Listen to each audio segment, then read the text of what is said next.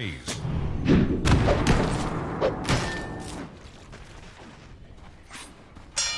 and fight me! Hey, you're almost as good as me.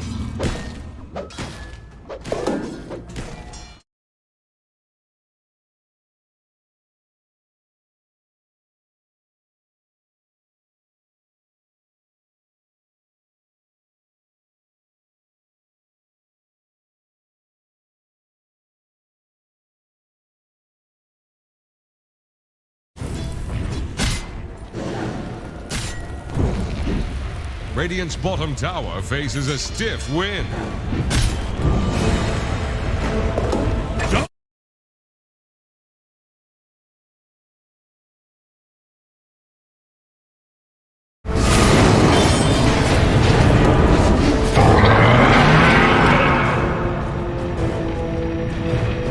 To restore the void within.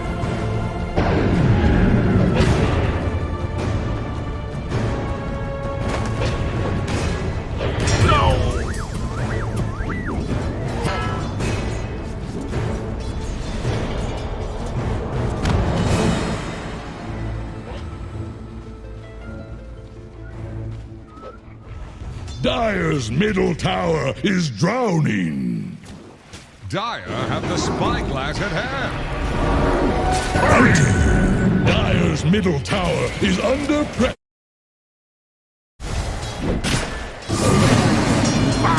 Radiant's courier has been killed. Dire's middle tower is under attack. You seem to have trouble grasping cause and effect.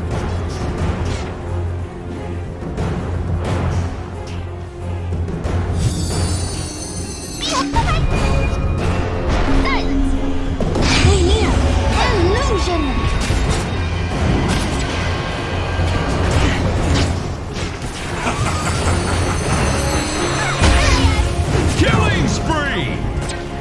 Rest well. Consequence. Radiant structures are fortified.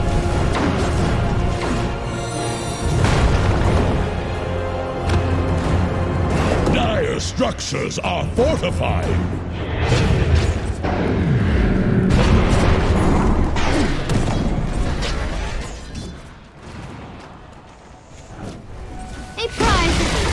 Radiant's bottom tower has fallen.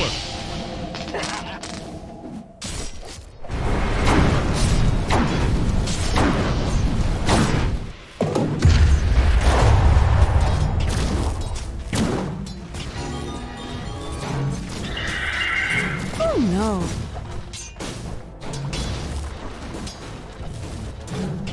Dire's top tower needs some friends. Same as you, Time Hunter.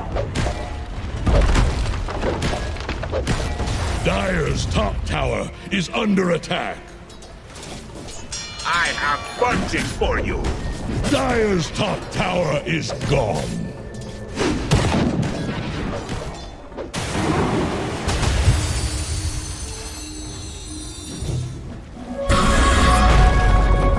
Dire's top tower is about to take the plunge.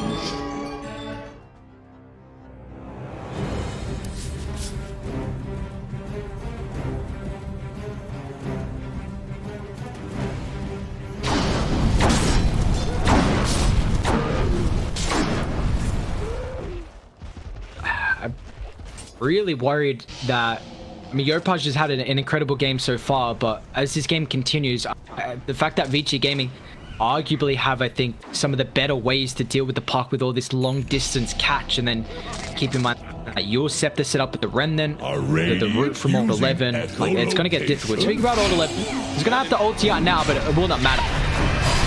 Should be the damage required if he even tried that, the break, so a nice, another kill on Ult 11. That's 3 deaths so far for the Underlord. Okay, so it brings them a little bit closer. It gets their Maelstrom up online. It's being directed towards Matthew, who's only 100 gold away from his Blink Dagger. So that'll be the key timing that they're looking for here on Neon. But they got to make it happen soon, because PYW, he's only 600 gold from his Blink. Or I don't know if you could do this without Yopaj. He's been the real X factor for Neon in the game. See, they're back and way off behind the tier 2 tower. Maybe they can look to connect in towards this mid lane. Try and make something happen there. No. Just going back to farm. A little too passive for mine. And this is the big issue though, when you don't really have someone to group up and take objectives with. Like, you can get those couple of kills, but if you don't transition that into objectives, you see you can't play as aggressively as you might be hoping. I have wanted for you. It's like Weaver's heading towards the S&Y for himself to try and reduce some of that stun lock, that lockdown duration. And the Lord's building up into the Rod of Atop. So, good little heads up play if he was able to scout that out. The first crown being picked up already. PYW's been getting a decent amount here. He's only died the once this game, which is always the big factor for the Earthshaker, just that natural GPM. They've given him kind of space to play around mid, so he's actually going to have a pretty decent timing with the blink. But I mean, Radiant, you've given him space to play around mid, right? But the thing that's affecting me is that Neon have done nothing about that. You know, you've just got an Earthshaker that's standing underneath the mid tier 1 tower. They could have easily gone and killed him. They're finally going to do it, but actually Playhard walks a little too close to the tier 2 tower, so the smoke's going to break. They're going to be able to react in time. What's this? Dire fortified their structure. They need to bring the Underlord here to keep the tower alive. The Glyph will do so for a short duration, but Radiant unable to really commit too far. So if Dire want to deny it, which they will. Oh. They'll deny it. They've got the Blink Dagger now on the Shaker. They could go back and smoke if they wanted to.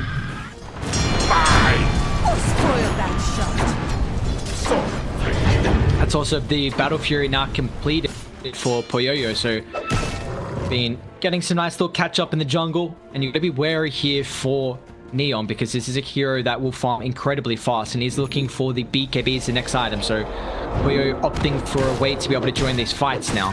Here we go, two-man smoke. Only the Earthshaker and the Void Spirit, maybe wanting to use Old 11 as a little bit of bait. Show himself on the top side. Lucky enough for Neon, though, they're going to be able to dodge this. The Shaker's finished up his dagger just yet. Change this around. Less than half of the duration left. Puck finally showing himself, but the quick reactions from Yopaj get him alive. That illusion rune's actually going to be real nice, being able to break out of these the Pit of Malice.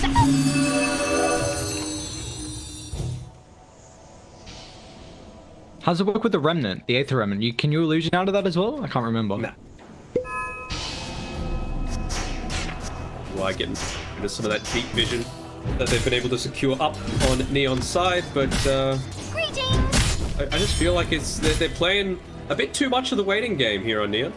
Feeling like they can out carry a Monkey King and a Phoenix and an Earthshaker, and I'm not sure you can. Yeah, it's definitely worrying signs at the moment. I mean, it's a 2K, like it's not disaster stations, but they got to do something. It's actually Vici that are doing something. As they'll catch out Januel. I guess you take a look at Radiant's lineup, like they do have ways to be able to deal with the Supernova. Like Miranda Lee, one of the better supports to do that. The Weaver as well is great, but it's not just the Supernova. It's the Sunray. It's what rest of Vici Gaming can dish out as well. We've got an urn being built up by DY. If I was in his shoes, I would just go straight for the BKB after this, because I feel like that's the only way you're going to be able to stop the Sunray. You know, it's going to be put onto Yopaj to use his Waning Rift to try and silence him on deep on the enemy backline. That's not really where he wants to be with his Switchblade. He wants to be in the mid.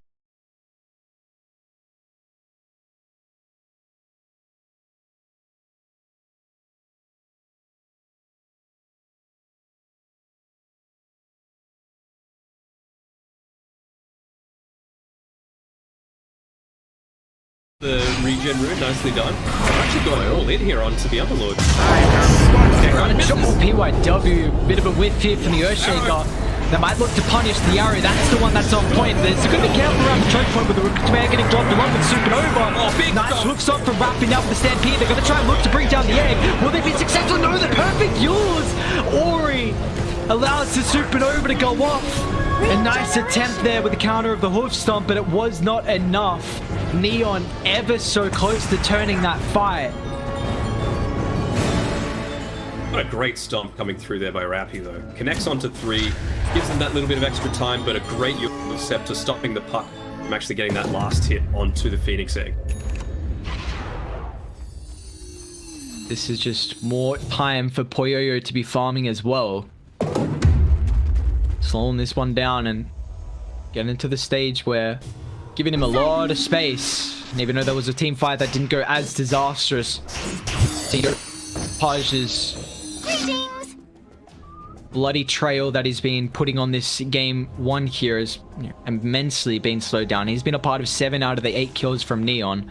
They're still hunting, but they're just not finding anything. That's the issue. They're doing exactly what they need to, though. Ooh, misses with the Swarm. You know that there's no Shaker Echo Slam. You know that there's no Supernova.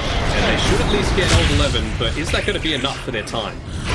The Dire's middle Ooh, actually fully tower commits is with the TP up. drowning. They don't want to lose too much map control. And Radiant's BO2 is not going to be able to join is for the next under attack. 25 seconds, so they can keep roaming. Not sure if they would have seen that TP, but it's a fact of the situation. Ready? They want to come over, make sure they can continue to control the area of the map.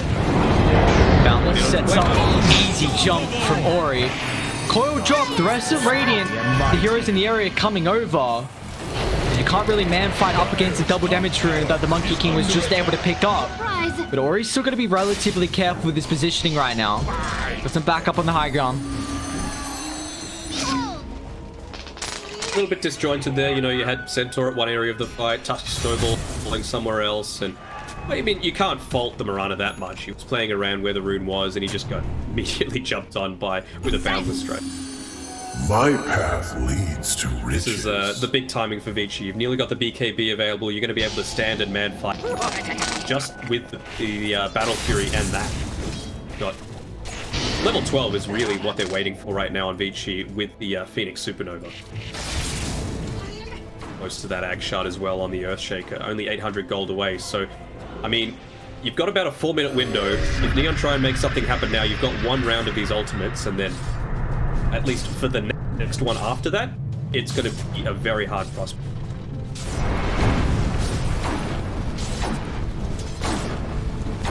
Are they setting up on all 11?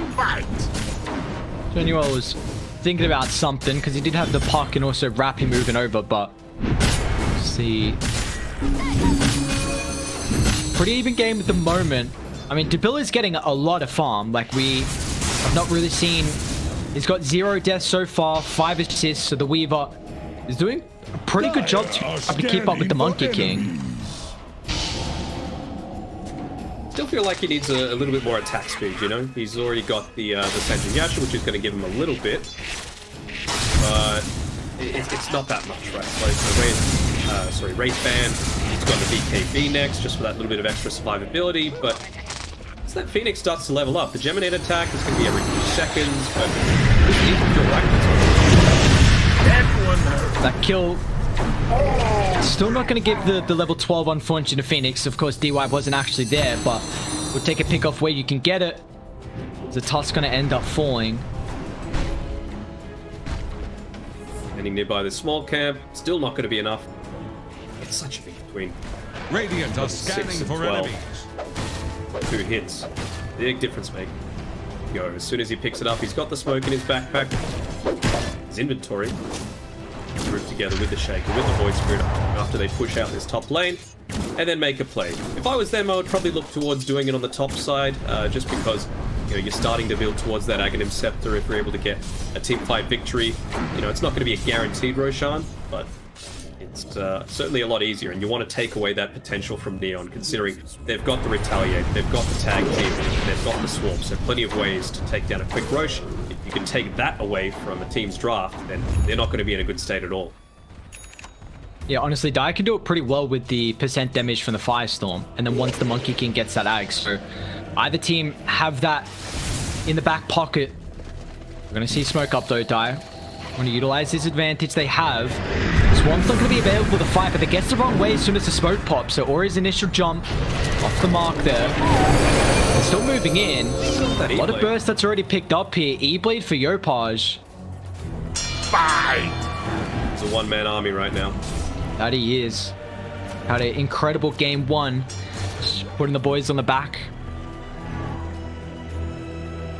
And we saw the great kick play coming out from Jin-Q in that previous series with breaking up the Monkey King ultimate.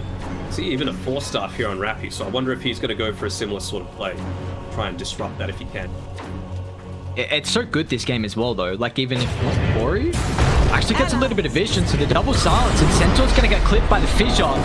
Radiant, they're trying to sweep one down bot, but the boundless strike. Poor Yo-Yo's got the damage required here. Centaur will fall. Januel's got some vision of the small camp, but it will not matter as Vici Gaming hunting. Two heroes. I think they'll catch anything more, however. Although Ori's got a haste. Play hard. Still got 2 more leap charges. If they get the Weaver kill, that's a lot more impactful. He was sets up with... I don't think they're going to try and commit the BKB, but Debil... Fissure a bit too late from PYW. That's a lot wasted there. The fact that Debil actually made it out. BKB Wukong's wasted. Yeah, and I mean, he had the Echo Slam if you wanted the instant lockdown as well, so bit of a misplay there. I mean, it's definitely worth it against a Weaver if you're able to take him down. He's been the one that's just been sitting in the jungle farming the entire game. Yopaj, he started to make his way towards that fight. I thought, oh, this is looking really bad for Neon because the 3 other heroes that weren't caught in the gank weren't actually doing anything on the dire side of the map. But you can see at least the mid lane's pushing in as a result of Yopaj, and he's making sure top is as well. So there's at least some defensive things that Vici need to be concerned with right now. Yeah, but they're the ones... Yeah, that's... Could have been a really big opportunity for them.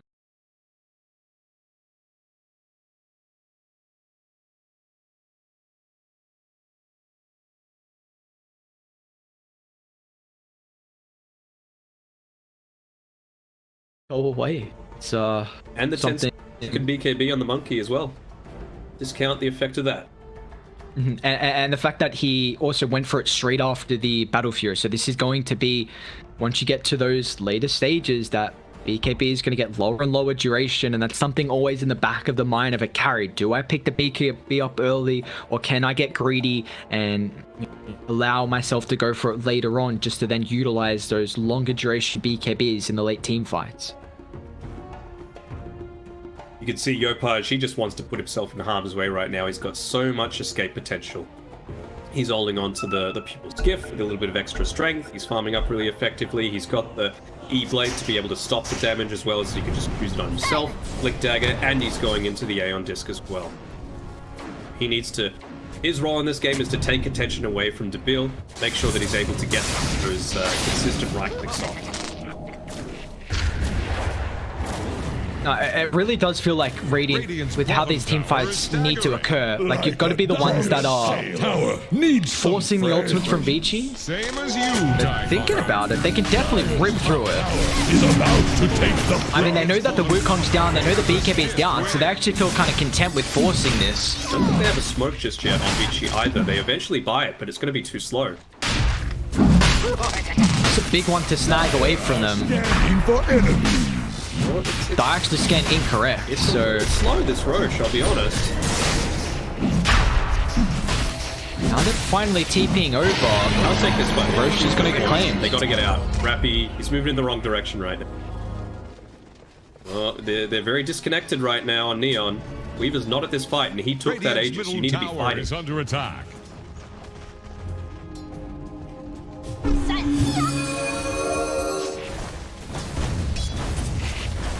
Lucky enough for Neon, they don't actually end up running into Vici, so he's going to be able to back up. He's very close to finishing his BKB as well. That's the key timing they're waiting for. BKB level 20 on the Weaver, just to add those extra buffs to the Swarm with the 20 talent. Pretty damn close to a bunch of other key timings as well. You can see Januel's only 150 gold away from his own Blink Dagger. Puck to build towards that... He got on board. Radiant's bottom tower is under attack. Yeah, I believe so, yeah. See, Old 11 went for a heart? My dude's beefy. He's died enough times. I think he's just tired of it. Haste! Screw you guys. I'm buying hard. I'm sick of dying.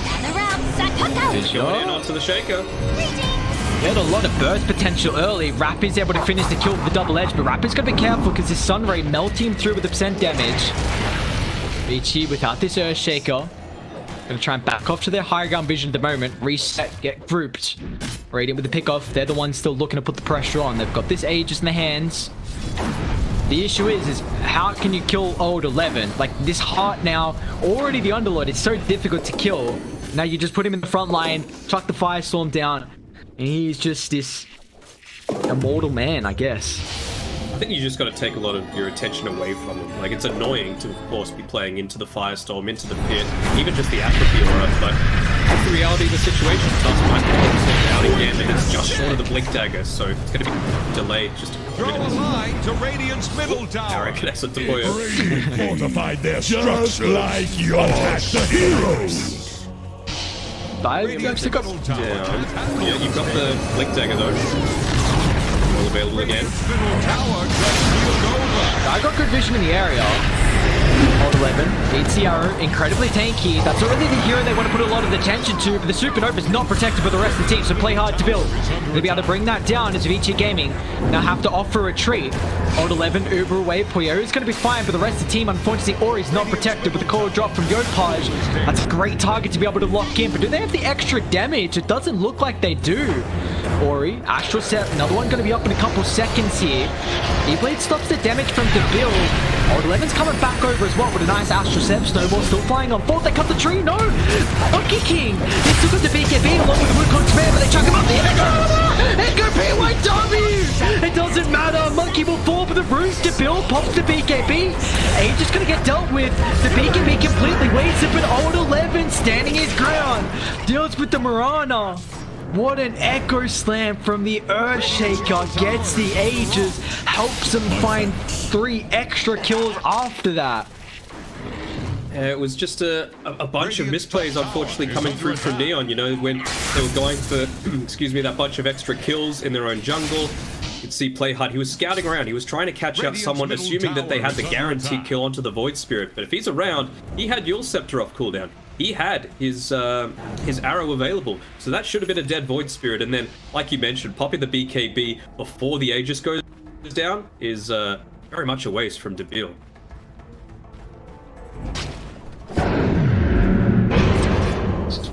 One good team fight ability with the Echo into a bit of a rough one with the Supernova.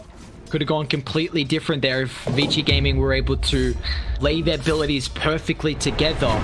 But it was in the end now. It's still such an incredibly neck-and-neck game. Under 1,000 net worth lead that Vici Gaming have. Got a slight probability. But Radiant knowing that these ultis are on cooldown, let's see if they want to try and do something. Brana force out of the pit. But it looks like they don't feel comfortable without a good vision advantage. For me, the only way that they can really take this fight against the Underlord is once that Spirit Vessel gets picked up and they're very close to it. They're getting a bunch of bounty runes as well, which is going to help them out. A golden thread. This is it. I think he needs to swap that Ring of Killer in as well.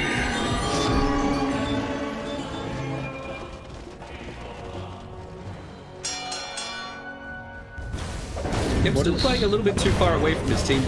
Dire's top tower is under attack. Yes, you want to farm, but why not farm the enemy jungle? You've got the rest of your team there. You've got objectives that you need to be taking. Look out mid a little bit. And then I'm fine with you. At least putting some map pressure on, but he can't just be standing inside his own triangle.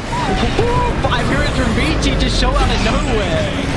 Or Yopaj, he can mid in. Aeon disc route. Yopaj gets a little bit of distance here. Can they follow up? Link is available from PYW. Are they going to guess correctly? Doesn't even chuck anything out. That's so scary when I mean, you see the Underlord Rip coming through, but all of a sudden, there's just 5 heroes in your face. And Mirana's got 2 heroes in her face as well. Yours easy setup, boundless fissure. These abilities that you can use from so far away, the catch potential that Vici have can be really scary when they get a little bit of space on the map to play with. They have left over 11 solo. He's got a decent amount of armor, but you don't want to lose the gem. Centaur can even buy back to force this one out. Old 11, is he tanky enough? That's the question. Dire sweeping on over. They're getting pretty close here. Old 11 somehow still alive. Tries to pop anything he can to keep his life, but they won't be able to once again. BYW! The Echo Slam finds 2. Did they get the gem away on Radiant though? They do. So Weaver scurries with the gem in true sight. They do get punished there. That's a die back for Rappy. That's what happens when it takes that long to kill him. Just not going for the attempt alongside the Mirana, who's still carrying the Spirit Vessels. So ends up costing them 2 heroes for just the 1. You get the gem back, but I mean, this is what you're always going to be scared of. And you've still got this Battle Fury Monkey King to deal with. Who's Zag Scepter, he's going towards the Skadi. Really tough to kill on his own.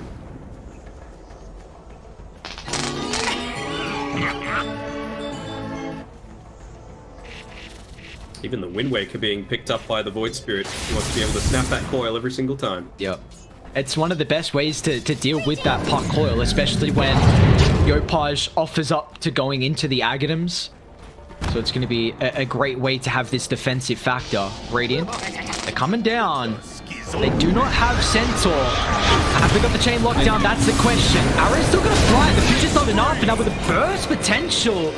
Bye-bye Ori and bye-bye Phoenix as well. 2 will fall from Vici Gaming. Poyoyo's going to be pretty careful here. He's got a BKB. He's actually going to try and turn and drop the Wukong's command. Old 11. Along with the Earthshaker, still in the vicinity. But at least we'll give the Monkey King some time to get the tree dance away. Yeah, to build. Scotty's slow now. Old 11. At least with the ultimate, he should be able to make it away. They've got the Spirit Vessel though. Not fast enough. Spirit Vessel and the Skadi as well. So that's going to be really effective at being able to stop it. Finally, they get a team fight that goes their way, and that's all on the back of play hard. You see the big difference when he lands these arrows. You actually have to set up to take a team fight that goes a bit more in your favor. You're not having to worry about 4 seconds of silence coming out from this Void Spirit. Big difference. Yeah, and Weaver's also got the Daedalus in. Well. Oh wow, yeah, that's a fast spawn for Roche. We saw what Radiant could do previously with taking. It wasn't as fast as we were expecting, but now that they have a lot more items, that one should get melted. But it's so scary taking a Roche fight into Vici. We've already seen some big Echo Slams from the Earthshaker, so you're super wary of going in a choke point like the pit. Get out the fact that the Earthshaker courier is here. The game follow the Roshan, the baby Roshan. Have the spyglass at hand. Arguably has to be the best courier in the game, right? I cannot be convinced otherwise. The baby Roshas are just, I know they're expensive as hell, but they look so good. I used to have the, well, I still do have the. Have you done any of the new player tutorials yet? You get a bunch of couriers from them. No, I haven't. So one of them that you get is literally the exact same courier that I have that you used to only get from a shirt that you bought at TI. I'm a little annoyed that now everyone has that. You definitely would be. What? There's no... It's a different name, but it's the same, you know, image. Looks it, yeah. Looks the same, it ain't the same. Just, you don't feel, it had that factor of not many people had it. God, it's cement. I can just see now in my pubs they'd be like, haha, you just completed the tutorials, noob.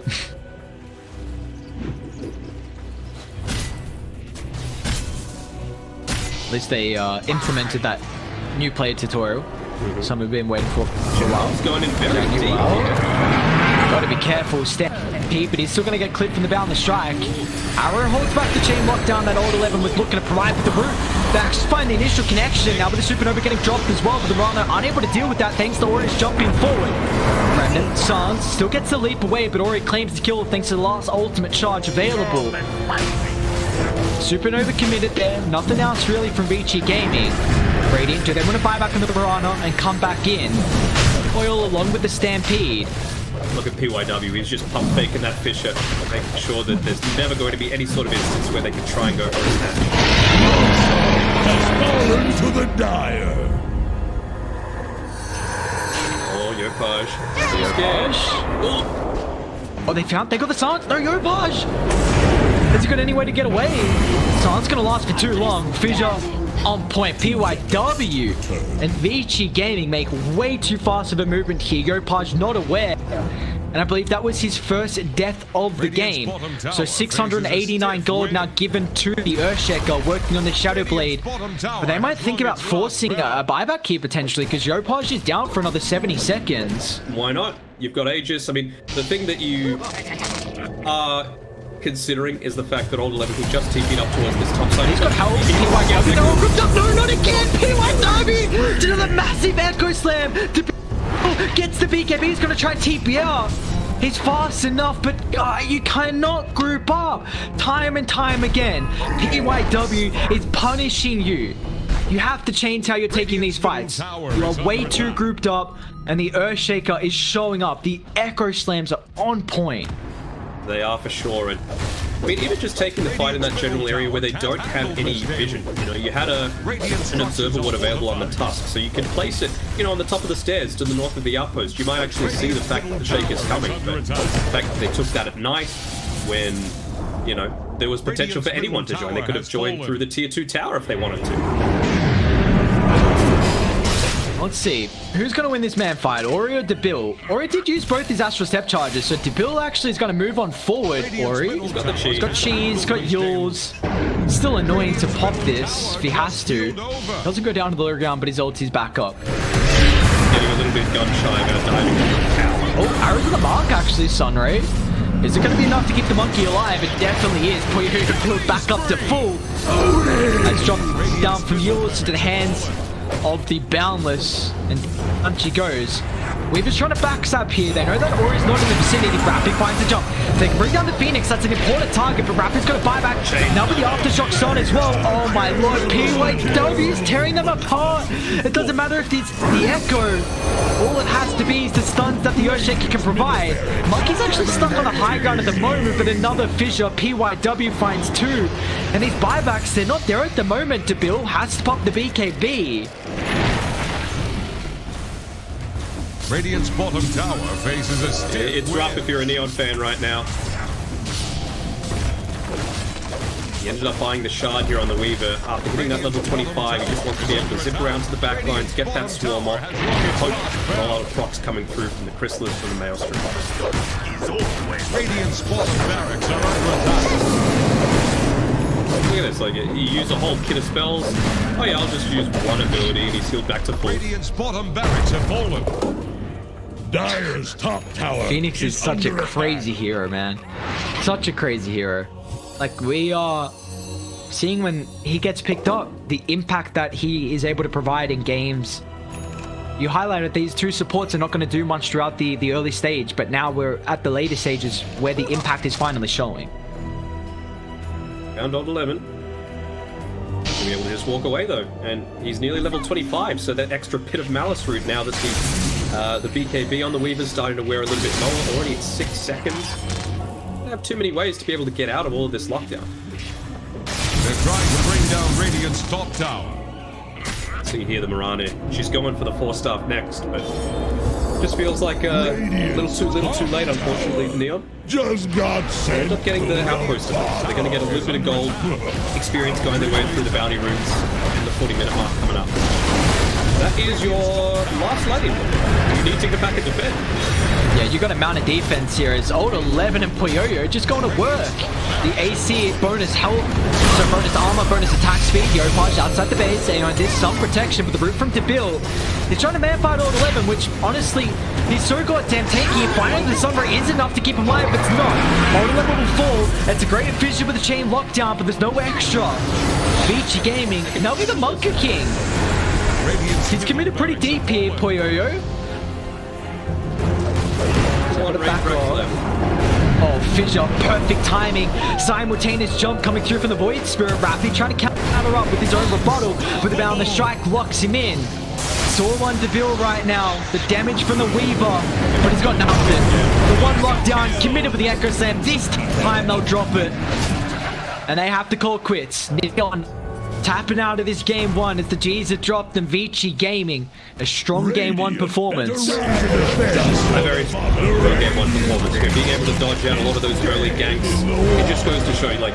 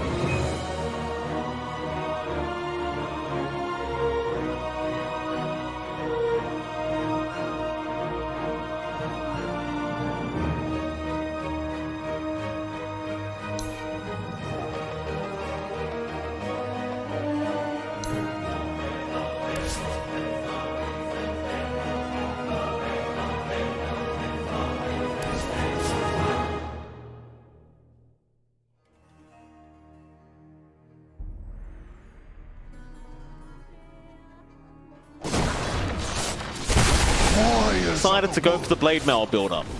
So the Blade Mail build-up on the Spectre, basically the old school way of doing it. See if it pans out for him. It should be good. I mean, a lot of his...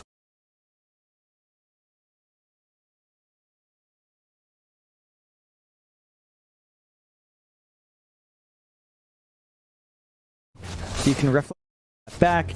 Monet will need some stacks to maximize that Blade Mail though, and there's not quite much in the way of stacks just yet for Master. They haven't really built anything up. He's not going to have any major things to clear out yet with the Blade Mail timing, but it is a bit off anyway. Like, he's got a lot to save up before it's up, and you can see LGD, they're trying to get a rotation down bot. They are, but they are scouted under a ward. Xingqiu will get rid of it immediately. Of course, they are not going to be able to pick off Monet. That being said, Monet's running around with very little farm, so just forcing him into the small camp like this is already going to feel kind of annoying for the Spectre. Now Xingqiu gonna fight over the power rune. Here comes the zip in. White, he'd love a kill right now, and he might just find one, but no, the snowball right in time. Back onto land. Xingqiu somehow alive. He's gonna make it out. White could not kill him. They're haunted to make sure they get the kill, and White, he is gonna be able to find a way out, or maybe not, nothing to say. He's still chasing him down. The 8th Remnant will connect. He is still surviving, however. Lan M will make sure he survives just a little bit longer. Back onto White. Lan M finding a double kill now. And ASTER, they come out on top of that one. A 3-for-1 trade. Yeah, they lose White, but that's probably the best scenario you could have asked for. Yep, you get the kills on Monet. He's around to soak some of that EXP. Really good use of the first haunt as well. So you get a bit of a straightforward path onto that Blade Mail for Monet. It's to just build up and save up. That is space out for Ame, but his lane is not getting any easier. XXS now is at level 7 as well, applying pressure on that top tier 1. And our Weaver's just forced to walk home. He's got the Javelin up, along with a Wraith Band. It's just not enough to contend with Timbersaw. Like a drunk sailor. Bottom lane, Lan M gonna be around to try and defend the bottom tier 1. Snowball is gonna fly in onto the Abaddon. But do they have the damage? Oh, with Faith Beyond the tag team, yeah, they definitely do. XXS definitely doesn't want to allow this bottom tier 1 to drop this early. Not with the Spectre. So he'll be around for defense duty. Timber should be more than enough to keep that tower safe. Yeah, he's just de-shoving the wave. Ensuring that the tower is safe. He does stop his push attempt top. This should give Ame some breathing room to find farm on the Weaver. But at the least, you hold on to that objective for ASTER. And, you know, you've got this jungle alt secured for Monet. Still saving up. Does have the broadsword up. Still waiting for that full Blade Mail. We're going to have to see what comes afterwards. LGD, they're not lagging too far behind. Gold has been flipping back and forth. Very even. Less than 1k lead now for LGD, but the margins are very short. A White Album still saving up for his Orchid. Means that, you know, he could maybe get a rotation, but you really want the Orchid up first before making any major jumps. That just means you're going to have to wait a lot more for ASTER until they're ready to dictate what jumps to make here. Tranquilly. They around to defend that mid-tier 1 now. He's going to jump in with a snowball follow-up from Xingqiu. That'll be Lan M gone. But the shards not going to be on target for Monet. But still, well, they deny the siege creep themselves. It looks like they're going to try and use the treants instead to pressure the tier 1 tower. While that's happening up at top lane, Ame's being ganked, but they missed the follow-up stun. Ame's able to get a time-lapse away. He might even try to turn now to White. Get more damage onto that storm. Back, more TPs coming in. White, he'll get a full bottle here from Lan M. Still keeping tabs on Ame. That's going to be about enough. Ame's already TP'd down bot instead. Neither team's going to really commit. That's fine. You're buying space out for all of your cores. Monet is still in the jungle. XXS managed to split push the bot lane all by himself as a Timbersaw. just copping the tower aggro, ensuring that the creep wave is cleared out. The top tier 1 is also going to fall here to White Album. They're really finding all the objectives so far on side of Aster. LGD need to find a way back in to take control of the map again. We go and jump in, Monet. They want the big target, but Monet has help in the backside. It's not going to be there in time. Mad, he shows himself, but I don't know if this is a great idea. He'll get jumped immediately. Still White. He'll counter-initiate now onto the Tusk. With the finger, they have enough. But it's never going to be worth losing your Spectre. Nothing to say. We just fight and simulate back in. Why? Being chased down on the Luna, will die to XXS. Meanwhile, nothing to say, still around. Has the Yule Scepter, needs to buy himself 1 second for the step, and he will be able to get to the high ground. But the zip in, White, he's not done yet. Unfortunately, though, he is out of mana. XXS, he's not, however. Chains forward with the Whirling Death, now the Horn, and they finally get the Void Spirit. Eventually, towards the south though, White, he's not safe either. He tries to slip past the shards, but he's not going to make it. And here comes Faith with the Orchid out onto the Lion. It won't be quite enough damage, but they'd love to kill Monet anyway. Spectre's a much more valuable target. Except Lan is going to frontline with XXS, they'll find another. That'll be Sin-Q gone. Radiant's courier has been Onto Arme. Sakuchi out. Until Sakuchi right back in. Dire's middle tower Lan barely surviving. Pressure. It's going to be it. Yeah, just a good back and forth there. Aster coming up with some punishment, but losing your Storm is never good news. Stalls out their own Orchid timing, and they... Bot lane? Faith? He got the silence off, but now it's going to wear off. Arme, he's going to try and trade with White. White still has a bit more mana. TPs to come in. They will not let the Storm die. Not to a solo Weaver. Next success. Right back on the front line. White around, doesn't have Eclipse. They really want that Storm though. White is still healthy, however. Instead, seeing XXS, they don't want to fight any longer, but White, he gets Vortex up by White Album. He'll die, but now the snowball back in from Sin-Q with the Walrus Punch. Should be enough, but no. The Storm still alive, still fighting, does finally drop. And Sin-Q, he's going to try and run away from this Timbersaw now. Radiant's bottom tower. Arme cleaning up, gets mad, and Sin-Q, he is able to get away. XXS with no mana left is a bit of a sitting duck. The snowball stun, he cannot chain out, he's gone. A great team fight for PSG LGD. They look kind of bad at the start, but they just kite around the team fight, and eventually, once the side of Aster are out of mana, it's just such easy pickings for Arme. They overextend on the side of Aster, prolonging that fight way too long, not respecting the fact that LGD can really easily rotate in to get that fight going. They were right at the behind as well, and the Weaver's just too slippery unless you fully commit multiple sorts of control. So really well played from LGD. Ame is starting to build up here, has his Sanj up. Stupendous! With Maelstrom, so he's a lot tankier on the Weaver as well. Aster, for their part, have stalled out long enough that Monet does have his Blade Mail up. So he can sort of reflect back the damage, try to clear out stacks a bit faster, reflect back the damage being done on him. Issue is, he's bottom of net worth for all the cores. Now that's very close, only Ame's pulling ahead, but you want your Spectre to actually build up a bit more, and it's just slow going so far. Getting that vision on the high ground. Mad have the easiest hex of his life, and they finger him down. LGD, they want to punish. They have the Storm, but the Aphotic Shield gonna save the day from Lan, purging off the silence. Back on a Sin-Q now. The Tusk being left behind. Have they gone too far? Yeah, they definitely have. They'll lose another.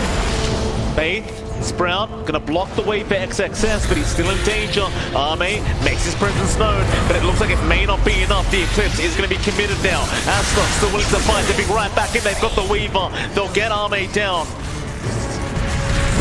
Sin-Q, he committed a buyback for this. He really doesn't want to die back on the Tusk. He may have no choice in the matter. Looks like he is set to die. A dieback on Sin-Q, back in onto White. The Luna, no way out of this scenario. He's set to fall. He does go down. Another kill for the Spectre, and Faith Beyond. He'll at least be able to TP away from XXS. Middle tower is under attack. But a very messy team fight for LGD does cost them a lot of kills, and now, nothing to say. Are we going to see this again? The Hex comes out. Do they have the damage in time? They're draining the mana. It's not going to be enough though. Nothing to say. Back down towards the south, but Monet, he still had the Horn. He'll chase down the Void Spirit, but it won't be enough. He doesn't have the dagger to throw out. But ASTER showing they can fight back. Yeah, they managed to get the big kills. They did lose White Album. He ended up getting chased down by Nothing to Say. So that's a bit of a consolation prize for the side of LGD.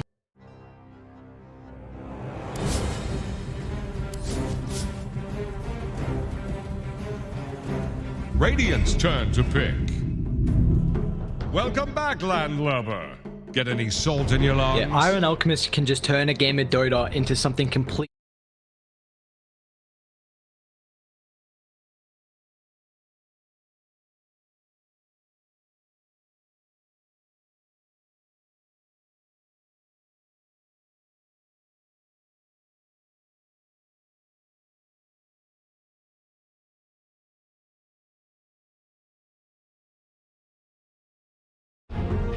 They played the early game well until they weren't using that net worth lead to continue finding kills.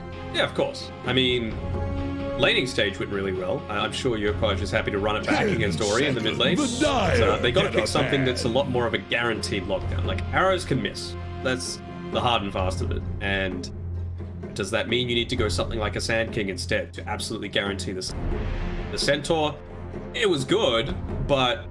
And it was good to be able to get out of the Monkey King ulti to get away from the Supernova, but it felt like they just didn't have that team connection in there because there were times when some of them were hitting the egg, some weren't. It was living on about half HP, and that's never what you want. You need one solid voice that's able to make the call, and it's just hard for Debil to do that from the carry role because he's got so much else that he needs to be considering, and that's the big impact for me. The fact that he's having to shoulder all of this load while playing in a different kind of role. Yeah, not many people have been successful with being the captain, the shot maker, the shot caller, I should say, and playing the position one. It's been a tricky task. Can you name some people that you think have been able to do it well? 10 seconds. No. Not many that come to mind. Yeah, not many that come to mind. There's a reason why that's not the case. Yeah. Maybe like Ice from the offlane. That's about it. Poor old 11. 4 heroes banned from his hero pool. Well, Underlord's one of them. They just don't want him to be something that's going to be able to survive for super.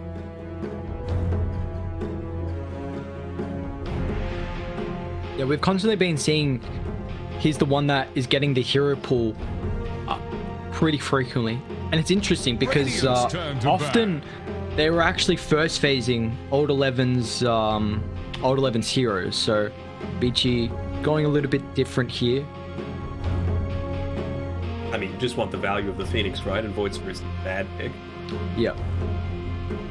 They get rid of the Sand King, so removing something from both of the hero pools. I was talking about wanting the liability with the stuns.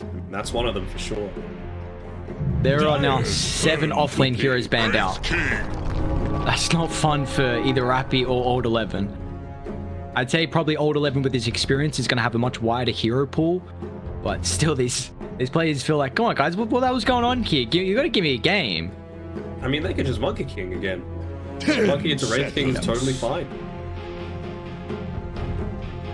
Doesn't even need to be, like I was saying before with Quincy, they can even play Monkey King offlane if they do desire it, you know, and then just gives them a good matchup against the Wraith King. Means that you can just toss out the Wukong's command when you do kill it for the first time, because you'll have the damage for sure. You know, BKB only lasts for a certain duration, so there's really no point of the game where the Wraith King is going to be straight up constant. Maybe like from the 10 to 8 second BKB, it's going to be hard to kite him out, but you've already got good mobility with the Phoenix and the Void Spirit, so we'll see what they're able to follow up on this with. But if I was in their shoes, Monkey King would be the pick right now.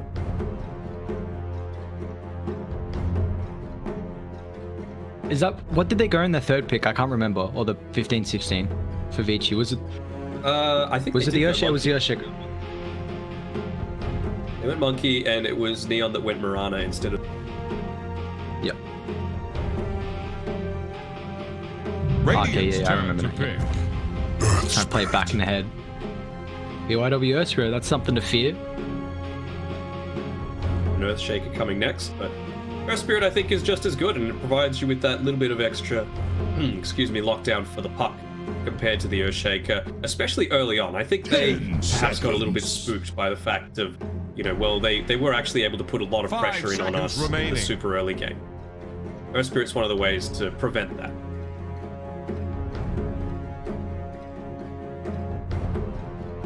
And at least we'll be able to have this combo with his Spirit Brother, Void, Earth Spirit. You didn't really have many people to play with. Okay, so it's going to be more of an off-lane, a position 4 Tusk this time. Fulfill that same roaming style, and again, if you wanted to get aggressive super early on, CM's probably the hero that you want in your lineup, just to enable you to not take too many trips to base, not to use as much gold on those clarities, those mangoes being ferried out to you. 5 And that's seconds another thing, when remaining. you've got a Wraith King, you're always feeling supremely confident that if you give him space, he will be able to do a world of work in being able to not only be successful in team fights, but really good at sieging towers. Compared with a Weaver, it's night and day in my mind. Do we feel that Vici are going to pick up their 1 or their 3 here? I mean, if they don't pick up the 3, there might not be any The left. Dire get a ban. Monkey King. And then there's the monkey, yeah. Back in the monkey. I mean, that could still be the 3, right? Like, there's nothing to say that it is, going to be the carry. Got that luxury. Not having the last pick overall, but still, they'll get a sense of what Neon are thinking with these next bans coming out. 10 seconds. They're looking for 5 seconds remaining. teams more than likely going for that position 3. I mean, there's some flexibility from either side, but I think we're more than likely going to see a lot of bans. Neon have the an Radiant immense amount of ban. reserve time left to play with. True, and we've seen Playhard and Rappy both play the Tusk, so it's not like it's fully committed to the position 4 role.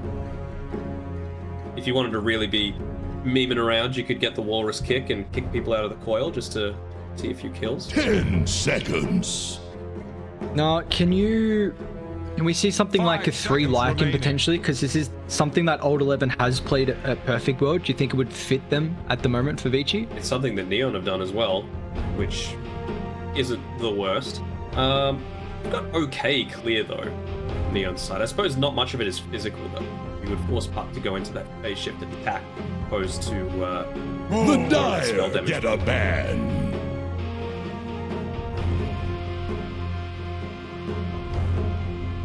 A lot of pressure on the map though. So with these last picks coming out, I'm just thinking pos 3s. There's still got the center in the pool. I thought there was some, good effectiveness in team fights, but it was just the matter of 10 choosing seconds. when to take those team fights that was often the issue. I don't think that you can put that on the back of a center. 5 seconds remaining. Radiant's turn to ban. Could you Night Stalker for Vici? I like a lot. Just made it incredibly squishy. The vision Tusk up all the advantage. way. Yeah, Yeah. not too bad. It's kind of like counterintuitive though with the supernova. Turns Very into true. daytime, but Very true. that's a very small window Turn to to be pick. considering. Have you ever seen that? Just 9 offlane bans? Oh, sorry, 7 offlane bans. All of Neon are just like, get rid of Old 11. Take him out of the game. But he is a masterclass player. He's going to find something, some way to play this. seconds. I mean, that is 10 offlane heroes banned out. You can 5 even seconds potentially talk about remaining. the flex of the Alchemist. So What about Razor? Razor into a Wraith King. Seems fine to me. yeah, good lane. Very good lane. Yeah, what do they go for? Vici. Radiant's 5 turn seconds to will pick. determine it. Oh, new hero PogChamp. Yuck. How do I feel about that? Oh, Necro. I'm just trying to determine what his role is. 10 seconds. I'm sure Neon are going to spend all, or at least a lot of their reserve time thinking about this. Like, 5 what is seconds Vici trying to remaining. do with this Necro pick? If it gets late on, sure, you've got the effectiveness of the Heartstopper aura against the Wraith King. They're going pretty quick with this, and it's a Choose your Venomancer. hero. Okay. I Get aggressive? This will be a rappy Veno. How are you feeling about the Venomancer getting picked up here, Mr. Smammer? I mean, it makes Monkey King have a very hard lane, that's for sure, and it's not like Phoenix is going to do much of anything. Are you going to be suffering if you move Zhao up there as well to try and, you know, just completely push the Monkey King out of lane? Potentially, but I feel like this is at least going to stifle what Oyoyo is able to get. It's just what do you give up in exchange? And it did feel like as well they were going a little, not selfish because you needed the Blink Daggers on both the Tusk and the Centaur to be able to make something happen, but there wasn't any like aura items there weren't any big team items being built. And that's what the Venomancer really provides. You know, you can go something like a pipe into a Ghost Scepter, you've got a good amount of magic damage, so even, you know, eventually converting that into an E-Blade isn't too bad. Yeah, that's the nice thing about the Venomancer is that you have this flexible kind of itemization and also how you can play the Veno in different roles as well. But there was not much left here for Neon or Vici Gaming. Do you know if this is the first Necro pick? Of course, I haven't seen it, and I haven't seen it on any of the other games. So seeing a couple new heroes today on stream C. So, you know, I brought up, I'm intrigued to see how many heroes are actually going to get played at the major. And, you know, day after day, we're slowly bringing that down a little bit. But I like what the Venomancer is actually going to be able to provide them, because I'm worried that if they miss the initial jump in with the Void Spirit, with the Earth Spirit, then it's going to be so difficult. They've committed too far into the Plague Wards, then Veno can drop the Gale, you can drop the ulti. So they've really got to be on point for Vici when they have that initial roll in or start to get down the Venomancer. The other thing as well is I'm just looking like, I'm still trying to wrap my head around this Necro pick, right? Like, could they have something up their sleeve with the Ags or the Shard? The Shards, it just feels like a nice little bonus to be able to have for your team. You know, that little Death Seeker, the Big Daddy Death Pulse that splits it. Shroud can't be... Sorry, the regular Scepter can't be discounted either. Oh no, Ori. He leveled the Simulate, but didn't dodge the Wraithfire Blast. Still gives him space. But play hard with Boots. He's moving on forward. Yeah, the tag team.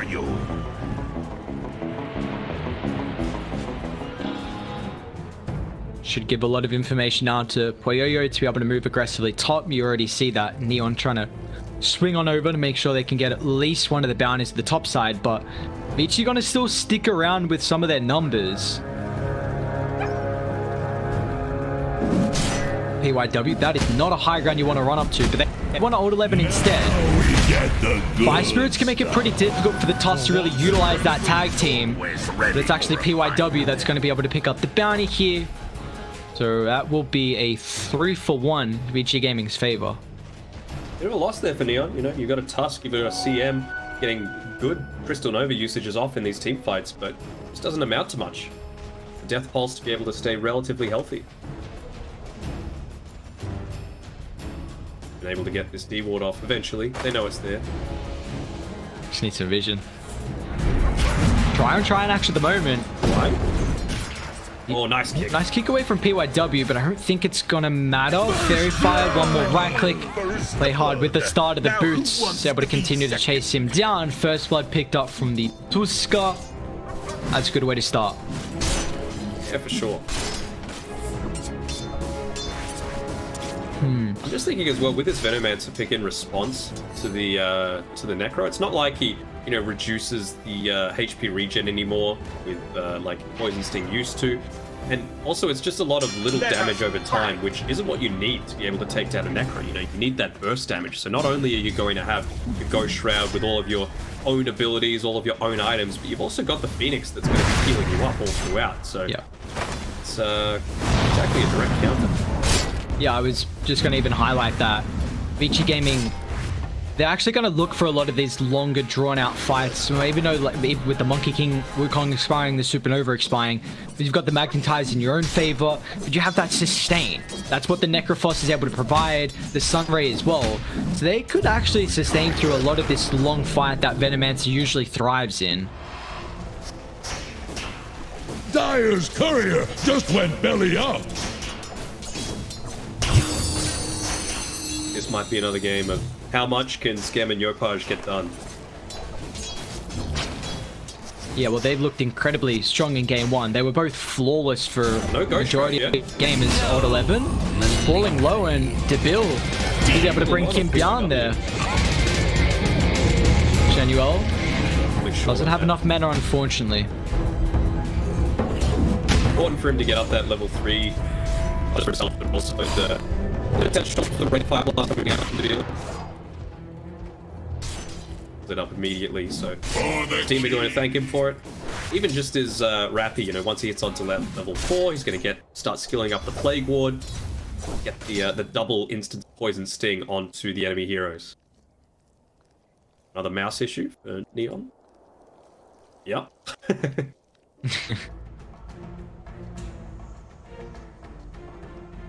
Well, again, I'm excited to see how Yopaj is going to fare this game. Had a very, very dominant laning phase into the early game. Is able to have a one-up on Ori in that game one. Identical matchup here now between these two mid-lane players.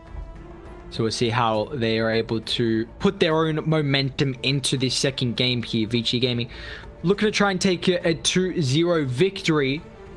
They continue with their momentum that they've already been building up for the moment, and then for Neon, they're still looking for their first map victory of the group stages. Things got a lot better this time for Ori, though. You know, he's got that first little bit of extra gold, that little bit of extra experience. Gonna make pretty similar timings towards the bottle, so the team gonna be. He was dead top, I believe. Rappy, one more right click. Yes, indeed he is. Very nicely done. He just got that snowball before the dive, so could keep chasing. Meanwhile, mid though, Yopaj and Ori battling it out under the tower. Yopaj unfortunately out of mana. It's neck and neck. We've got the bottle coming out now for both. It'll arrive on Yopaj just perhaps a little bit sooner. Nothing that we've seen just yet on the secret portable. That's going in to simulate being used to run back. But all they needed was that tag team. It's worth committing it. Why not? You know, do the kill, get the lane pushed in, make him lose experience, and forces DY to just come to the lane to make sure it's not. Middle tower is under attack. And bot lane is a mess right now. Heroes running in the opposite direction than the safety of their tower. As the build lines up for the crit, finds a kill on PYW. This is 5 early kills for Neon. And they want more blood as well. Straight on top of Old 11. He doesn't have the ghost trap just yet. So now with the root pops the one.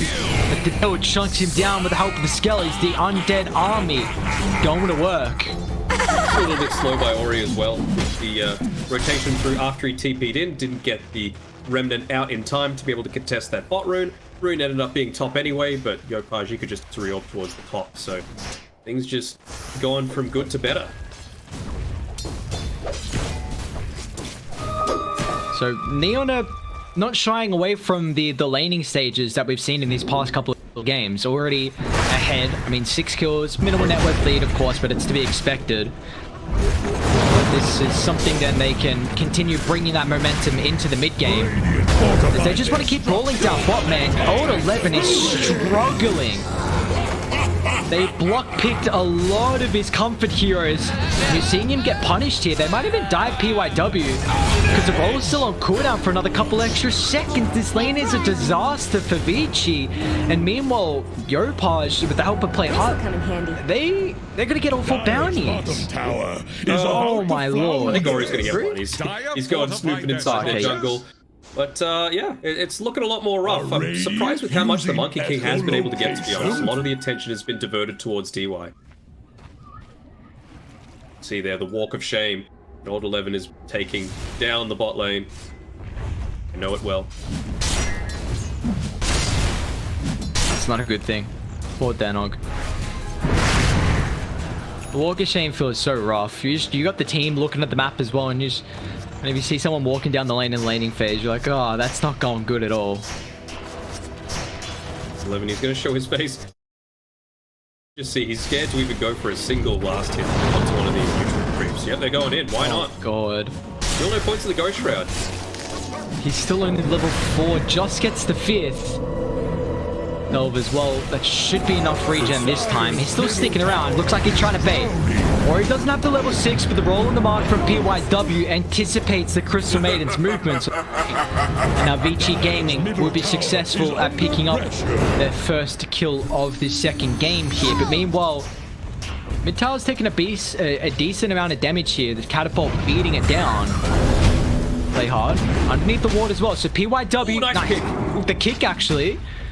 That's PYW kicking down Poyo. Yeah, he's like, no, I need the help with the Monkey King because with Radiant coming over, Play hard baits him near the T1 tower. So the trap has been sprung, but the coil dropped on 2. Monkey King is like, come on, man, you kick my tree down. You're going to get me killed now as well for showing up potentially Poyo. Right? Taking him down, Play hard, trying to continue chasing, or he might get a kill on Genuel. Play hard, he's going under a teacher tower. So boys, you got anything else? He does. That's a big kill. He's happy. He's like, all right, brothers, I'll sacrifice my life for that one. Considering the Monkey King was having a very good lane, top of the last hits he was, and losing his life there. That was pretty much the only good thing for VG Gaming so far.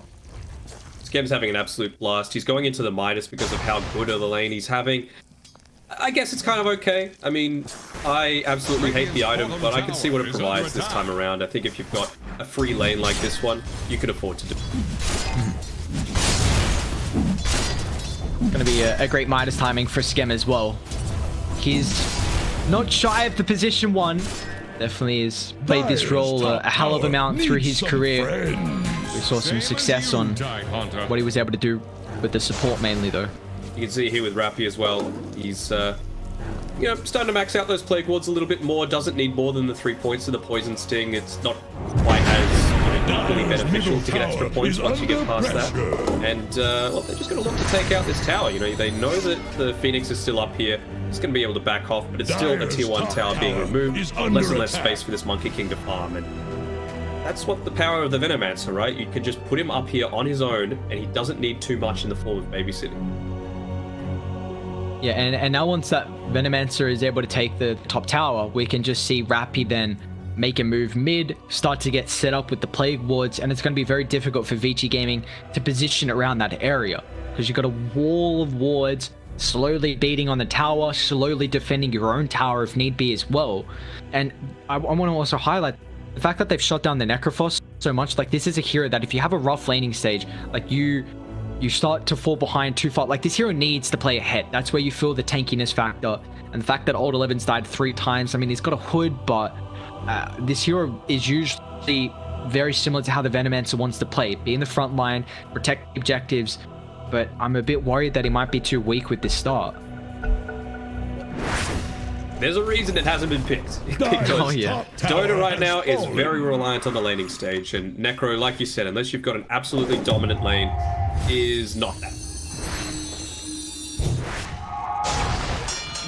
He's also underneath. Do they see him with that ward? They might not have, but I mean, they're going to see him now in the lane anyway. So you see Rappy already getting set up.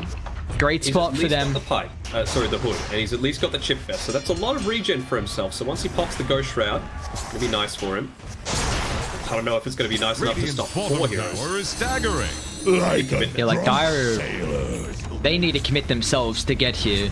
Unfortunately, they don't have the Supernova just yet. Even Poyo sitting on the back. So they're putting a lot of emphasis with bringing the position 1 here, but they're not going to really be able to do anything. I mean, they pushed them away. This tower, down bottom, who have they found? It's going to be Ori's Void Spirit. Coil dropped it just shy though. Nice use of the Dissimulate. He doesn't have another Astral Step Charge. Gets some distance thanks to the Remnant, but Yopaj hot pursuit here. The puck has had a number on his counterpart position too. Meanwhile, we do see Old 11 though hitting back, using that Reaper Scythe, bringing down Rappy with the help of VG Gaming. So they do successfully keep the tier 1 tower alive mid.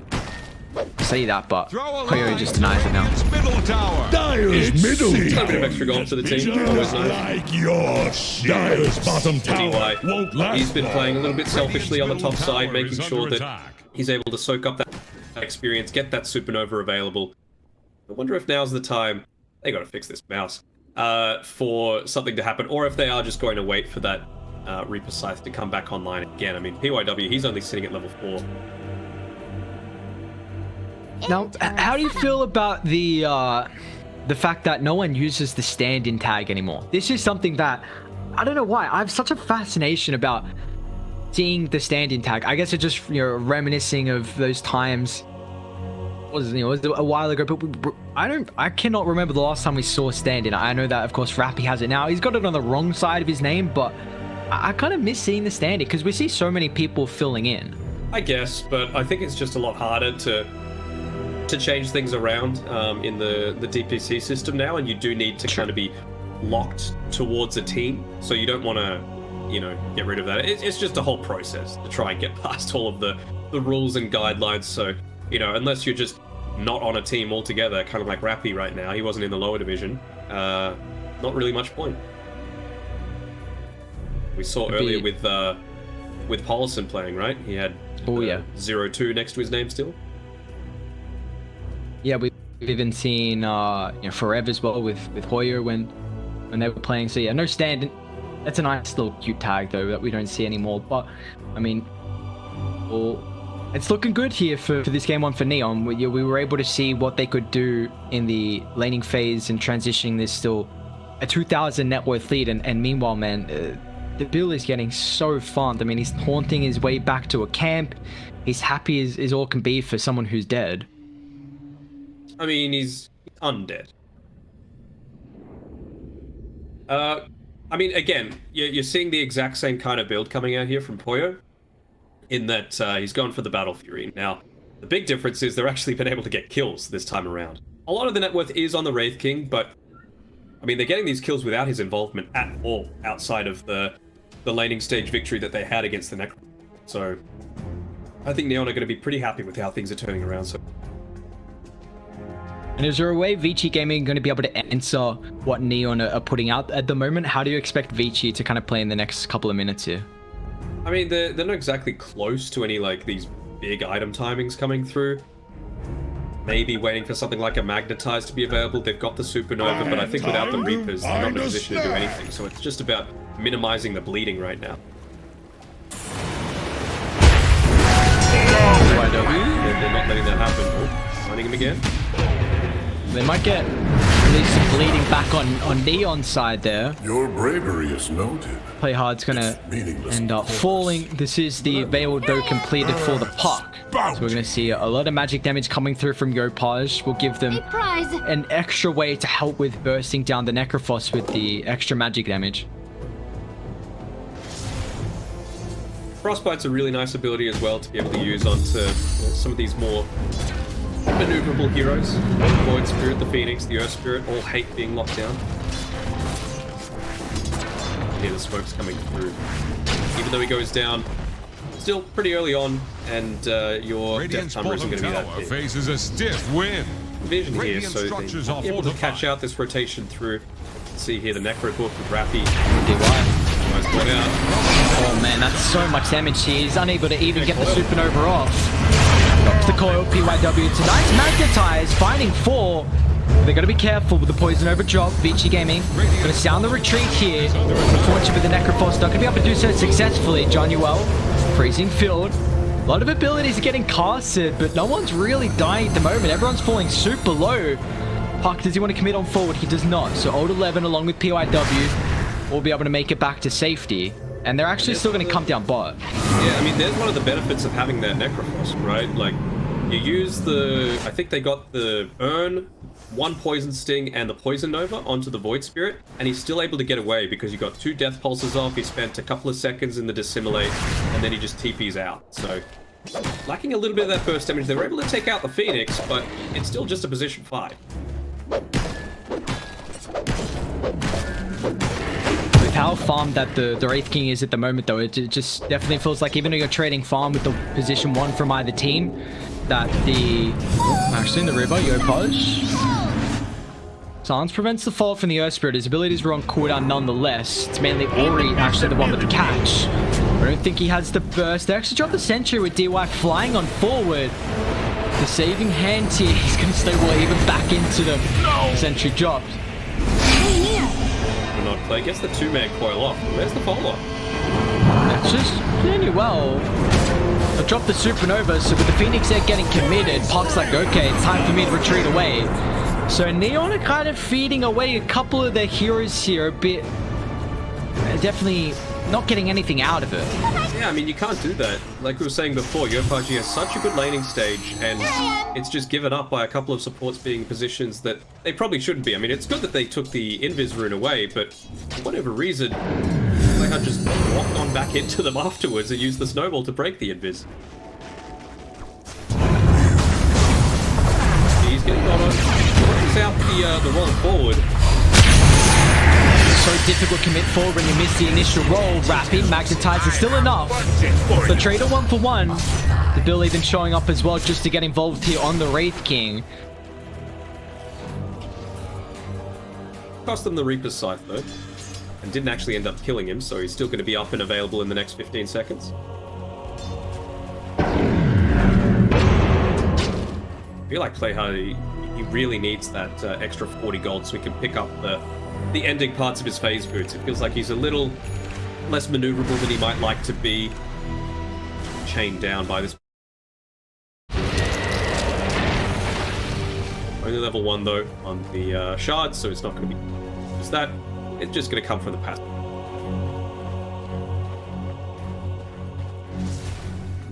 Yeah, that's kind of the one downside of the Tusk is that you only have a way to shove out the lanes. Takes way too long for your abilities to get maxed out with how you prioritize the tag team. But he's going back for the Spirit Vessel, so it's going to be an incredible game for it against a lot of the healing that the Phoenix can provide, and mainly for the Necrophos, of course. Dire are scanning for enemies.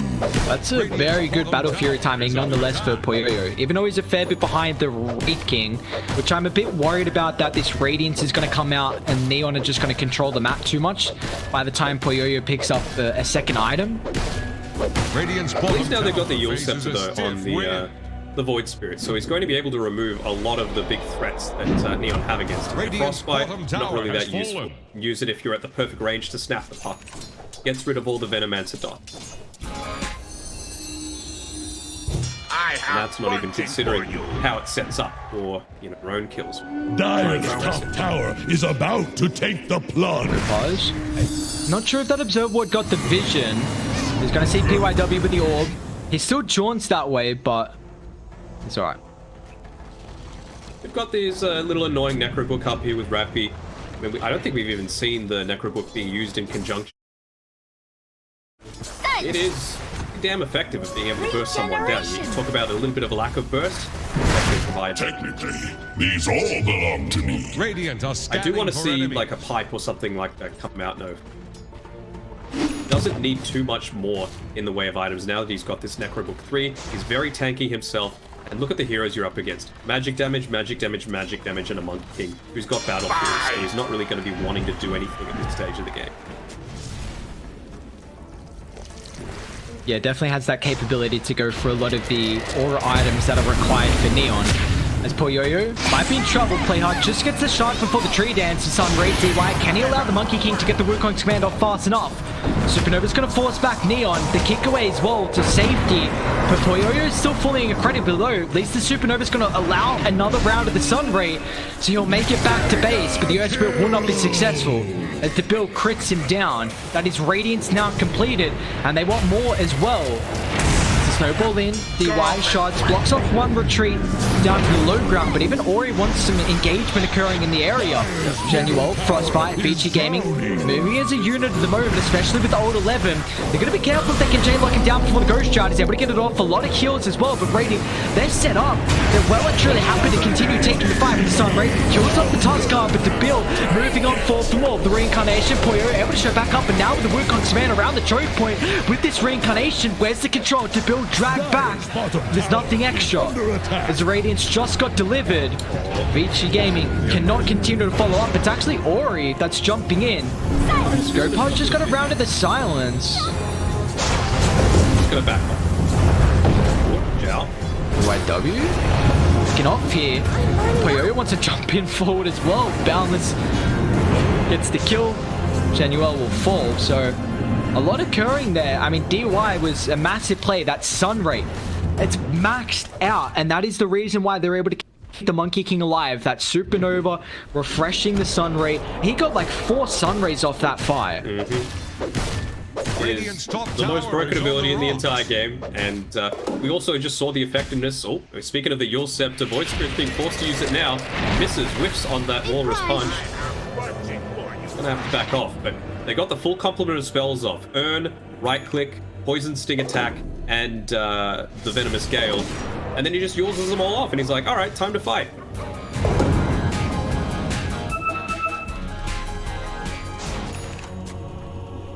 Dyer's The fact that Neon have this Radiance so early, they've got the Imclaw as well.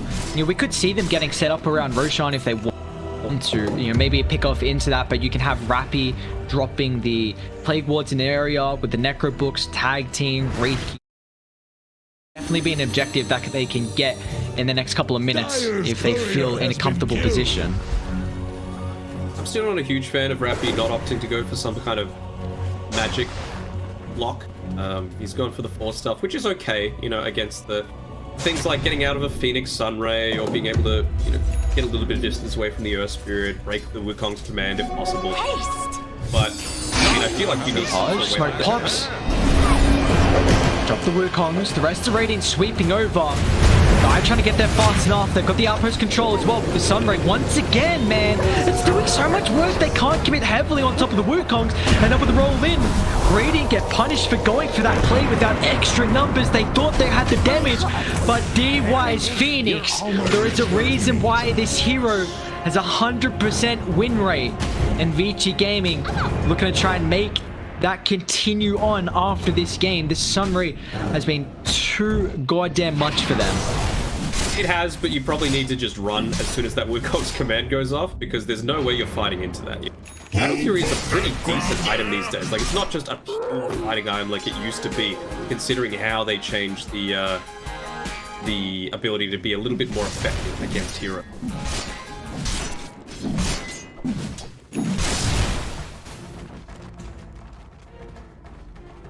Again, it's just this instance of very solid laning stage, and bit by bit they're giving more and more stuff up just through a bit of sloppy movement. You only had a couple of heroes there. It's not like you had the Wraith King or the Metamancer alongside you. You should be able to catch out Ori. No, you're able to get away.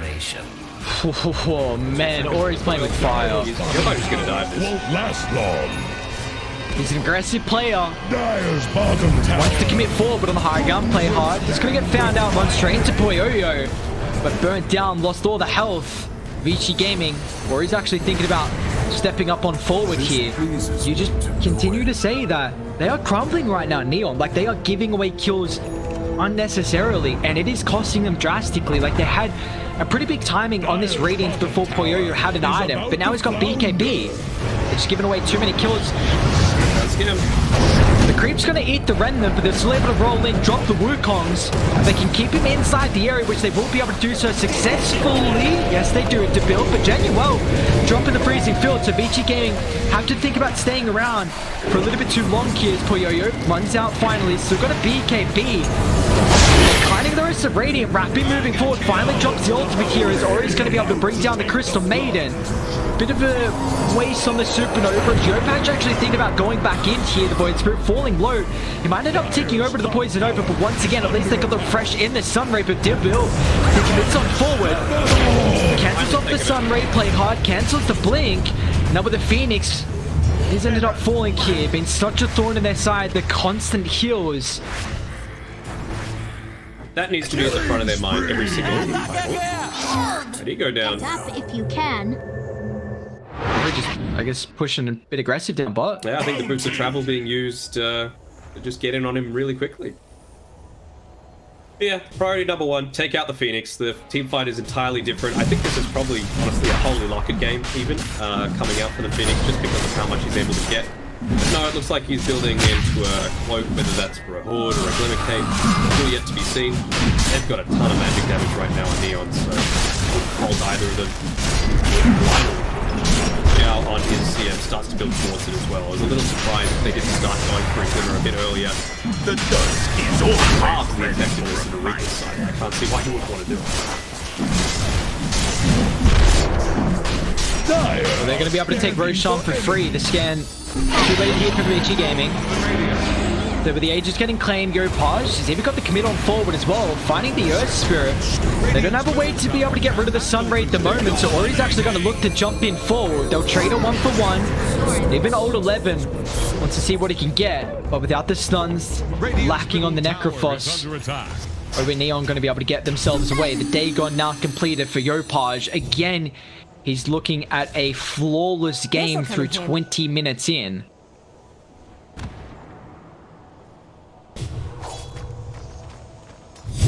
A beautiful set. Just you just need to mold it because there's so much potential to work with with Yopaj. Really level 18. There really is. It's making a lot of plays happen. Kind of feels like the Yopaj show a lot of the time. It really does. He's a player that, I mean, look at that. Like he's so fast. The quick fingers, he just makes it out with ease. And now that's a lot of information with those heroes showing down bot. But he's literally just time and time again, game after game, making plays. They're going to be careful because Dai have their own ward up top. So seeing Genuel and Rappy away from the team, but then actually wrapping through with the backline stab. Blink in to build. That's a perfect target to bring down. Phoenix goes down, chasing Old 11. He's used all of his abilities. They're diving deep. They're going to be careful because Phoenix has buyback and they can definitely turn her. Do not want to commit underneath the T2 tower. They actually get the yours, sets up now for the roll with around the strike. There we go, Phoenix buyback. They're able to deal with the Aegis, but can they kill them a second life? Puyo dropping the Wukong's roll. That's on the point. And now with the Scythe as well, they commit everything. 90 seconds. But they put him in the grave, down for 90. And we see just either team, the recognition on who is the strongest heroes right now. I mean, they get on top of the Phoenix, instantly bring him down, but then Vici heavily commit everything to kill the puck, which, you know, Yopaj, along with DY's Phoenix, has just been doing way too much in this second game. I am punching for you. Radiant's a little bit of a can't handle this lack of a better term, a half-assed rotation up here, trying to, you know, get a little bit of harass out, but you are nowhere near strong enough with this Venomancer and a CM on your own. You need a core that's able to actually dish out the damage, whether it be Puck with a day gun, and Scamwell, he doesn't want to fire. He's sitting back in this safety of his triangle, farming away. Might look to go onto Old 11. He's got the Blink Dagger, but going onto that high ground is a risky proposition.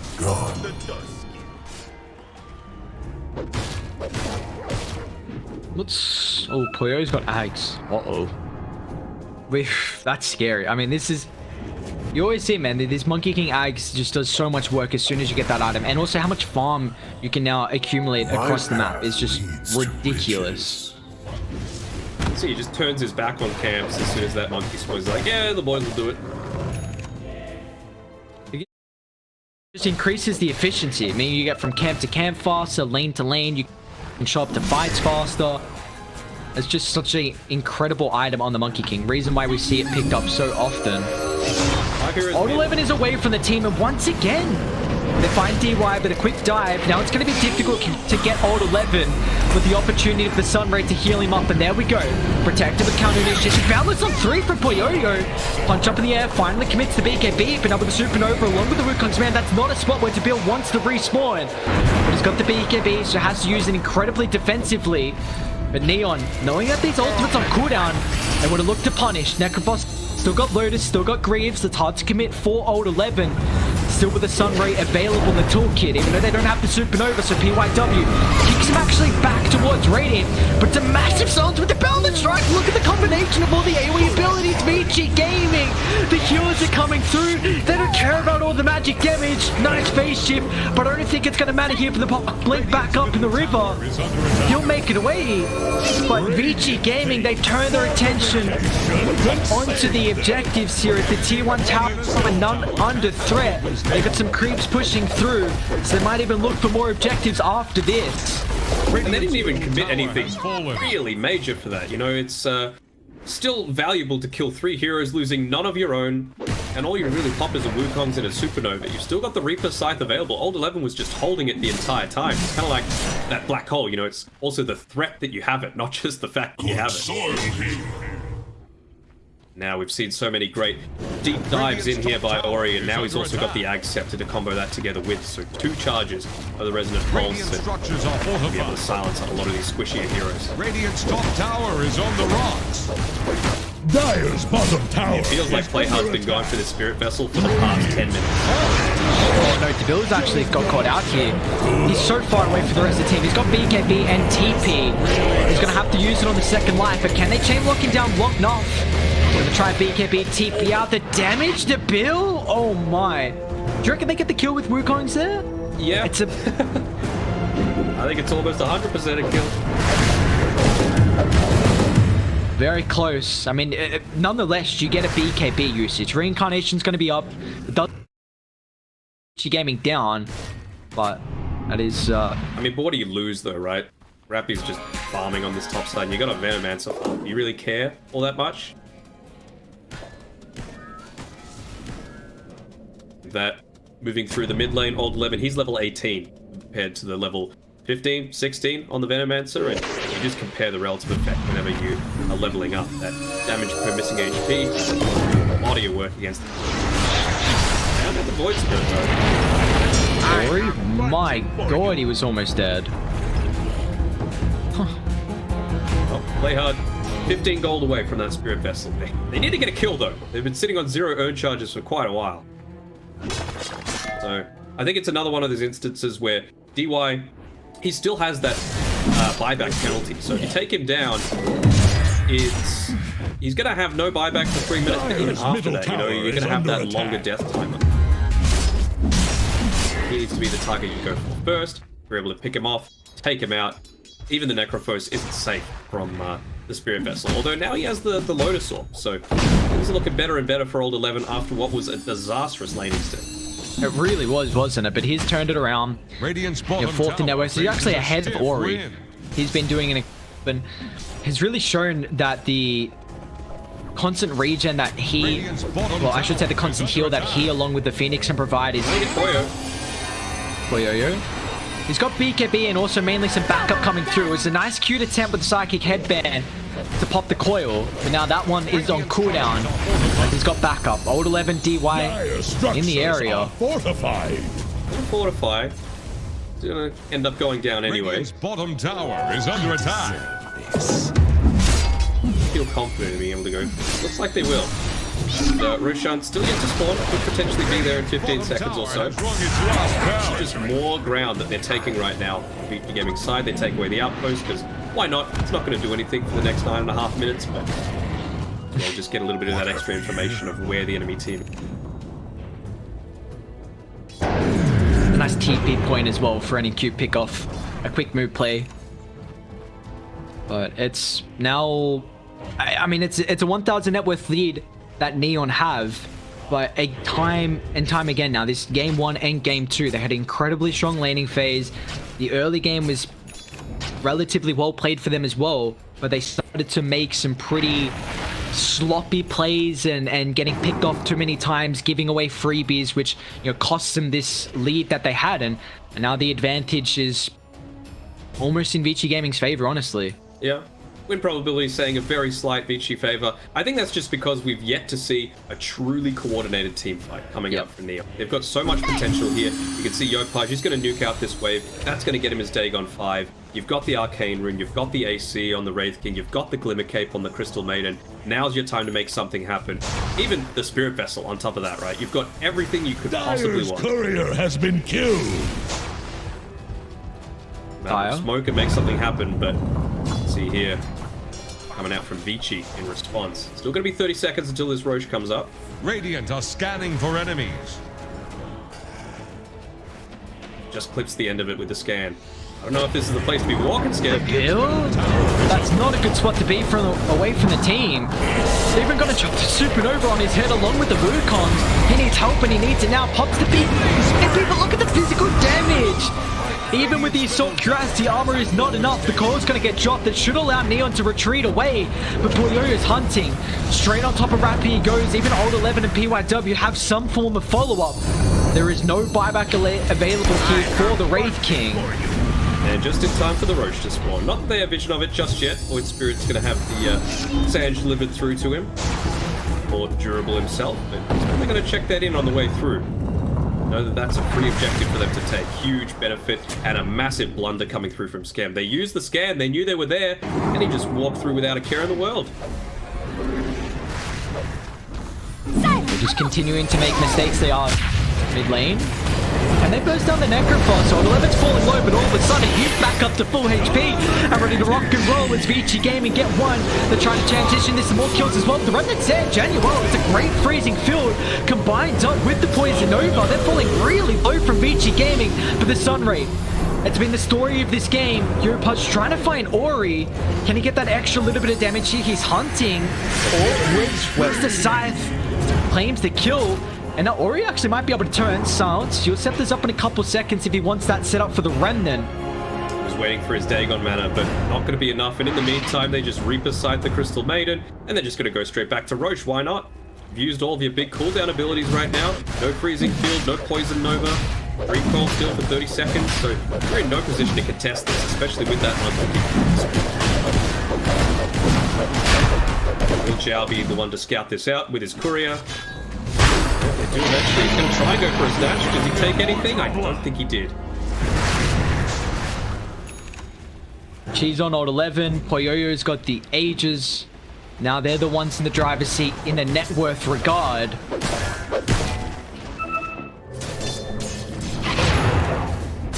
Radiant's middle tower is under attack.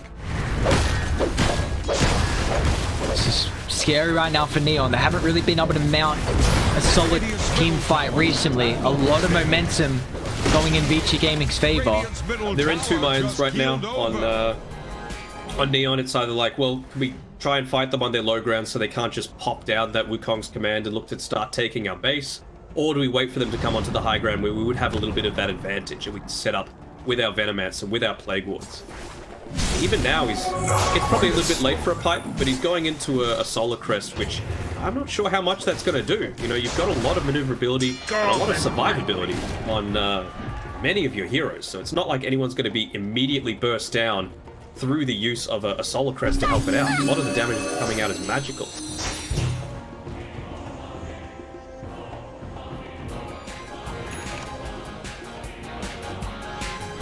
Oh no, not a Bastion now. The Bill? Oh, he showed? Not again. That's almost the same spot. I thought they were going to move on over because they're Puyo and Old 11 there, but I'm worried. If he oversteps, man, we've seen them lose a couple of lives.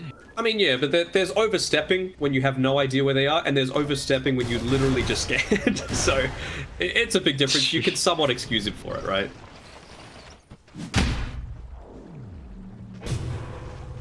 Just doing his best to keep these lanes pressured in. Doesn't want to give up any more of the map than they already have. Still all the tier 2 towers standing, which means that outpost control is something to be concerned about. Rappy, you can see here, trying to take back a little bit of their jungle, but the maps are kind of blind for both teams. Page. Headband gets the coil break. PYW is able to utilize the Essence Ring, but meanwhile, Ori just melts through the puck. And up with the rest of Dire, they're trying to move on over. It's going to be a 1-for-1, but it's a big kill getting rid of the puck. It's been the thorn in their side, dealing with a lot of the side lanes. I give you war.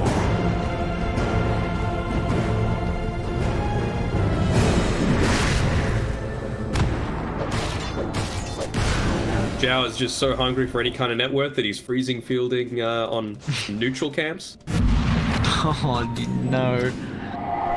I mean, it's the life of a Crystal Maiden. I mean, sure, but you might want to be using that to clear some of these waves because you've got a Monkey King, level 25, Aegis for still another 2 minutes, and a Siege Creep coming towards the spotlight. You don't want to have to buy back on the puck, but you'll be forced to. Dire structures are fortified. Everyone has buyback except the Monkey King. Necro's got enough in 50 gold. Tier 3 towers, they have not been able to get set up on Rappy. So they're going to work on the objectives. Tier 3 will fall. Node 11 just going to push them back here. So incredibly tanky on the Necrophos. Lotus, Greaves, Pipe. All in the toolkit here for the Necro. Whereas you take a look as Rappy doesn't have these aura and sustain effective items. Let's see if that's going to be enough to help them out here to build. He'll have his extra core up in Puck. And now with the Abyssal Blade picked up from Poyoyo. So another Aegis from a minute 10. If they really want, they can just drop the ultimate to deal with the racks here. But no, they want to fight. Supernova drops straight on top of the kid. Is it going to be alive with the Reincarnation Spawn? It will. Now with the Supernova pop along with the Abyssal Blade, the Red King. He's going to get heavily kited here through the beacon. There's no buyback. Red King, he drops. They'll deal with the Tuskar as well. Tuskar going to try and buy back. They'll deal with Ori. There's a root there, but where's the extra control? A quick astral step away. Vici Gaming once again showing the masterclass teamfight performance that they constantly have. Radiant's middle Yo, pause. Ori might catch him out here. Horrible about it. I mean, you've got that solo pickup potential with the Enchanted Quiver. Yeah, Scam had to buy out. We had the perfect amount of gold just to pick up the Skadi and rejoin that fight. But you just see how slow you are, you know, without that Blink Dagger to get in onto the backlines. You didn't have the backup from the rest of your team. And this is where the Venomancer kind of falls apart. You know, you don't scale that well. Misplaced team fights means that this is probably going to be Vici closing this one out. Go pod, push in. Great close. They get the break as well. Is there a way they're able to turn this around here? Void's real forward low, but a nice shield step to get to the space. Now with the movement in, Sars don't even just call it quits. Before the rest of the heroes die, they know they can offer up no defense after that. As Vici Gaming clean this series up in 2-0 fashion. Pretty convincing and pretty disappointing, to be, if I'm being perfectly honest with Neon. You know, they have so many opportunities where they can improve. That's the one in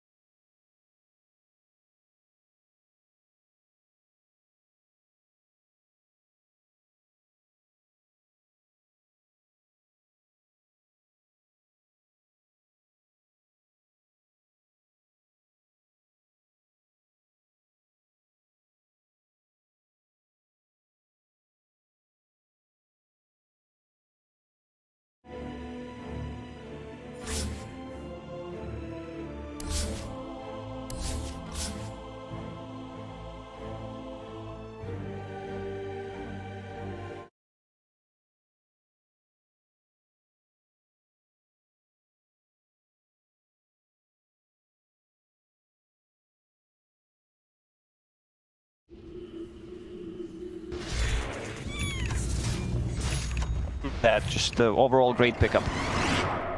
And a very good time as well. Still very, very close. Out of the cores, only Quinn that's a little bit behind. Really needs to get that BKB done as last few times. Tiger's able to get the jump on him. They follow up with a stun from Mickey. They'll take him down with this immense amount of damage that Mickey's kicking out right now. Leslau with the very innovative build.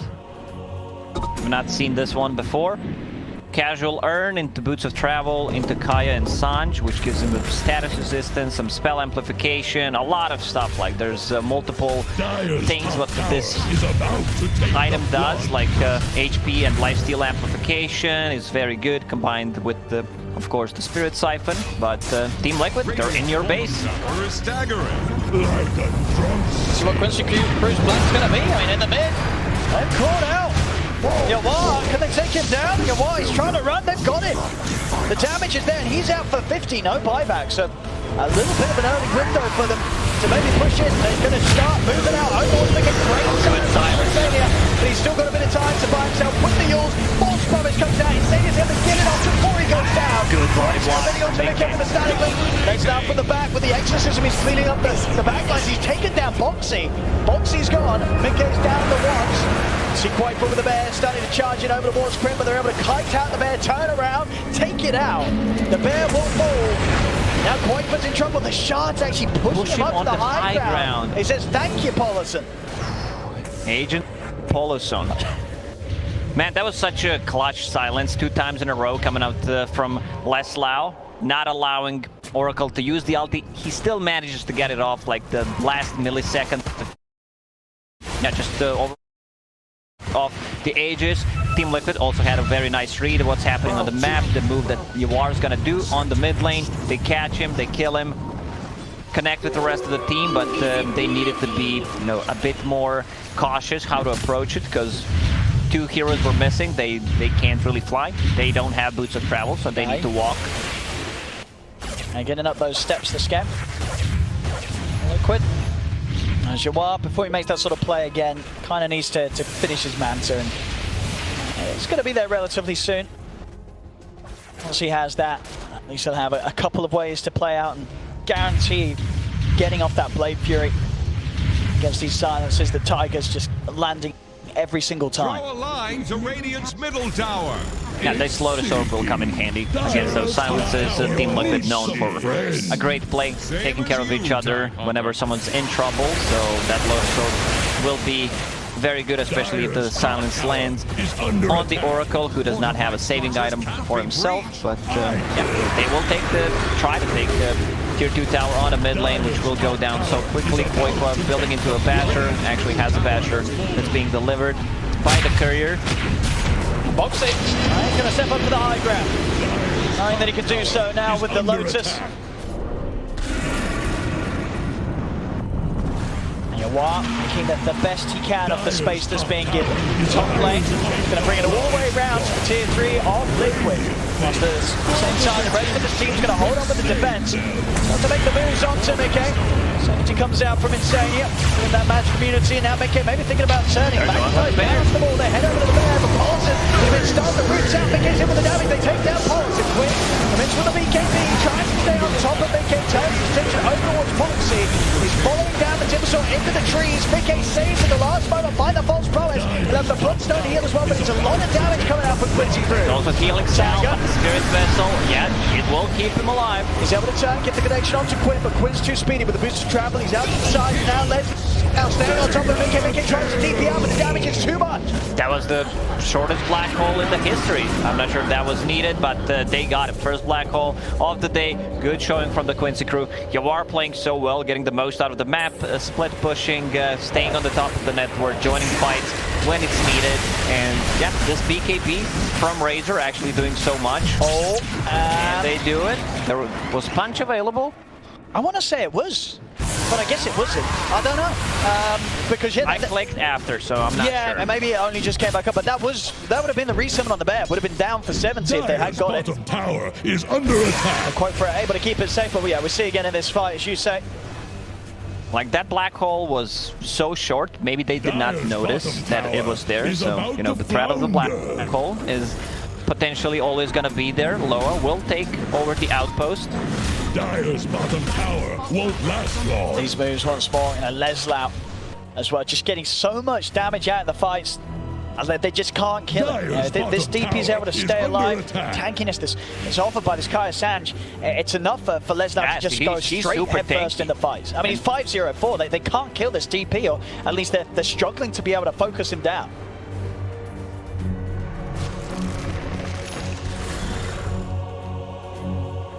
Flashrack also going into Boots of Travel to be able to deal with the split push that Juggernaut... Yeah, Juggernaut's causing a lot of issues, actually, and we see more and more earlier Aghanim Scepter pickups from the Juggernaut because it's really good. Like, Juggernaut's Ags plus Shard are probably the best combination. Like, I think he's the only hero who wants to buy it, like, early on before getting 5-6 slotted. Good. Especially in terms of carry heroes, core heroes. And he's going to make very good time on year 1. And the Midas, that gold, keeping him at the top of the net worth. A little bit of an ancient stack here as well. It's going to push him very close to having the Aghanim. It's almost certainly by the time that the next fight is brought to them by Liquid. Quinn has double damage in the bottle. He's moving also at the max movement speed once that Yasha is in his inventory. Quicksilver Amulet, Casual Wind Lace, Yasha, Boots of Travel, very hard to catch. Like, they can go in and out. Everyone's pretty much maxed out in terms of move speed. Like, Death Prophet with the Boots of Travel. Oh, he gets it! Oh, he gets it! All that was needed. Sometimes that's all you need. When next Roche may respawn in 26 seconds. You know, you still have to be worried about the amount of the damage that Quoiqua's Lone Druid can do in these team fights. A lot of attack speed. 35 seconds without a Razor. Not sure if they can make stuff happen. There's still a tier 2 tower on the top lane. A lot of synergy, you know, between their heroes. Timbersaw, who has a lot of regen coming out from the reactive armor. We've seen combination Bloodstone plus Oracle ulti, even like Spirit Vessel. On top of that, just, you know, to increase the healing. Scan from Quincy will catch a glimpse. Roshan will respawn in 30. That's what we know for sure. They're trying to bring down Radiant's top tower. Quincy Crew. You see Leslau on the front. You know, he knows he can charge in. He's very unlikely to die. He's a bit low on the armor, just sitting at 6 right now. Minus armor coming on from the Nether Shawl. Okay. Gonna head over. He's going for the ult, but the silence comes in from Leslau. Oh, good Lotus. Oh, the Lotus was there just in time to put a stop to the slashes from Yawar. Yawar will still be able to turn, take down Tiger with the Blade Fury. Quincy Crew, they're still ready to chase down. The false bow is being used on point for Insania. Getting taken out by the sideless of Leslau. It's all on in. He's back behind the black hole. He's caught. Big E's caught quite, but against the 2 cores. Big K goes down. The exorcism from Leslau is tearing him apart. It's too much damage here from the DP. Just go inside a pit and take it. Healing Ward not available, but Leslau can key that pit so far, pretty much. Having a perfect game, like the itemization is a bit different. A good black hole coming out from position 5 Enigma.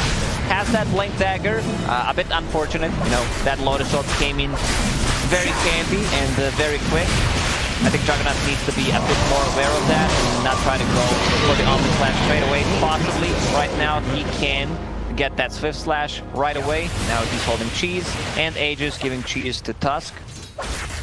Yeah, Leslau picks up a casual plate mail, so he doesn't have to care about those right clicks anymore. Is very tanky, has magic resistance, has what's the physical resistance? 50% straight away, you know, just keeping things simple. Oh, we'll see this fight again. Instantly there with Lotus Orb puts a stop to the starting offensive from Quincy Crew, but it doesn't matter. Quincy Crew as a whole, you'll see Lesnau's just in the midst of the 4 of them with the BKB, and they just don't have anything to deal with it. They can't. Yeah, the only damage pretty much is Edict and some right clicks coming out from the Lone Druid, but Lone Druid they have so many problems to focus on right now. Like, you need to deal with the Juggernaut, someone needs to cancel the Black Hole, Dead Prophet, if she's running in, she's level 18 at the moment, so there's gonna be 24 spirits, which is quite a lot of damage. The chase...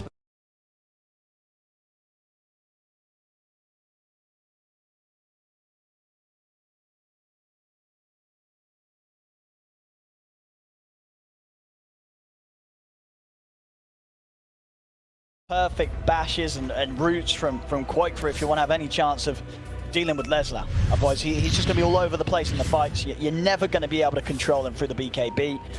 He's just too speedy. Holding a cheese, Spirit Vessel charges 2 on Taiga could make a bit of a difference, but there's still, you know, BKB. You will have enough. I don't think you can just lock him down and bring him from 100 to 0, so the cheese and the BKB will always be there. Also, there's a save coming out from Tusk, possibly, with the Blink Dagger. Gonna be much easier to execute from the Polo Sun.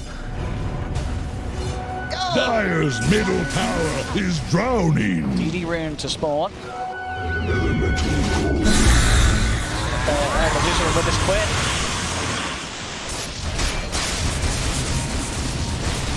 Mid lane Yawar confidently pushing down the mid. As they really do struggle to jump him at this stage with the Manta, with the Aegis. It's just not a move that Liquid want to make. DD on Jug, going into Scotty. I like Scotty, especially against the Timber Saw. Crippled the bear. Is under pressure. What's this? Good stats. Dire fortified their structures? I don't think there's any downside of that item, except the cost. Okay, he tries to go down to Lesnar, but Lesnar's able to just instantly get the BKB off. And now once again, they're taken out, they're taken out, Saga, they're taken out. Oh, Yawar, nicely done, just faking the Omni Slash. So Boxy uses the Lotus Orb buyback from Insania. Right now, it's all about Quincy Crew. They're the one in the charge, making the moves, going in. Age is still up and running for 2 minutes. Leslau just feels unkillable at the moment. I mean, they're really just making it look easy at this point, Quincy Crew. The sort of the early big items paid off. It's minus the bots on their clauses. It's paid off massively. They're 10k ahead. Liquid just never really able to punish him. And now you're wise. He's going in deep. He's going straight over towards what about fighting him. Attempting to extend him to tier 4s. As he stays on top of point, but will now have to start backing away. Abyssal Blade comes down to the Bears, they jump over towards the Jaguar. Can they take it once? No, he's still alive. He's going to be fine. He's going to have his 2 lives still intact. They defend the barracks, Box is in. Trying to take away that Aegis, the playthrough is up. Yawar, he'll TP away. He's out safe. And they're not going to be able to get anyone. Boxy, Yule Scepter ready, might get slow up. Okay, they got him. At least it's something. Good Bloxy. Nicely done. Problem is, like, Lone Druid is pretty much the only one who deals the damage. Once they pop the BKBs, they nullify all the damage coming out from the Earth Spirit. Leshrac magical damage, but the Edict still goes through. But at the moment, you know, you need to be isolated. Leshrac in and out multiple times. You know, he wants prolonged team fights.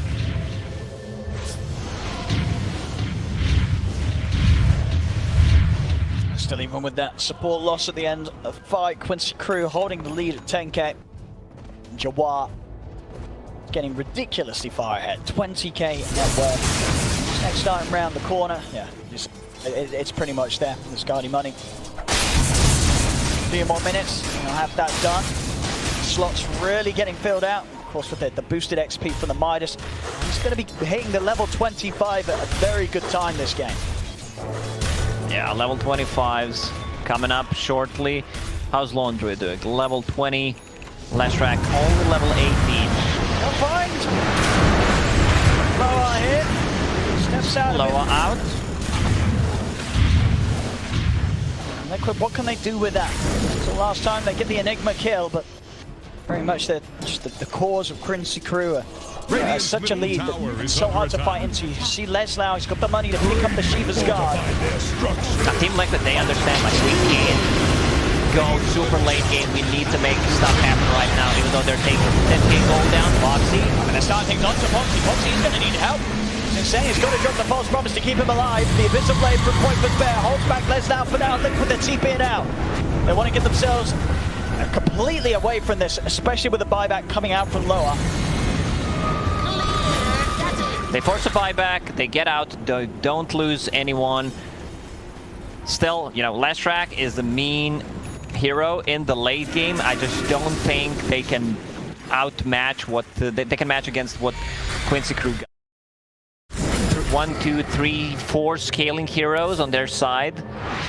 Enigma doesn't get that much farm. He's bringing something on the courier. It's just a smoke. For a moment I thought it was going to be full BKB, but it's a position 5 Enigma. They're really not prioritizing his farm. Eventually, I would love him to get the BKB. They only have one ability, and that not even ability, that's an item, Abyssal Blade on Lone Druid.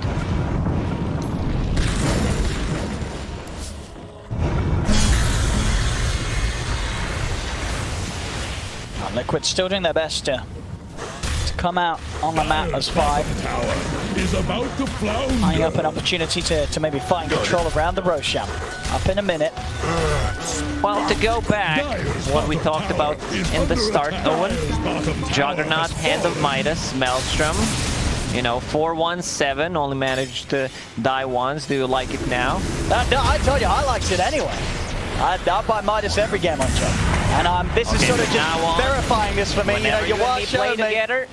Like, I want to see Juggernaut picked at least, you know, 2 times per day, and I want to see Midas every single time. Every time. Yawar is giving all us Jug Midas buyers the gratification that we need to go ahead and continue to do it in our pubs. Yeah, if anyone calls you out ever, take a screenshot right now. This is a professional game. Exactly. These are professional e-gamers, you know, playing for real money. For e-money. For real money, not e-money. Not e-money. That's a shame. I feel like e-money's probably going to be worth more in the future. Yeah. But who knows?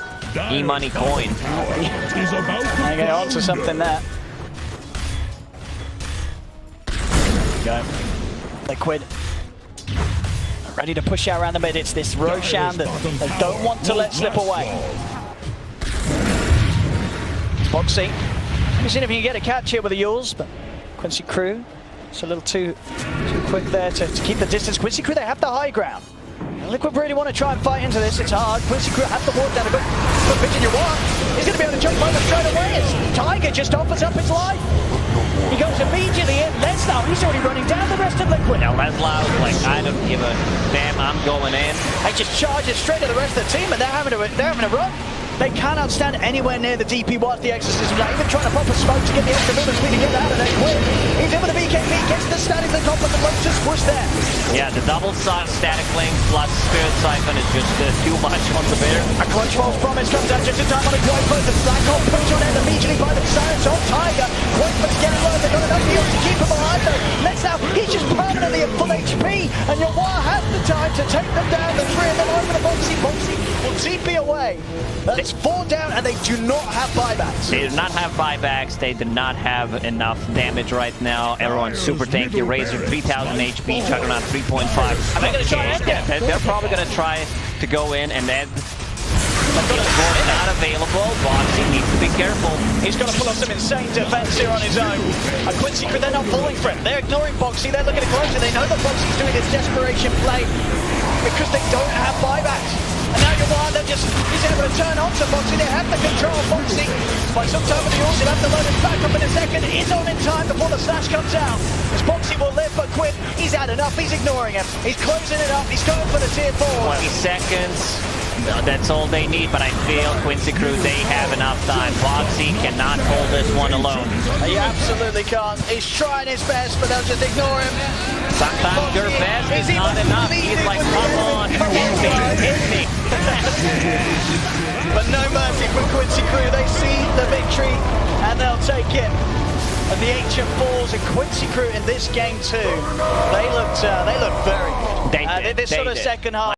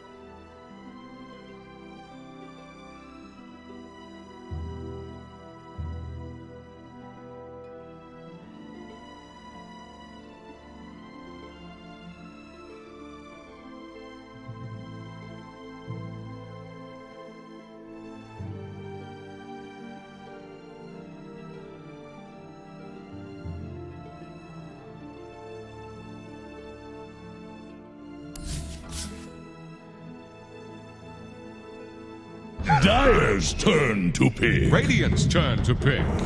I guess Matt needed a hero that he's comfortable on. Phoenix. His Phoenix is rightfully banned. Hero earlier today. He'll go for the Lion.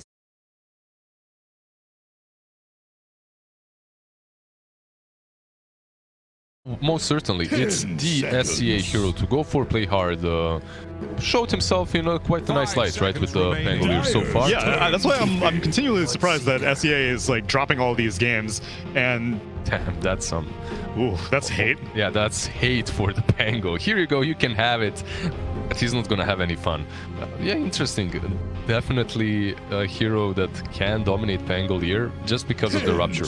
You can never roll. But you can roll up. 5 seconds you can roll up remaining. to stop moving. Just roll up.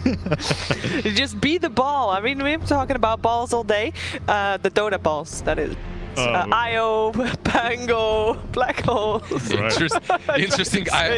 Your words, I went away for one series, and this is what I come back to. Okay. You missed out on the last panel, Blizzard. It was great. I see. I will call them bubbles instead. That will be better. How harmless? The bubbles. They're more harmless indeed. So going into bonus time here for OB.NEON, thinking about what they can do to answer the draft of ASTER so far. What are we feeling like they're lacking? Well, I think there's one very clear thing that they're lacking.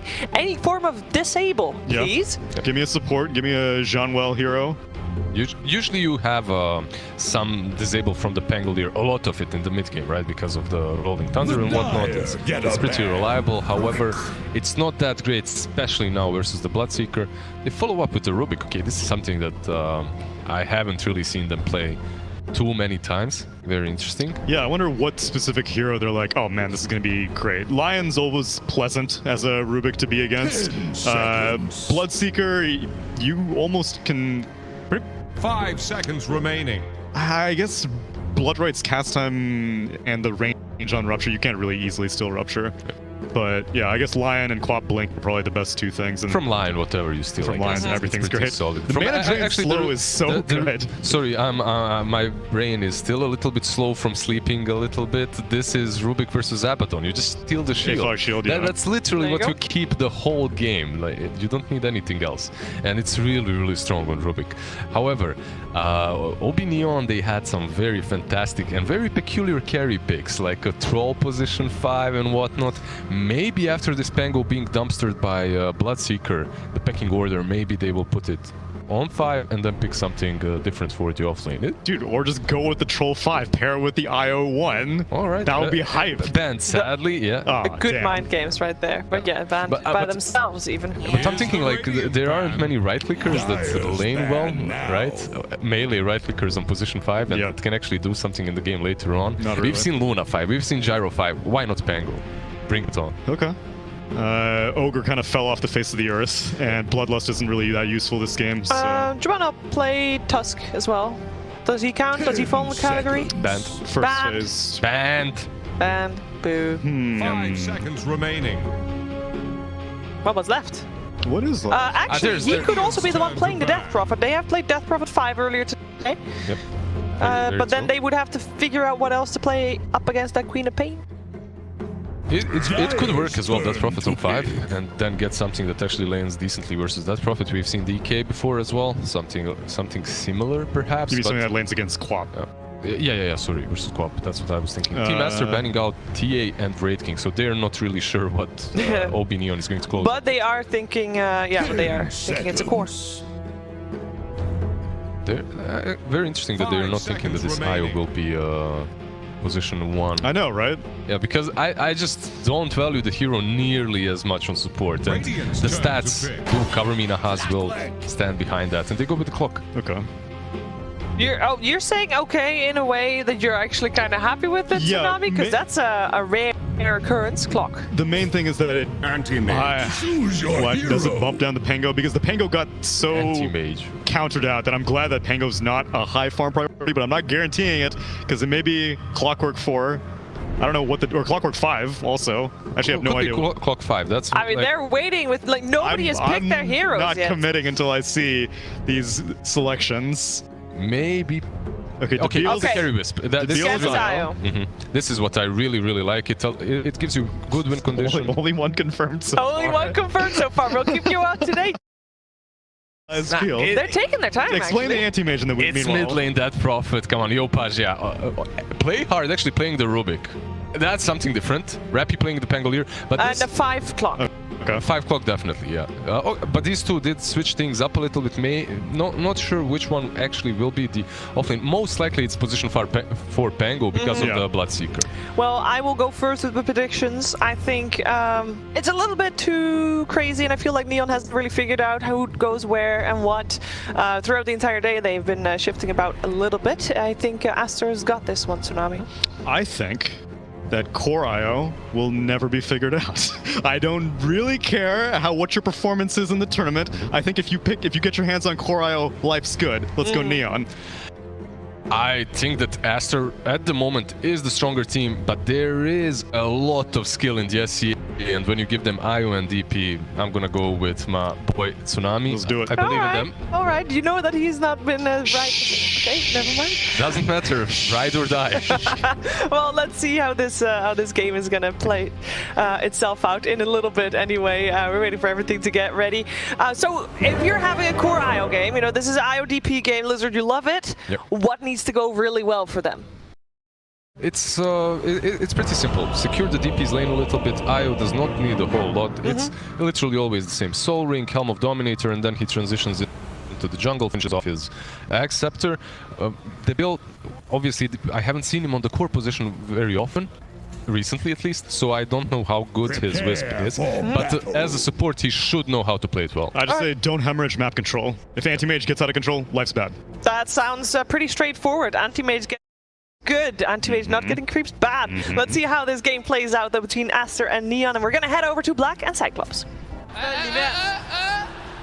Alright, ladies and gentlemen, welcome to One Esports Singapore Major 2021. This is the group stage day 1, the match between Team Aster versus Team OB.NEON in the best of 2 series. We are in the first game. You're hearing me, Cyclops and Mr. Black as a commentator.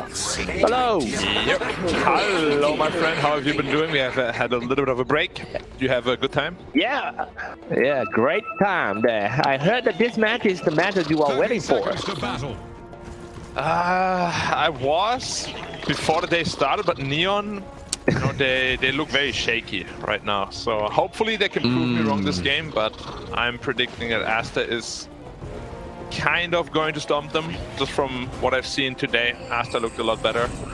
But again, I hope Neon is going to prove me wrong there. Yeah, well, one small fact, kind of funny fact, every team that we cast today playing with stand-in. Now, Aster also playing with one stand-in too, which is mad. Yeah, but I seen an we'll Aster game today, and it looked like Matt is actually quite in sync with the team. Like it doesn't feel like they're using a stand, is what I'm saying. Bobuka, of course, individually is quite a bit better than Matt, but just team chemistry-wise, he's fitting in quite well. Which makes sense because he's their coach for a long time already. Yeah, that's true. And that shows in the Pokemon against Team Alliance. They won over Alliance 2-0. Impressive. While Team Neon still on a losing spree. Hopefully they can come back after this one. This is how the lane plans out. Oh, some action in all lanes. They start fight quite crazy. 2-1-2.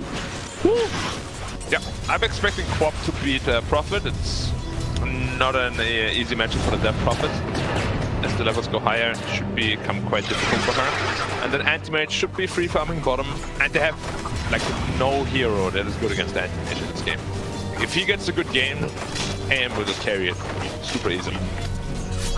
I heard Lizard say just now that the key point to winning this one for Team OB.NEON is to secure the Dead Prophet lane. Make sure that it's not he's not gonna get ganked down by Lion and the rest. It feels like the only threat for Dead Prophet is Lion in this game, while he's in the laning phase. Yeah, for sure. Like if Lion can sneak in a couple of ganks and get the Quap off to a very good start. Again, Anti-Mage a little bit in trouble here, but has a shield. See if he wants to tap it. Number 1, another disarm and he's dead. Wait. He didn't believe in Gaben. Like, if he just believed in his disarm, he would have killed him there. But he didn't believe in it, so he doesn't get the kill. But just like AM, Quap has a natural blink ability, and they don't really have any stuns other than the lift. Quap also very strong this game. If Quap can snowball, can also carry the game from there. But also, we have your unfavorite support right here, which is Abaddon. Lan M. Yeah, I remember you. Yeah, I remember that you said once about Lan M Abaddon that he's actually one of the best in the scene when it's come to this hero, Abaddon. Maybe even the best. Like, he is super comfortable on it. But the double here. Oh no! See, that's what happens when we praise players, man. Like, let's not talk about players anymore. That's true. When you do the prediction as well, just like Tsunami today, 100% wrong. Must be something going on with him. Hey, Lanham, you're a really good player. First blood. Yep. That's all right. Well, we'll see. Okay, in the middle lane, Spirit Siphon just for a little bit. Seems like fast reaction time for Queen of Pain player just dumped away. This one, I think this one is going to be quite fun when the Queen of Pain get to 6. It's down to maybe 7. Would be enough damage to kill the Dead Prophet. I will have to see. DP is naturally quite tanky, but in this matchup, he is on low health pretty much all the time. So that's surprise number 6 could definitely kill him. And he makes trouble here again. He just goes down. Whoa. Actually dominating Lanham. No unlucky. Shield. That's a level 2 shield. Yeah. But he doesn't want to trade. Okay. Well, that's not doing good to me. I mean, as an anti-mage player, and I feel like it's unforced urge just now. Yeah, AM is getting way more than I thought he would. Like, he's sitting at only 13 CS. I thought he was gonna be like free farming this lane. What? Going in for the kill here on DP? But again, yep. All the haze rune going straight. Come on. One more blink. Too risky, too risky. The correct move usually mid lane is just make sure he can't lane, and then you just out farm. You don't need to do anything fancy. Oh, and now he's going in. Okay. Yeah. It looks like we were wrong about that. White album. I mean, if we don't expect it, he definitely doesn't expect it. I did not expect the Quap to just run in there and blink in. Well played there by White Album. That's true. That's true. It seems like Hardwell, right? Yeah, it is a very comfortable hero. He played a lot in Southeast Asian scene, and his team, Neon, was so well known about that. And that home lane, oh, well, blam. Well, the lane looks pretty shaky for Team ASTER, and that's good news. Looking very rough. I think we will have to see some Lion ganks down there just to make sure that the AM free farms. He's up to 20 CS now, which is in the top 2 of the CS, but he's still not free farming. Oh, and Lion already made his way down there. It's like they're in TeamSpeak with us or something.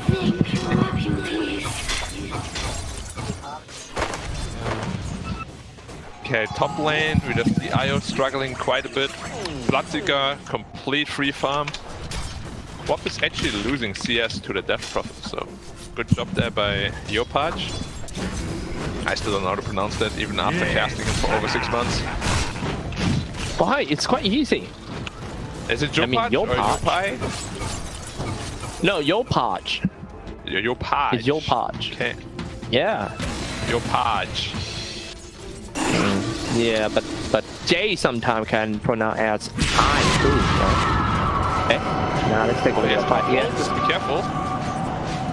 Yeah. Quapult is about half health of that DP. And he's playing very aggro here. Lion took the Invis rune. DP, they're the water, so he shouldn't get caught out. But if he does, one impale is dead. And dead. Well, good combination, and also the timing. Spike, and then at the same time with the Sonic Wave. Crazy one. 6.5 minutes 10. Yeah. Because he actually saw it with the ward, I believe, but he still got ganked by the Lion. Good movements here by Matt, and that's what I said, like, he's very in sync with the team. He's making very good moves around the map. And now ASTER up by 1k gold already. Quite crazy.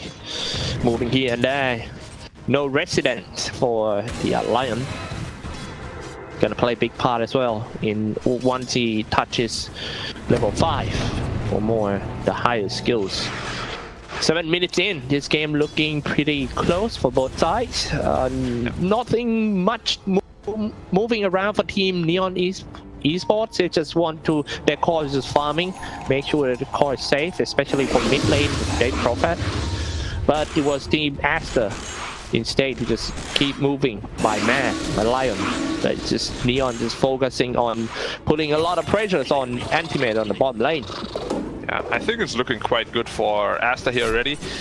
They are not supposed to be winning the early game because, as I said, AM is the hardest carry in this game. IO is being very pressured and DP is having a very rough laning phase as well.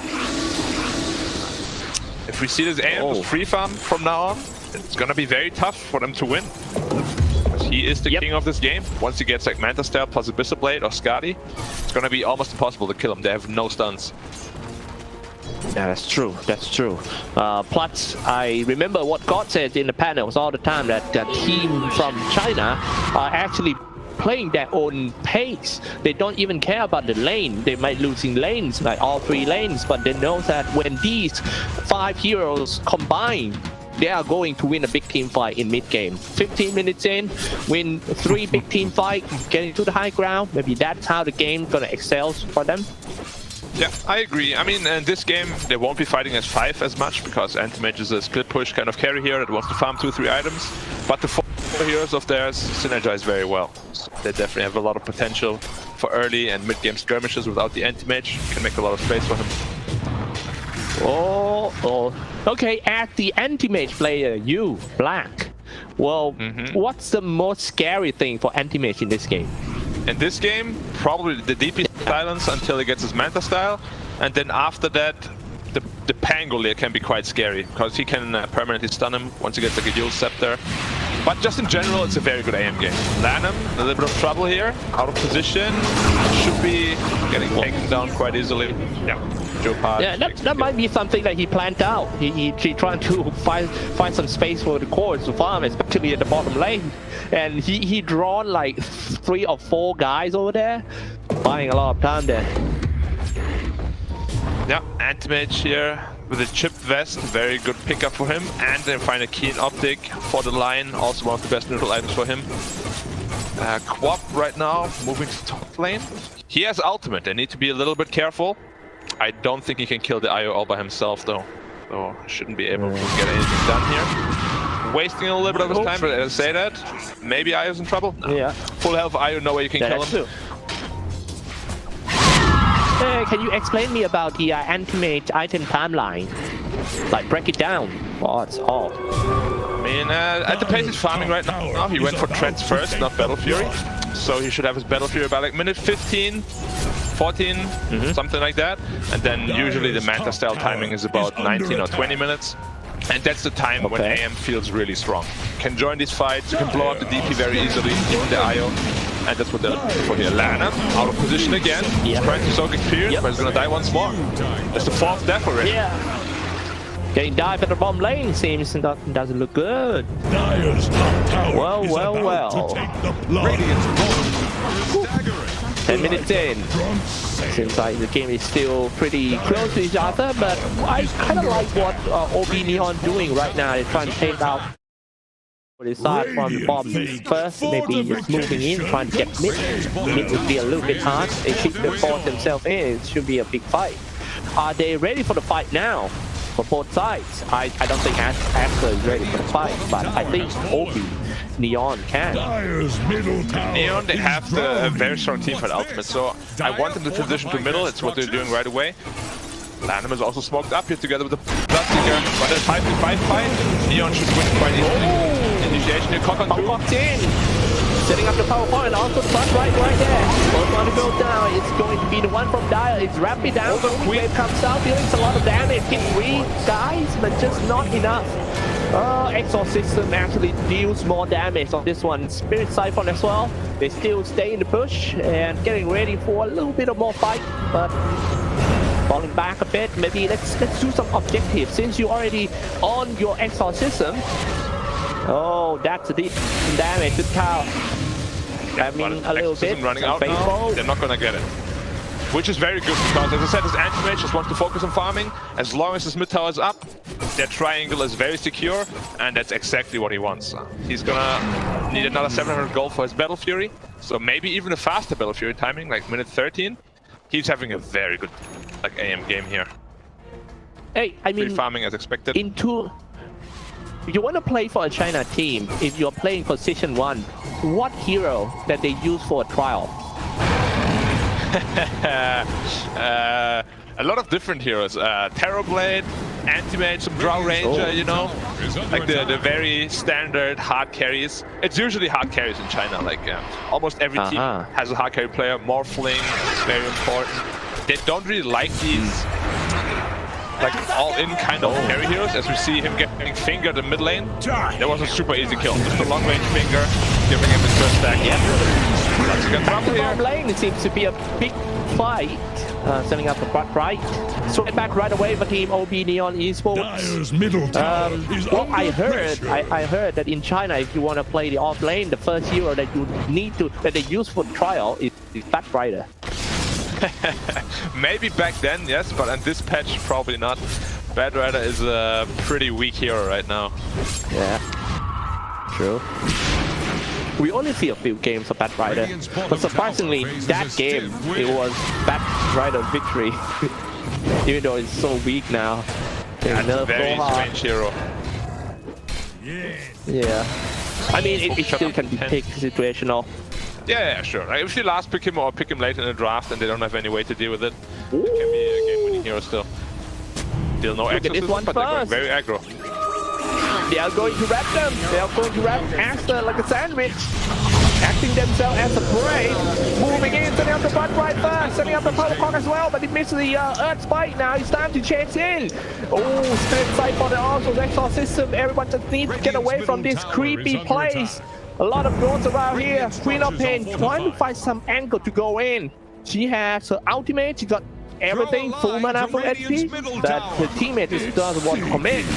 Maybe because Anti-Mage get a free farm on top, and look at that. There goes the mid-tier tower. And you can't fight this Death Prophet ulti. They still have a lot of team fight backup as well. The heal from the IO. This TP right now is very scary, and AM needs about 5 more minutes until they can fight. The longer they can make space for this AM, better it is. But IO also almost has his Magnum Scepter. Smoking up his 4.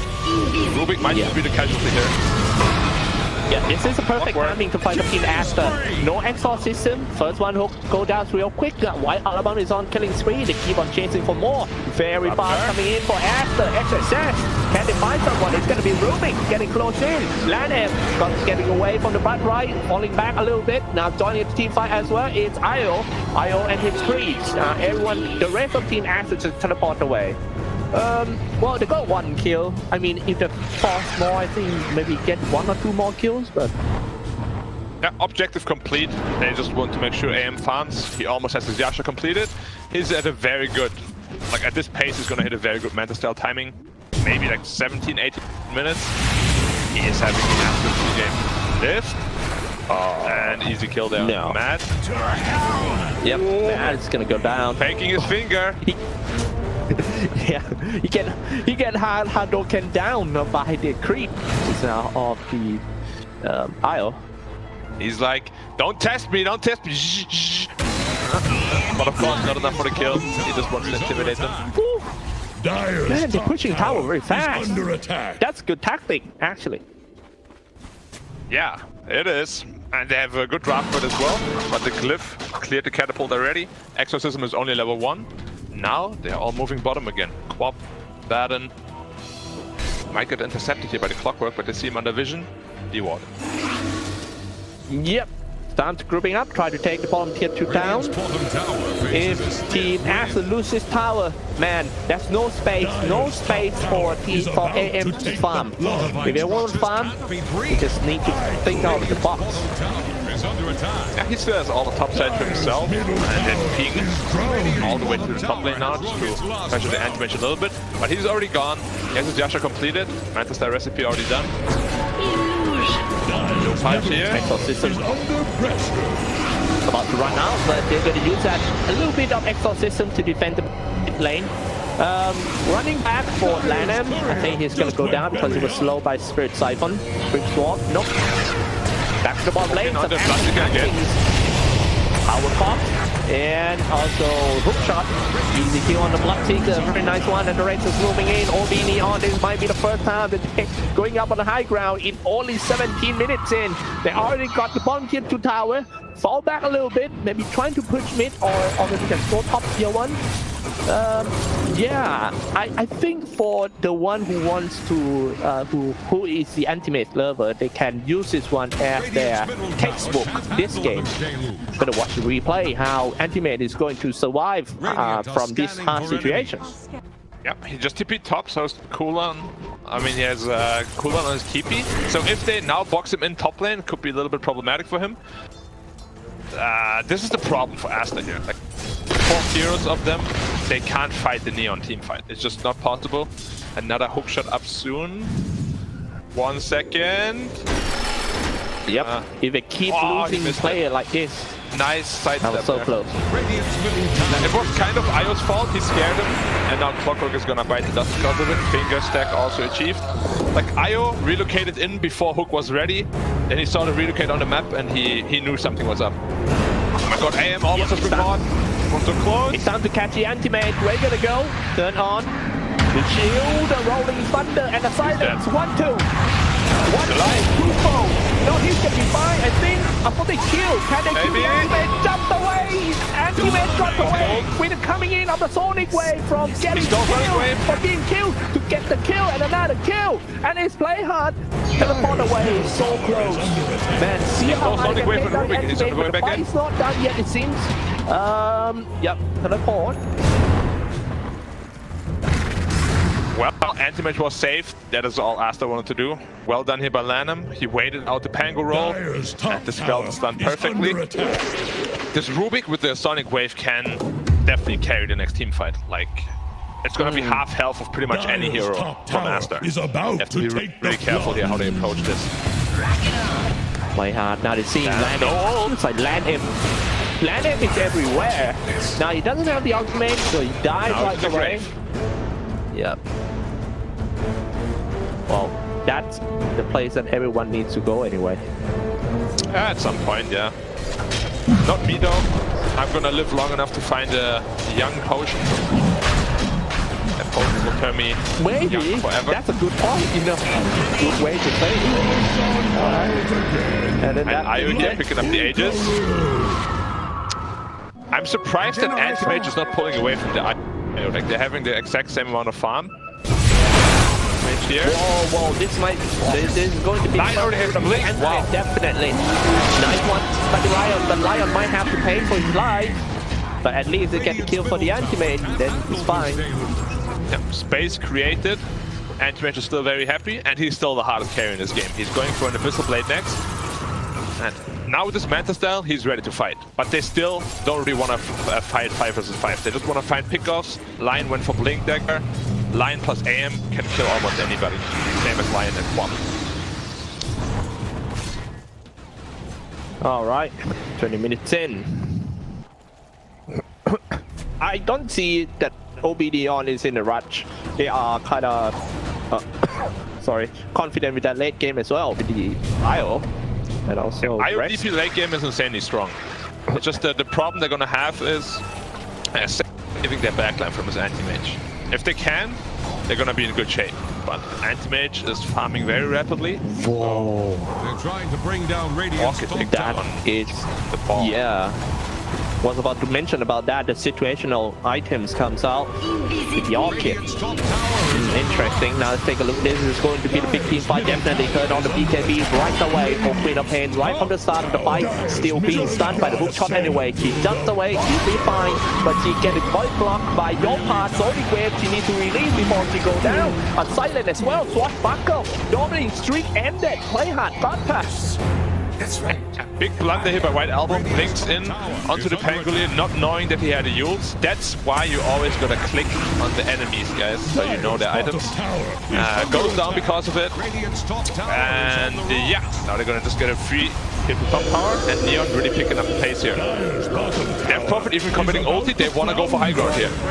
Then, I mean, the clock is dead for 20. No buyback. Anti-Mage will have to come back soonish. Let's go. Let's try. I mean, whoa. They got a chance to take this top tier 3 tower down. Look how fast he can take it down. It's level 2 exorcism. IO DP deal a lot of damage. They just want to get the tier 3 tower and then back off. They know they can't commit for the Rex. Anti-Mage, however, still pushing, still getting bigger. He is becoming quite scary. Basher now completed as well. Once he has the Bristle Blade, he can just jump almost anyone pretty much and kill him. Like even DP can die in an instant.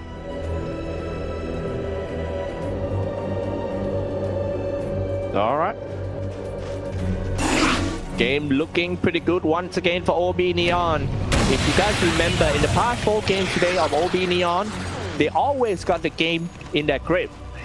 They got a great early game, but we are now getting into mid to late game. Well, we'll see that if they are going to check. All right. I think these 2 parties going into a battlefield soon. Got the high ground, waiting for Team ASTER. They're gonna wrap that anti-mage, I believe.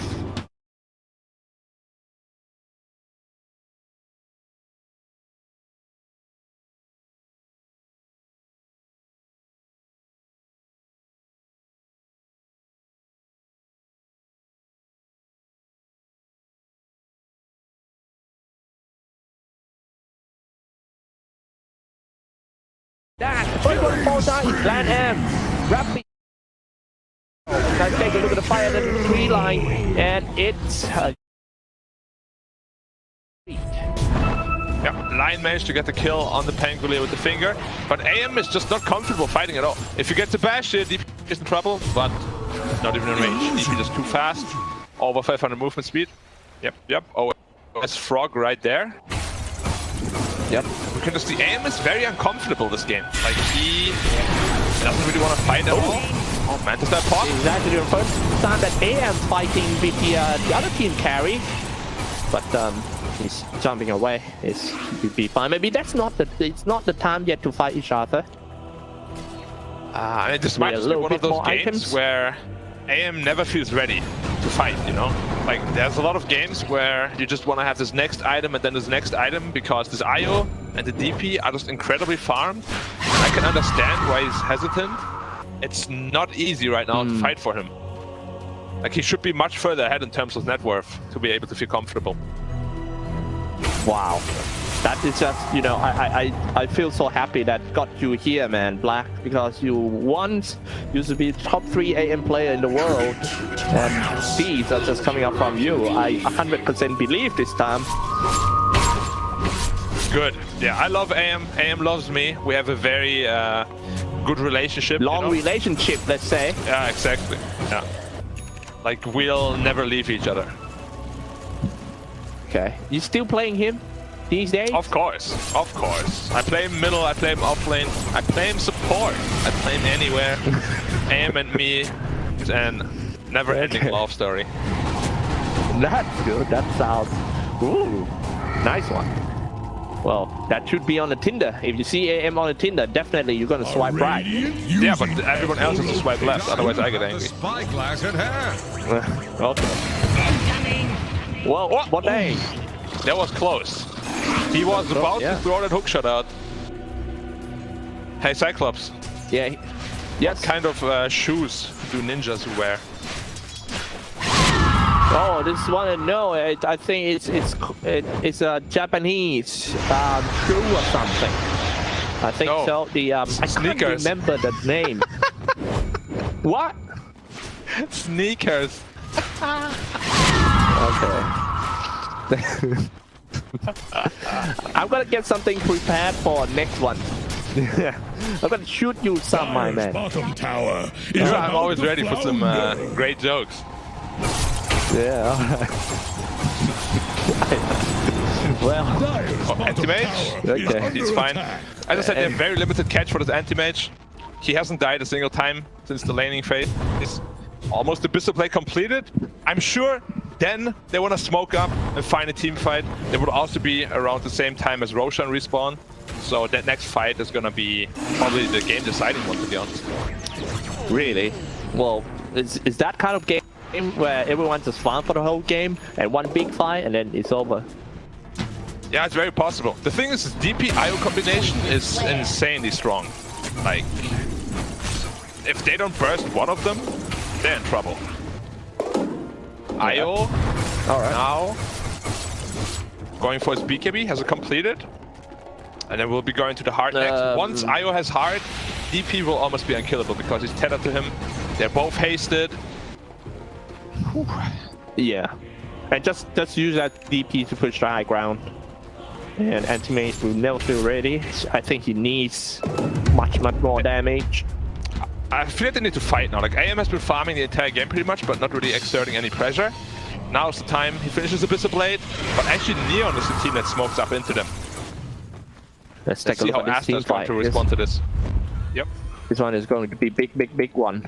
Okay. Hardwell. Over the smoke, down to the river already. AM jumping in on the BKB and setting up the run right, setting in the zoning wave as well. First one falls, play hard. Now it's split into two groups. The fighting around here, setting up the power cops. Oh, he got to the high ground. He killed one already. Here we go to the front right. Oh man, feels like this is not really good situation for Team ASTER. They are not supposed to split into two like that. And now the silence on the Queen of Pain will be easy kill for Team Neon. Just like what you say, the DP and also whips, it's so hard to kill now. Yeah. The problem is, I as well as DP both, they just deal passive damage, you know? Exorcism just deals damage by following enemies, and so does IO with his Aggron Scepter and all the Spirit Balls. So it's just too much damage coming passively without them actually having to hit anyone. And they're both hasted because of Tether. It's one of the deadliest combinations in Dota right now. And Roshan, just about to spawn, 3 seconds left. Exorcism is on cooldown though, so it's not going to be a fast Roshan. I never seen this such a hard test for AM. This hard. This is why most people hate AM. No, like he just farms the entire game, and then he doesn't really do much in team fights. This is the kind of AM that Reddit would report and say, "Stop picking AM." Yeah, but yeah, surprisingly, you understand him. Why? Of course, I understand. I've been there many times in that position. It just feels bad. Redo came in. Just the IO himself though. Oh, hook shot. Nice hook shot. Maybe he's trying to walk up to the high ground and setting up the power corridor to zone his land and out of his teammates though. But now AM actually the first time joining the team fight, but he still gets silenced. Relocate. There will be back Swashbuckle. The rest of team OB.NEON falling back quite fast. AM jumping in, cannot find a target. Getting telekinesis. Do you even lift AM? Of course he is. He's so strong now, but it's just not enough power to take anyone down. However, Hardwell was the first one. ASTER spent so much on the supports, but they can't bring down any cores.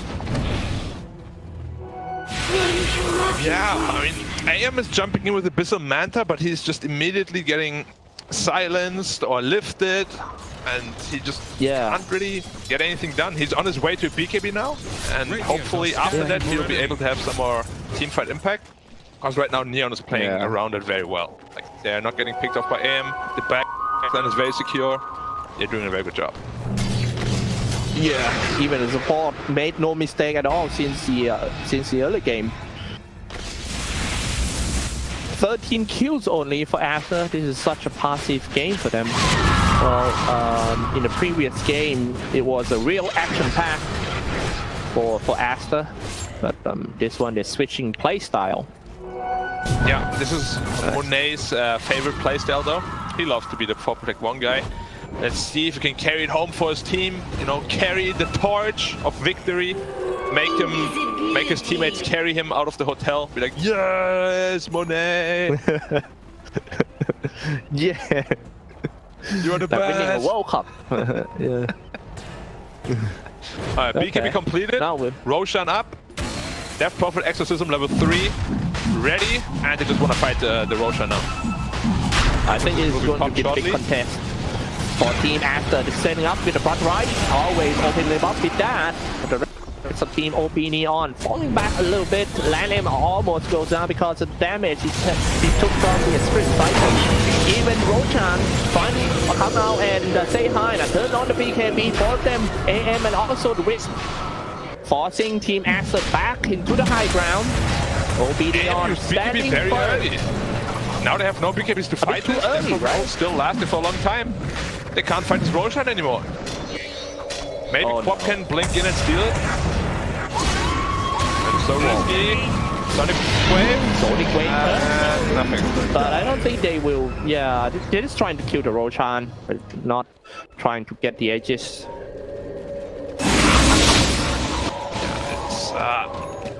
It's very interesting. Like, I feel like AM is missing quite a bit. Like his targeting in teamfights isn't very good, and he's very trigger happy with his items.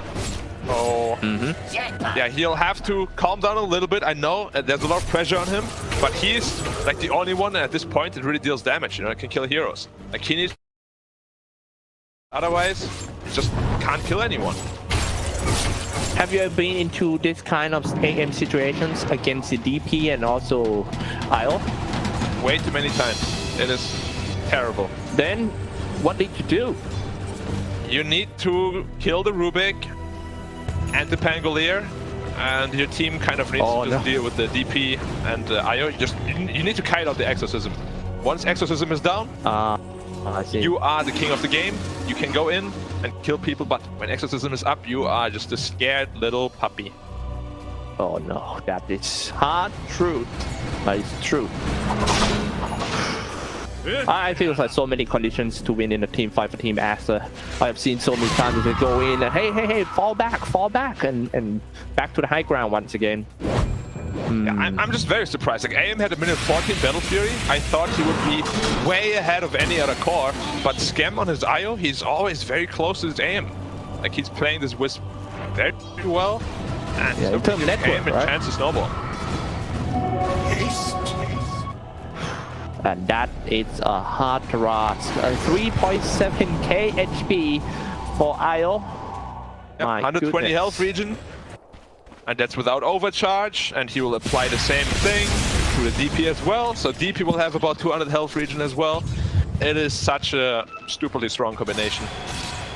Yeah, I was quite surprised the Team ASTER, a silence, needs to turn to the BKB and jump away from Queen of Pain. White Album, what stop on the DP, perfect blind shot. Oh, Hardwell. And that's beautiful. That went right onto his forehead. Actually insane. Like he had no vision. Quap even moved a bit, you know, he blinked and then moved for about 1 second because he was anticipating a hook shot, but he just hooked him on the head anyway.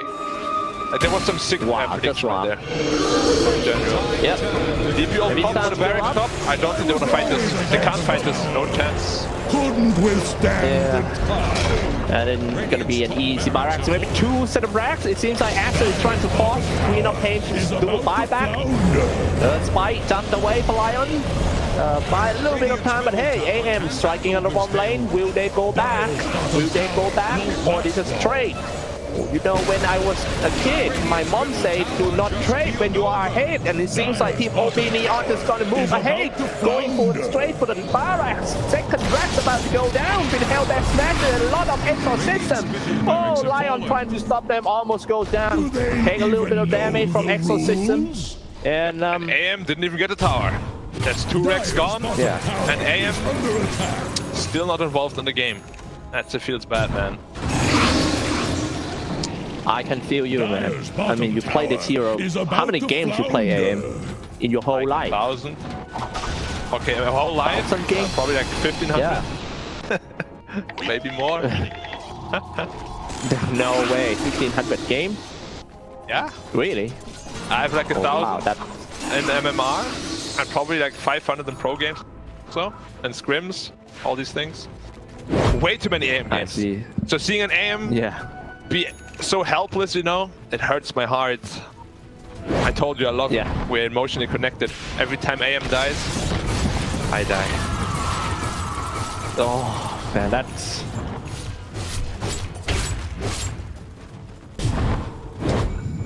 Alright, we'll see.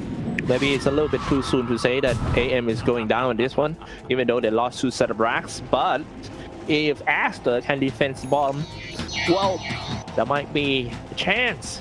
A little light at the end of the tunnel. OB.NEON, right here, waiting for you. DP ult. Time to walk up on them. More. And the tower's gonna fall real fast. Walking up to the high ground, not looking good. Earthspike comes out. Oh, Earthspike. But however, Landon still using the borrowed time. He gains some HP back. Where's the AM? And what could be big here? AM. Yep, Monet falling back just a little bit. Waiting. They're trying to hiding and waiting for the Exhaust system to run out first. Nobody just want to go in. Inside of Exhaust system is so scary. You're going to the Exhaust system just like you're going in the Hotel California. It's so creepy. And now that's what I'm talking about. Everyone to fall back to the fountain and let Team OB.NEON run free. Attacking the balance right now. Maybe this is found. Down away. Now aiming on them. They have enough damage to take him down. AM first time fighting toe to toe. No, he's about to go down. He jumped away, leaving his teammates behind. Oh my goodness, his teammates about to go down as well. ASTER, my goodness, they lost 1 core, 1 support, and definitely they're gonna lose this set of racks. Yep, Neon on a very good way in securing their first game of the tournament against ASTER, no less. I did not expect them to be able to beat ASTER at all, but they took advantage of ASTER's weak timings and picked them apart very, very nicely. AM, BKB on Coulon again. Yep, maybe this one they can. Finger of the 8 comes out, combined with the damage of the AM. Can't kill anyone. Yep, AM, not enough damage. On cost barrier assault. Makes you a little bit stunned. AM. AM is ruptured. It's getting quite thought down. It's time to slash. Slash someone. No way, not enough damage to kill anyone. He will force back.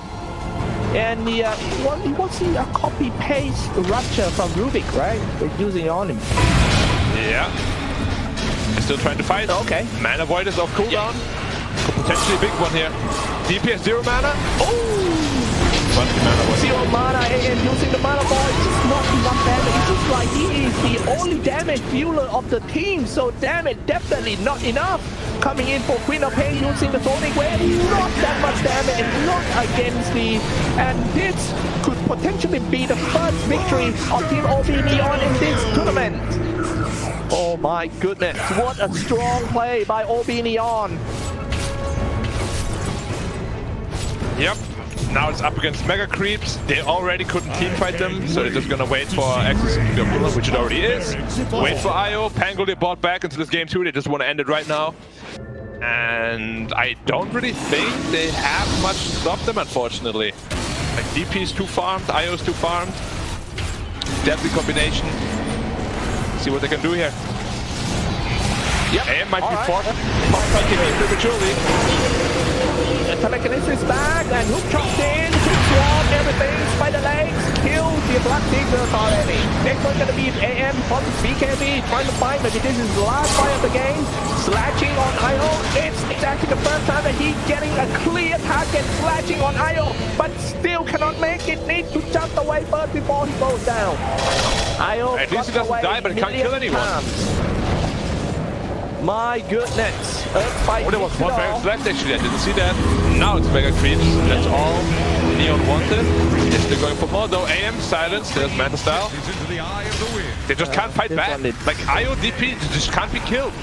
Too much health region. Man, with Lincoln Sphere, evasion. With that such a high damage, AM, he needs to slash at least 8 or 9 times to take that IO down, which is too probably long. Like 30 times. 4.2k damage done. I'm sorry, HP. He needs a rapier, and I believe I saw it in his quick buy as well. Yep, he is buying a rapier, and he has enough money. I lied. He has enough money. 200. Yeah, that's true. I think if Team Aster lose this game, well, do you think that he could turn his anger into some victory on the next one for Monet? No, I think they're just not going to pick aim anymore. Scanning for enemies. Well, that Monet will be banned from playing AM. Oh dear. Well, just one bad AM game, you lost at least 500 game of AM. Blah. Yeah, that's how it goes. One tournament, one game. Your coach is like, what are you doing? You're not getting this hero anymore, man. And he's like, okay, sorry. I'll play terribly. And then he carries next game, and his team is like, yeah, don't worry about it. We'll pick you AM again. Wow. Speaking from the inside. And they connected from long range. Look at that. They're trying to set some kills on Lion. All right, whole team's smoke. They're looking to close this one. Yep. 5-man into the Roshan pit. Get 8 difficulties. Back off cooldown. Aghanim Scepter on this Roche. Who's gonna get it? It's probably best on DP. Maybe Clockwork, potentially. Maybe even Rubik. And they're giving it to DP. Boring. Okay. All right. Now we'll see. Exorcism upgrade. Let's go. Got everything ready. Aegis and the cheese and also the ultimate Exorcism as well. Turn on. Yep.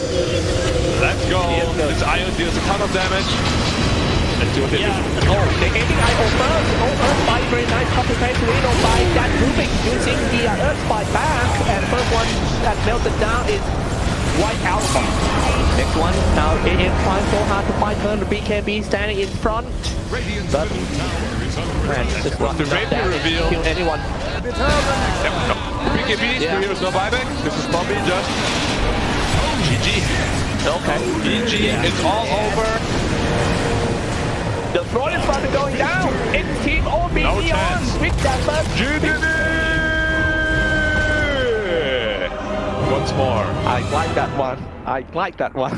All right, congratulations to Team Neon, OB.NEON for their first victory. Yeah, that was impressive. Like Neon outplayed them pretty much from the beginning. AM never really managed to get ahead in terms of net worth. Never really had a chance to snowball. And unfortunately for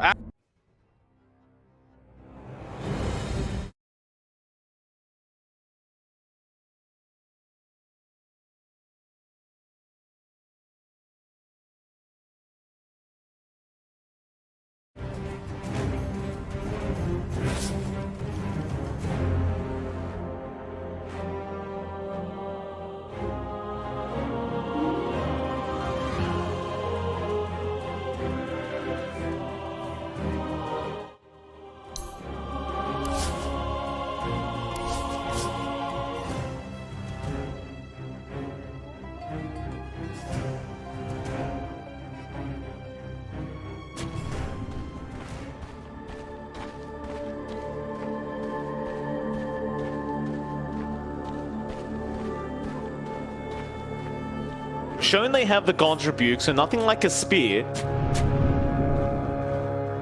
Double, is that a double sentry? Double sentry. Double sentry. Cast off the lines. We Just to be sure. For battle. You've got 2 eyes, you need 2 sentries, Mike. Absolutely. To my fiends. Oxy, he did manage to swipe away the bounty rune down at the bot side, and that's actually 4 bounty runes, the way of Liquid. Vici Gaming, did they really not manage to get 1? No, they did not. Yeah, really good zoning out from the side of Liquid, just forcing them to run up top, making them ignore runes, just snagging them away. That's going to be a huge gold boon for Liquid, as that should allow some early item pickups, especially mid. You can see Koifa is going to playing there up against Ori. DP versus Viper. It's actually a pretty steady lane for both sides to hold, so you can kind of just get that going for yourself early on. You can see some aggression up top. Insania does opt for level 1 Fatal Bonds to zone out. You're not going to have the burst heal on hand, but you should be able to get level 2 relatively soon. The issue is this shoves the lane out just a bit, so you're going to have to watch yourself, and Insania finds all the sentries and the obs for it. Bit of XP there for Insania. Very nice on the Warlock. Dire's courier just went belly Over up. in the mid lane, you do have Kuiper up against Ori once again now.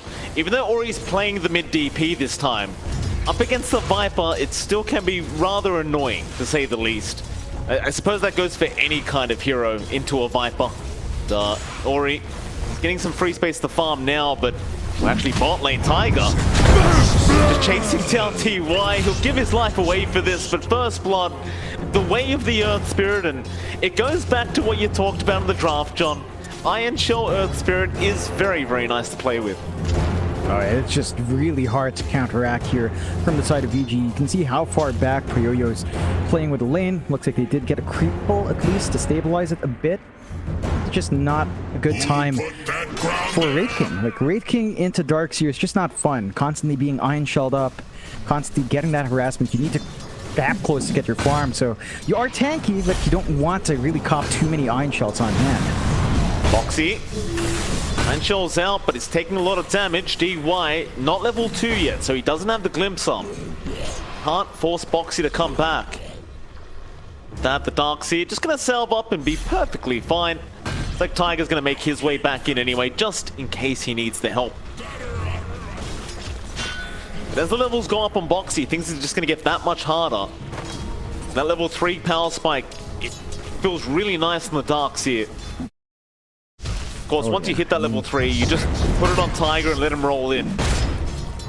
Yeah, you can easily just run down. You already saw what happened to Poyoyo in that engagement where he was trying to be aggressive.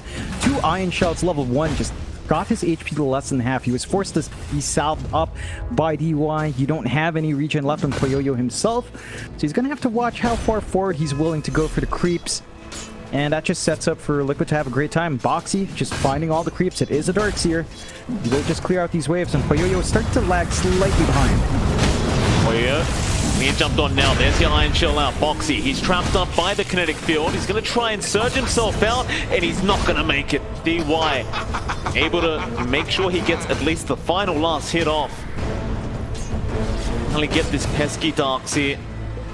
Tiger will be left alone for a little bit. Yeah, a bit of a small mistake. They placed the Iron Shell on Poyoyo, so they didn't manage to really get the damage off because it was on Wraith King.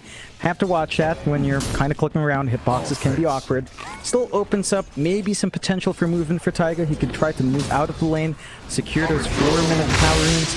Not very important for a Viper. More important to just ensure Ori doesn't have a way to recover in this lane. Fatal Bond's really starting to get annoying as well. Top lane on old 11. The damage output. This poor Mars. A very fun time at all. Back down to bot lane. DY been chased up. Boxy's here with the Iron Shell, and that'll be a dead disruptor. He tries to get the courier of Tiger at least, but won't even get that. Kind of a helpless situation as well when you're playing POS 5 into a Darkseer like this with an Earth Spirit that can just roll in. He's going to try and get something done, but now Tiger shows up. They've got the Iron Shells out with the roll follow-up. Poyo, he's still trying, but he just can't get it done. PYW, he'll TP in to get the job done instead. And meanwhile, Kuiper and Ori both going down in the mid lane, but Ori did get the kill first. That's pretty good for VG, keeping up with the aggression. Still not going to be very happy overall. I mean, you dropped your core down bond, even if you kind of win ahead in mid. Slowing down Poyoyo can be detrimental. We have seen that, especially in that last game. You will have to watch yourself. You do manage to even out the bounty rune trade this time around, so you're not going to be too upset about it, and like the initial bounty rune spawns. But I think Liquid overall just having better lanes. 4th, 1k lead up for Liquid. Their aggression is starting to match up. Mickey's farm up top is much better than Poyoyo's farm bot. So just from that factor alone, I think you'd be very happy on Liquid's end, slowing down at Wraith King.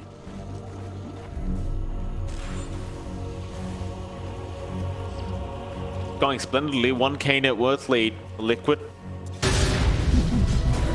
11. At least this time when the Mars can stand and contest this lane. Sanking last game just felt possible. The waiver of but that was out by Mickey. Rather 11. Gonna stick around. DY He's around as well, just trying to soak some XP from the Jug. There's not really much they can do to stop Mickey from farming. That's the thing, right? He can always just spin away. He's always going to have that healing ward as well to just reset him.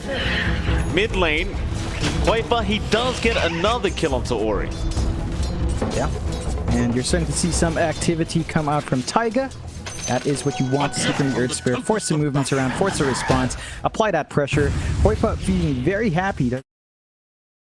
He's trying to get in their heads a bit, but you're already up 4-5. You're playing Viper. I don't know if Quaver has any right to tip anyone here. Dire's bottom tower. You can tip if you like, John. It's a Viper player. A Viper player. He is a Viper. I agree, John. When a Viper tips, it is kind of sickening.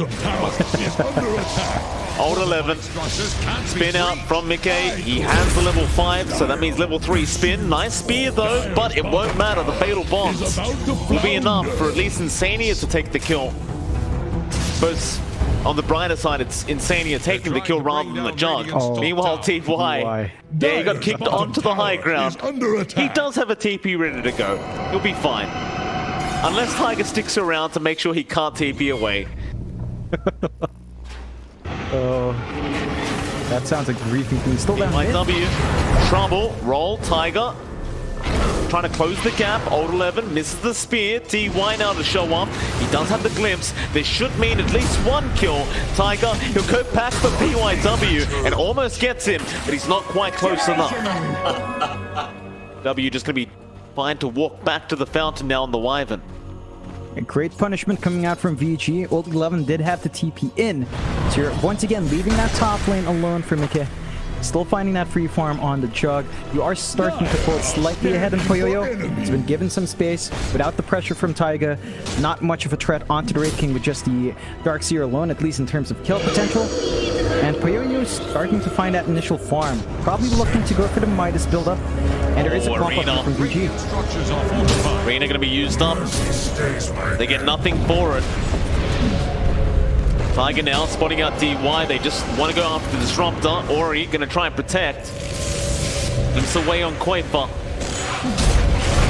Back to that T1 tower. Now PYW is going to show up. Viper strike committed. Spear off the mark. Old 11 now going to get jumped on. Tiger, a great boulder smash. They got the tier 1 mid. That's what they wanted, but they are taking a hell of a lot of damage for this. The Ghost's going to keep Ori alive. They're trying to PYW may not be so lucky. Tiger will continue the chase. Boulder smash off the mark. Now DY is going to show up. The VG Gaming, even though they lose Old 11, you've got to be pretty happy with the fact that you got that tier 1 mid tower gone. Yeah, it's a big tower to take. Opens up the map a bit more for some aggression out from VG. They can look to invade the jungle if they want to. And start to prevent some farm coming out for our Jug. So Mickey's got to be a little bit careful there. Still, there's a major spike here on Liquid. Level 6 up on Insania. You've seen how much damage Fatal Bonds can do. Now that you've got the golem to set up as well, you could maybe look for some plays. You would want that to line up with a vac wall on Boxy, and of course Darkseers nowadays don't tend to go for that until level 9, level 10. So you're gonna have to wait for those spikes on Boxy to really get the big team fight. But they could force the issue now if they want to with the golem. They want to apply pressure on Poyoyo. They've been falling behind in that regard. Poyoyo very close to his Midas. That's going to be the point where the Wraith King can just farm up and just ride through his levels, right through that initial farm and get his items up. Box are going to start trying to apply that pressure. Down to that bot T1. Wait, they're going to show up with Tiger and Insania. Same thing happening toward the top lane. Old 11. Just do it by himself for now. Oh, mid lane. Mickey, he's going to show up. Omni slash on PYW, but the creep wave coming in at just the right time for PYW. That'll be Omni down. A Winter Wyvern walking away very happily. Yeah, it's a bit of a waste of spell though up top. They drop the wall. Tiger, boulder smash does connect this time. It's the roll. Poyo gonna show his face on the Wraith King. Tiger, he went for the magnetize. It's not really gonna lead to much. BG, a fight to back. Liquid, they will at least deny the top tier 1. only issue being is the bottom tier one's being pushed in as they get the Witch's Curse off now. Onto Boxy. They want the Darkseer dead, but there's your golem being dropped. A big red genie, but Boxy, he has nowhere to go. He's just trapped in the arena. They'll at least get the reincarnation life. That's about all they're gonna get. Radiant's middle tower can't handle this bottom tower. Vichi's just out. Yep, really good plays coming out from them. They take all the tier 1 towers now from Liquid. So Liquid are going to lack some space to get some farm up. Mika still needs some more farm to be up and running. And that was the first golem drop as well coming out from Insania. Not the best result. So you're going to have to wait for that cooldown now. They don't get to push with the golem. They don't get to win a big team fight.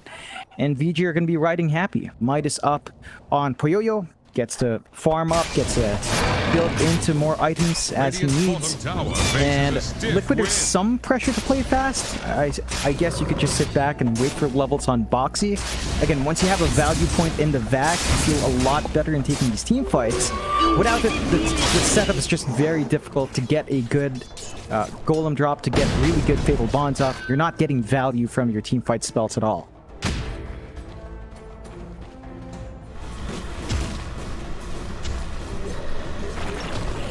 Aghanim Scepter build up now by Boxy. It makes it that much more annoying to play up against the Darkseer having those 2 charges of Iron Shell.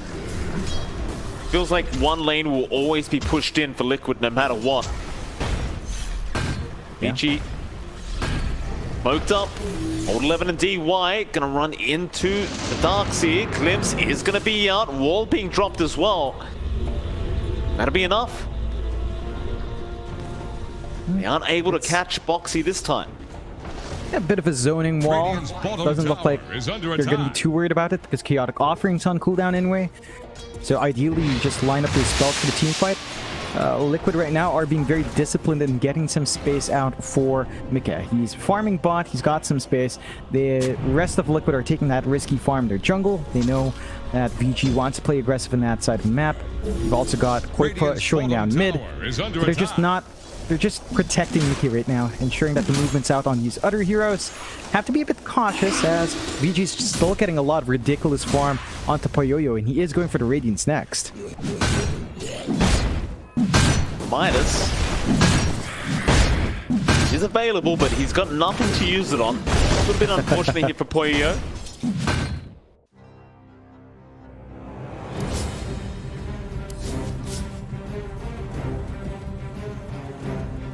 Dire's ban now. The teams are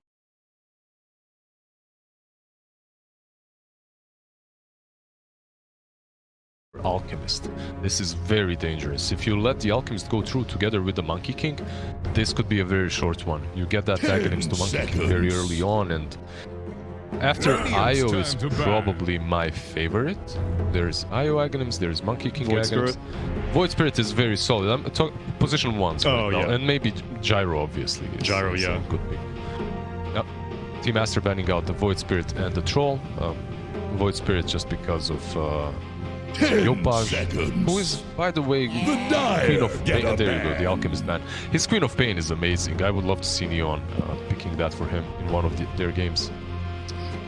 I was underwhelmed by Queen of Pain and Aster's hands, though.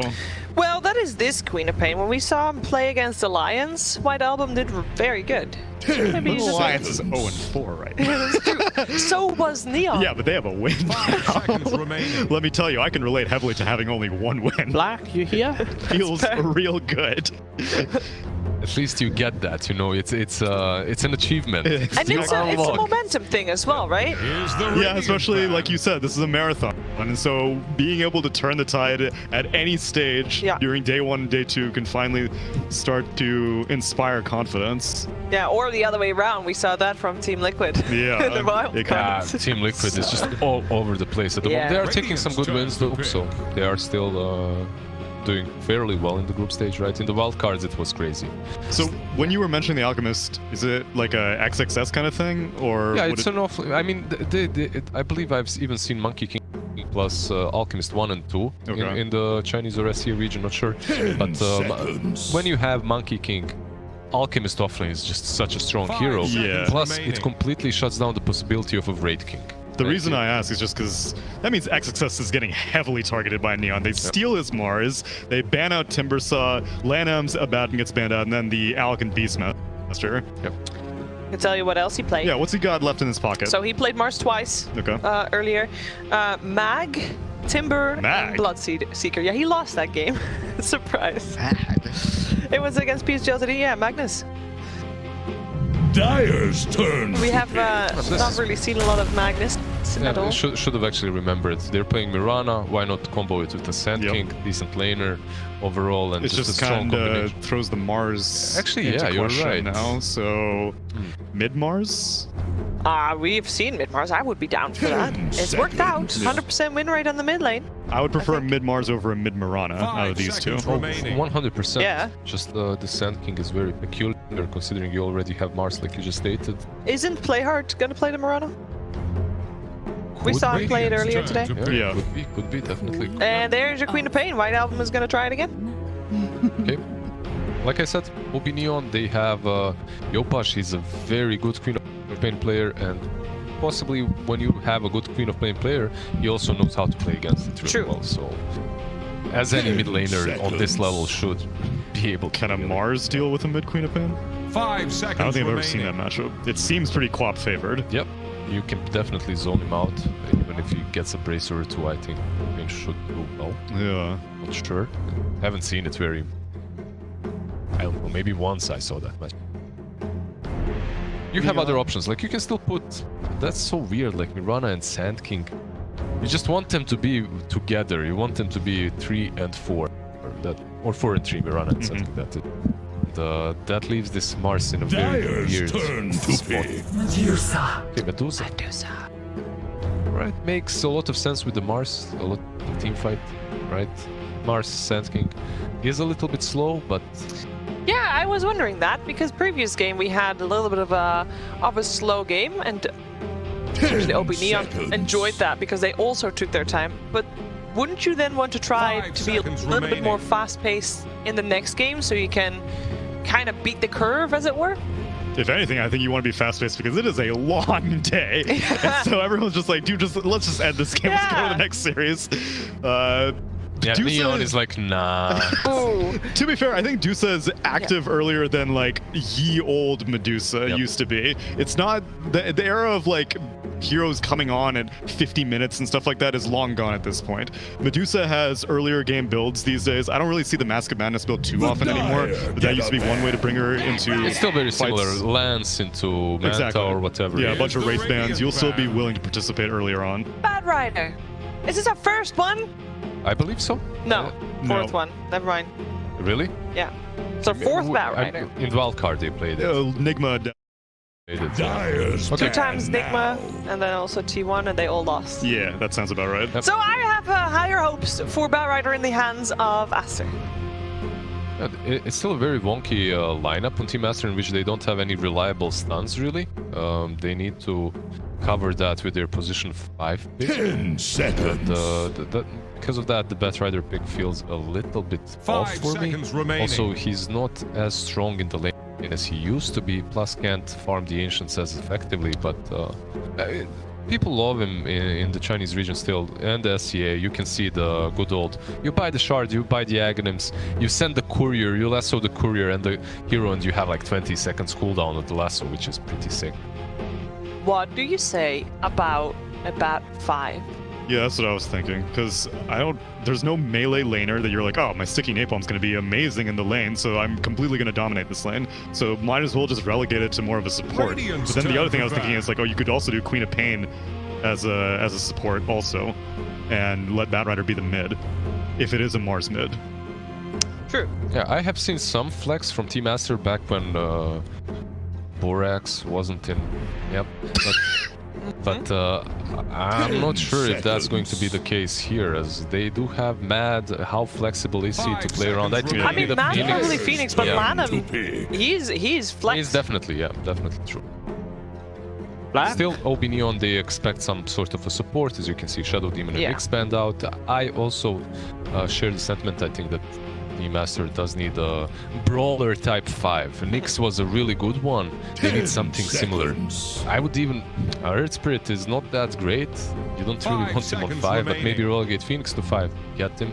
They just need something that goes in first, and they need something that abuses the agonyms of Batrider later on, because not one of these heroes, Spirit Breaker perhaps, not one of these heroes wants to be the first one going in to abuse that lasso agonyms and shard. I'm not confident in that for a 5, but I also don't know what they need. Because what you're describing is you're describing an offlaner, which would... Yeah, exactly. You want someone to go in. In terms of like what they need. But is there any type of those offlaners still in the pool? Yeah, I can hear you. Usually, what happened? You have these ranged offlaners, and when you have them, you get a brawler type. Okay, it's a bulky boy. It's a big one as well. He doesn't really go in. What I'm talking about. He doesn't truly go in. But he does lock people into place because he can be invisible and go in. Trees are not so good with motion, you know. Nice. Also, if the game does go late, they got back control covered. To call it. And we have seen that the tempo is not what the hell? Fast. Oh, I like the Omni-Knight pick, though. I love that Omni-Knight. Alright. Why do you guys like it? Oh man, support Omni-Knight? Yeah. Jean-Well Omni-Knight. Okay. I mainly liked it because I thought that against a Batrider, you usually need some sort of purge. Abaddon was banned out. I don't like Legion Commander very much.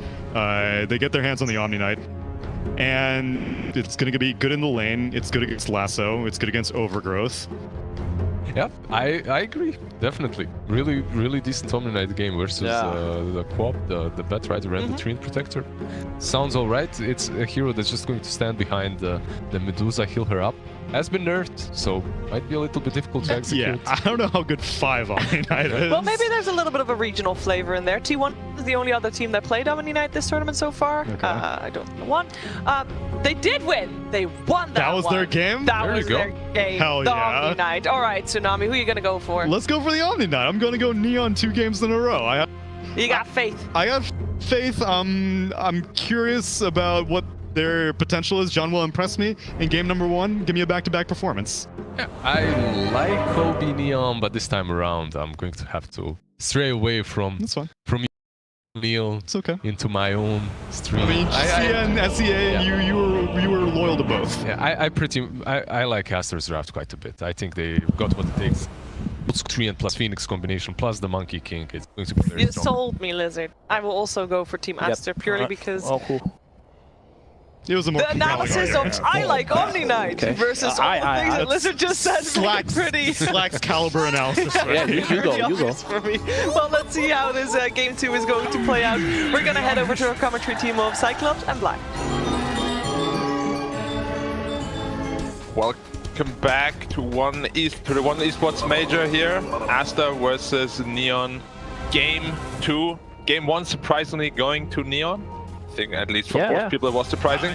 I'm here with my co-commentator Cyclops. I'm Black. How are you doing?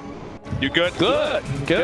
Nice. Very good. At least get to see something fresh. In this one, we will get to see Treant Protector and also Omni-Knight. Very interesting.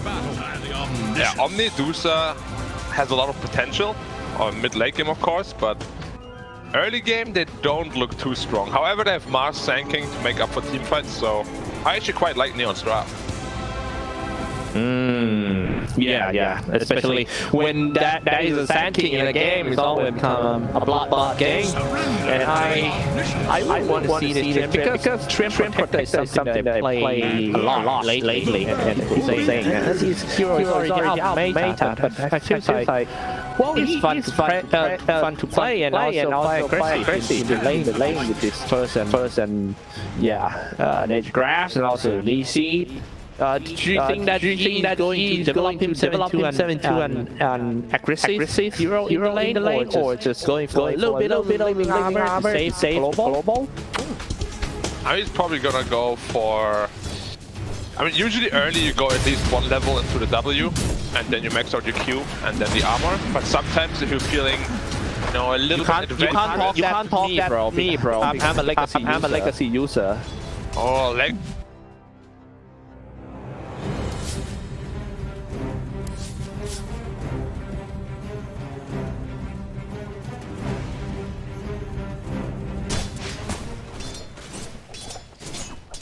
Фазы своей. Кстати, интересно, возьмет ли он сейчас год с ребюк?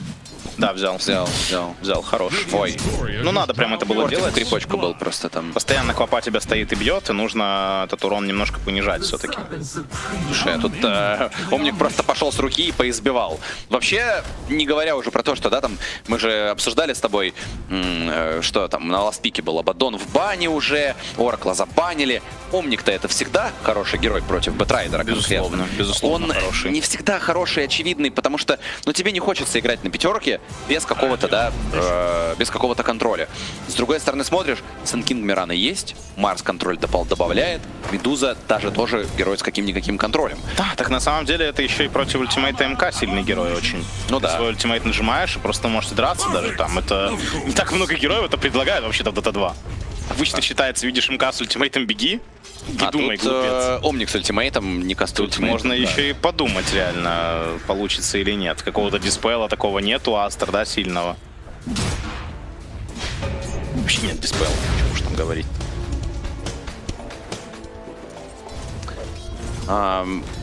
Конечно, линия, мне кажется, здесь очень непростая должна быть для Сенкинга. Тренд его бьет, реально хорошо так бьет. То есть, как только Мирана уходит, там Сенкинг вообще может в леса смещаться, потому что его один тренд может избить, а вместе с МК вообще вариантов стоять никаких нет.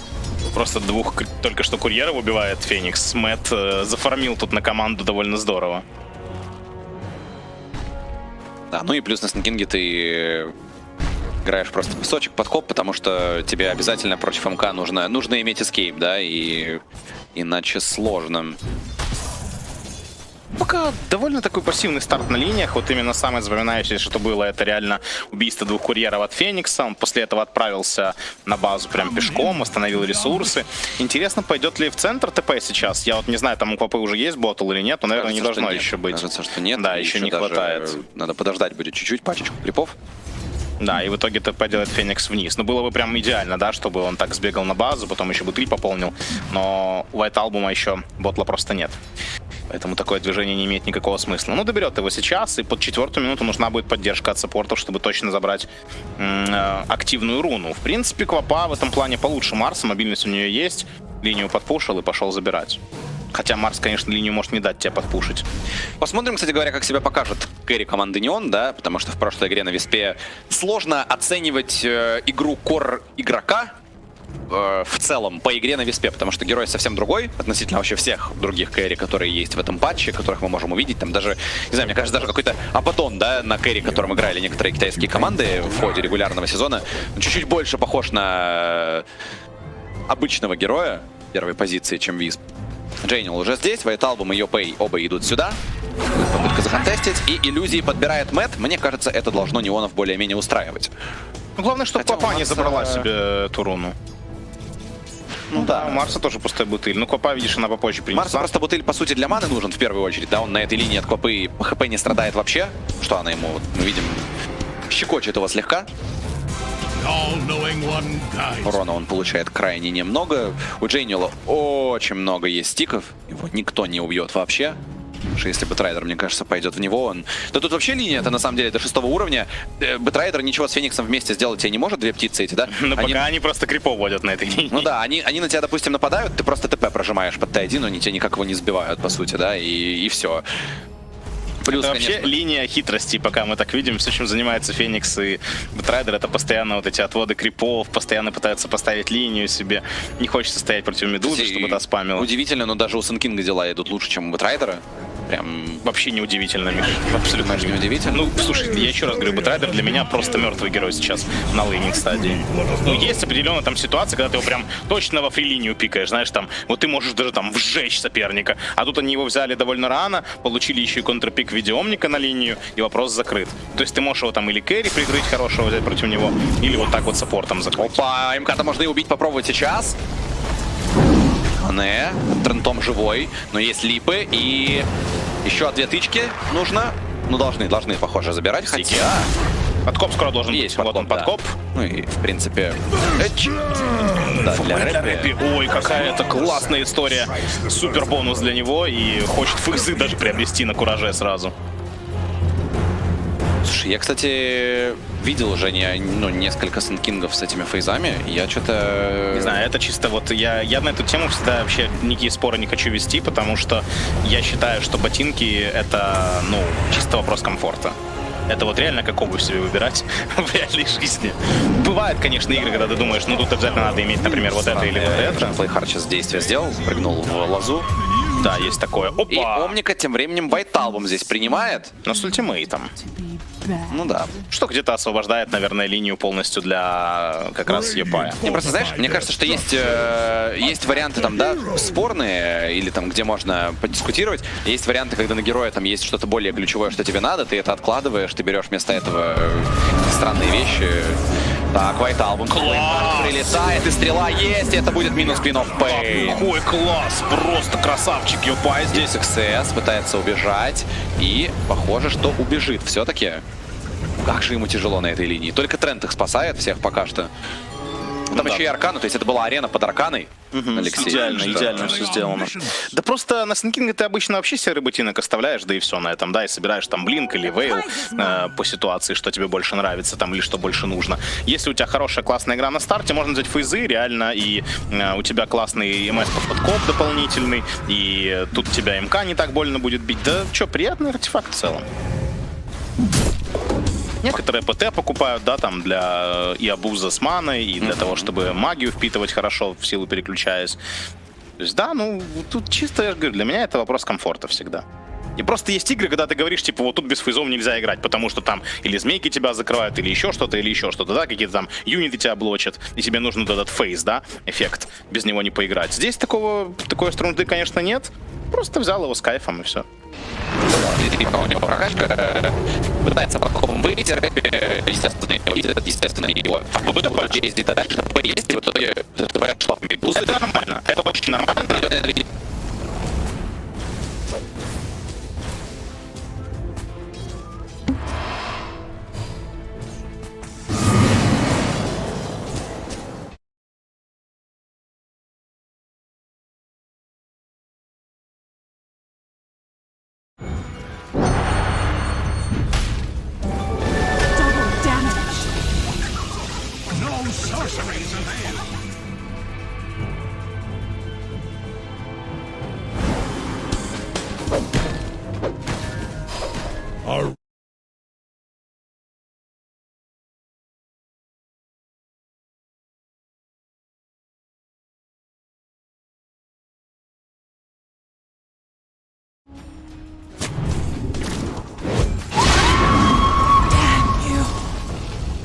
That was perfect.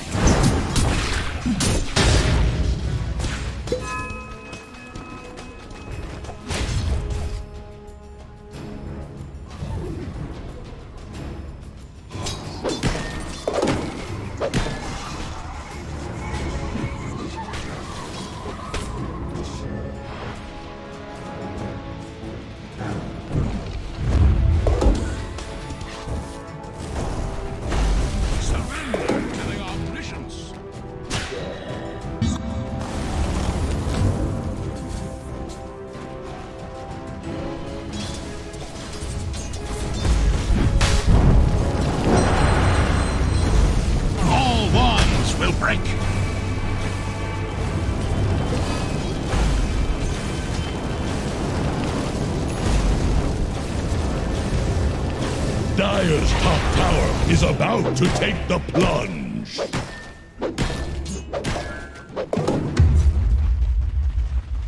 Dire's top tower is under attack. Worthy tribute. Dire's top tower is about to take the plunge.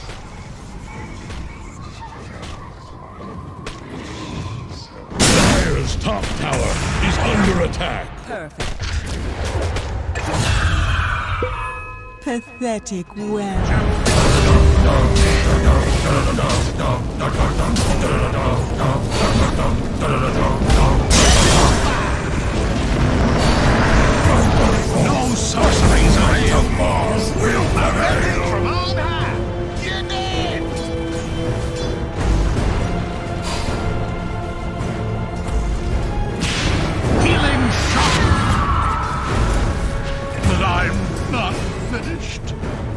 sound of mind and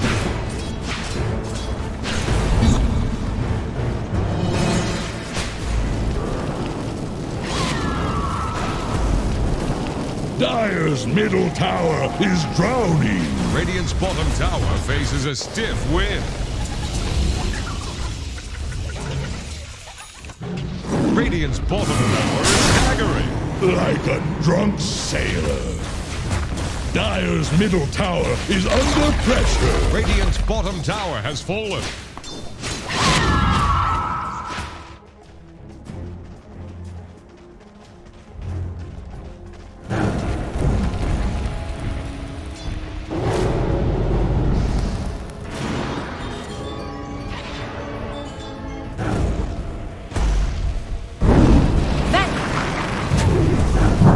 Radiant's courier has been killed. Radiant's bottom tower is under attack. Dire's middle tower is drowning. Radiant's bottom tower faces a stiff wind.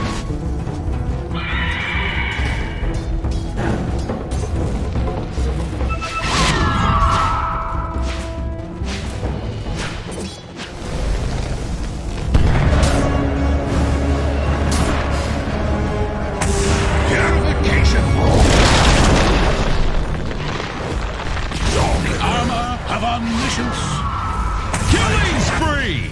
The omniscience. did you forget your safe word? Throw a line to Radiant's middle tower. It's sinking, just like your ships.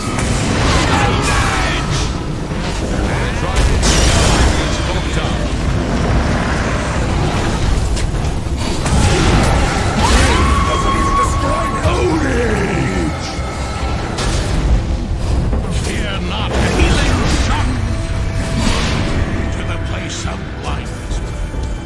Killing spree! It's not the it's a super style.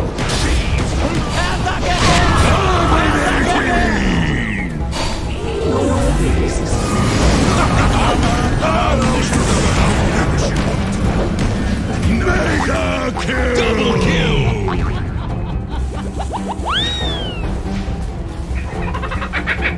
Radiant's top tower is under attack.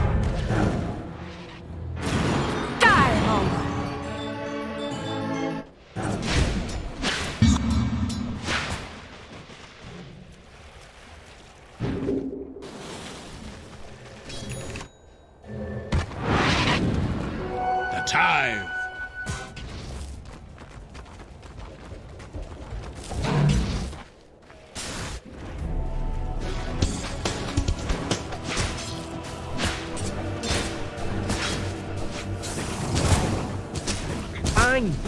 Spamming sticky knife on the firefly, burn it all down. Yep. Radiant's top Once you tower burn, is on the you don't rocks. stop burning unless you get heavily grazed. But cooldown is quite long and got nerfed recently. The omniscience. Не 5000, да, например, там 3,5, но лишние 1500 были бы у Медузы, это была бы совсем другая ситуация. Но Дебайл тоже погиб. Вернулся к фарму в треугольник. В принципе, мне кажется, сильно глобально ситуация не изменилась. Да, безусловно, стали сильнее Астер, но учитывая, что у них МК играет всегда жадно с этим Battle Fury, то все еще нет какого-то пика силы у Астер, и драться можно. Нажать просто кнопки вместе, сыграть сообща. От этого отталкиваться надо. Можно найти сейчас Трента, можно найти сейчас XXS. Под 15 минуту подруны играют, да, но и Ланема здесь будут пытаться убить. Наверное, даже убьют без вариантов. И контестить никто ничего не будет. Да, или будет. Тут White Album появляется, арена поставлена, но из нее вытягивает Бэтрайдер с Марса как раз. И Джейнюэл дает ультимейт, но толку от этого ультимейта никакого не будет. Минус ЮП, и это 2 килла для команды Астер. Да, еще будет догонять XXS кого-то пытаться, но плейхард у него липы заканчиваются потихоньку, и он будет после этого легкой жертвой, когда без липов останется. Вот сейчас примерно. Хотя потанцевал успел перед смертью. Продолжает Медуза фармить. Да, здорово берутся за дело Астер. Ну и тут этот пик больше на исполнение от Неон. Тут пока с исполнением не все хорошо идет. Тут или на исполнение, знаешь, или хотя бы на не проигрывание чересчур много сейчас, пока Медуза будет сильнее становиться. Ну, должны Ланема вроде как добить, а может и не должны. Четвертый Living Armor.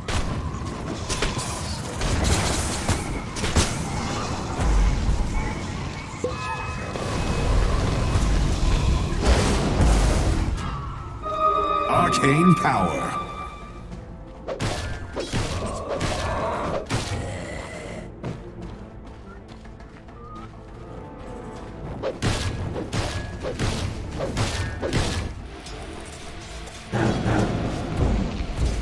Dyer's middle tower is когда там ласпик МПЛ закрывают, да, или что-то на такое. которого вообще ничего нет. Да. У нас в DPC в СНГ такое бывало не раз. Слушай, надо заметить, сказать соло тоже нельзя, потому что давно уже те времена прошли. Да. Тут важный момент, просто на топ-уровне игры может измениться что-то, да, то есть если до какого-то момента игрок может в соло, там, да, ну, эпилептик условно, и может в СНГ в соло там выигрывать игры, ну, наверное, уже на мажоре посложнее с этой задачей будет справиться. Посмотрим. Будет интересно, если получится и здесь, да, будет интересно, если ВП приедут, и на этом турнире будет то же самое происходить, что и было в СНГ-регионе, и прекрасно, если так оно и будет. Появился Blocking Bar на Квапе, и Blocking Bar созревает потихоньку XXS, который начинал игру, трудности у него были, но потом стабилизировался. Плейхард защищает Vision, продолжает фармить, у Мане очень хочет, я думаю, за прошлую игру отомстить, ситуацию исправить.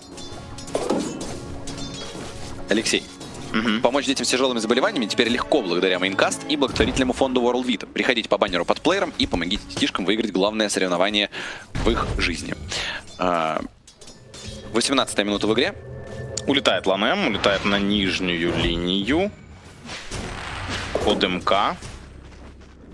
Хотят, наверное, там что ли варды ему проставить, я не знаю. Тут оставляет Ланем Вайт Альбума в одиночку играть. Ну, у него БКБ, бояться тут некого вообще теперь с Blocking Bar'ом.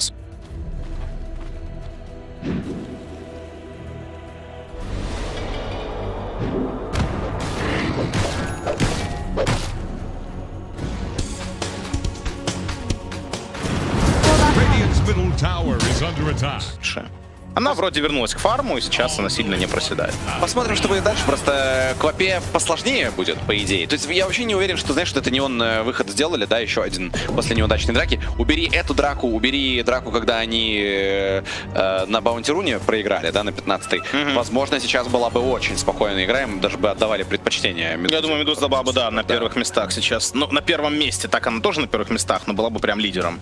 И даже, наверное, бы опережала своих оппонентов, но слишком много если, опять же. Марс Юлом. Может, Юпей.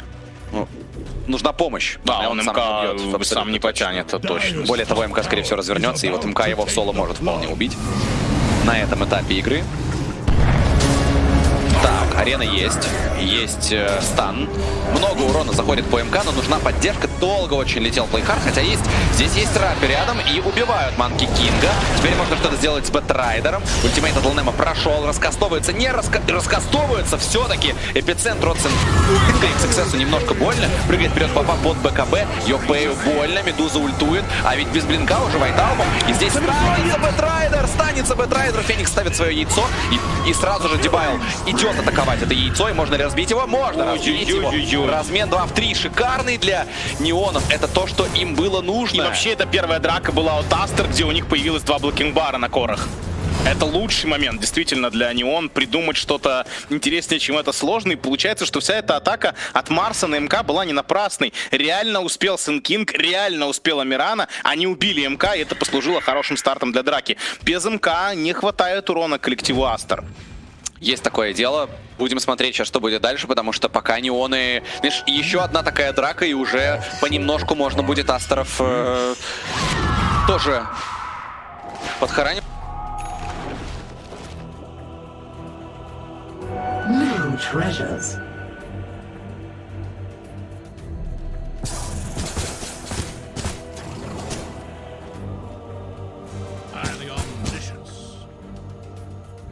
Да, я бы еще говорил, что да, МК не так плохо, все хорошо. Он и правда тут нормально будет играть против Медузы. Но тут есть один нюанс, то, что тут Омник, да. Вот если Омник нажмет ультимейт, если они все будут драться, то МК не будет большой проблемой, по идее. Ну там, видишь, у Трента билд, я не знаю, видел ты или нет, Blink Nullifier. он хочет собрать. Нормальный план. Но неплохой. Не, главное, что план есть. Осталось добраться. Его. Да, пятилетку в 4 года. Как говорится. На пятерке нулифайр собирается вообще бомбически абсолютно. Кстати, интересный был бы очень артефакт, если бы он собирался попроще, знаешь, не через... Ну, чтобы стоил примерно так же, да, но другими слотами, ты имеешь в виду, чтобы типа того, да, и чтобы, знаешь, промежуточный кусочек был бы как-то чуть получше. Да не, ну все же это больше кэрри-слот, вот как ни крути. Понятно, что это тоже такого рода контроль, но... Ну как контроль? Даже не знаю, как это правильно. Ну это контроль, да, почему не контроль? Форстав нажать не можешь, контроль получается. Да, не, ну это форма контроля, просто контроля не то, что ты там стоишь на месте и не можешь кнопки нажать, нет.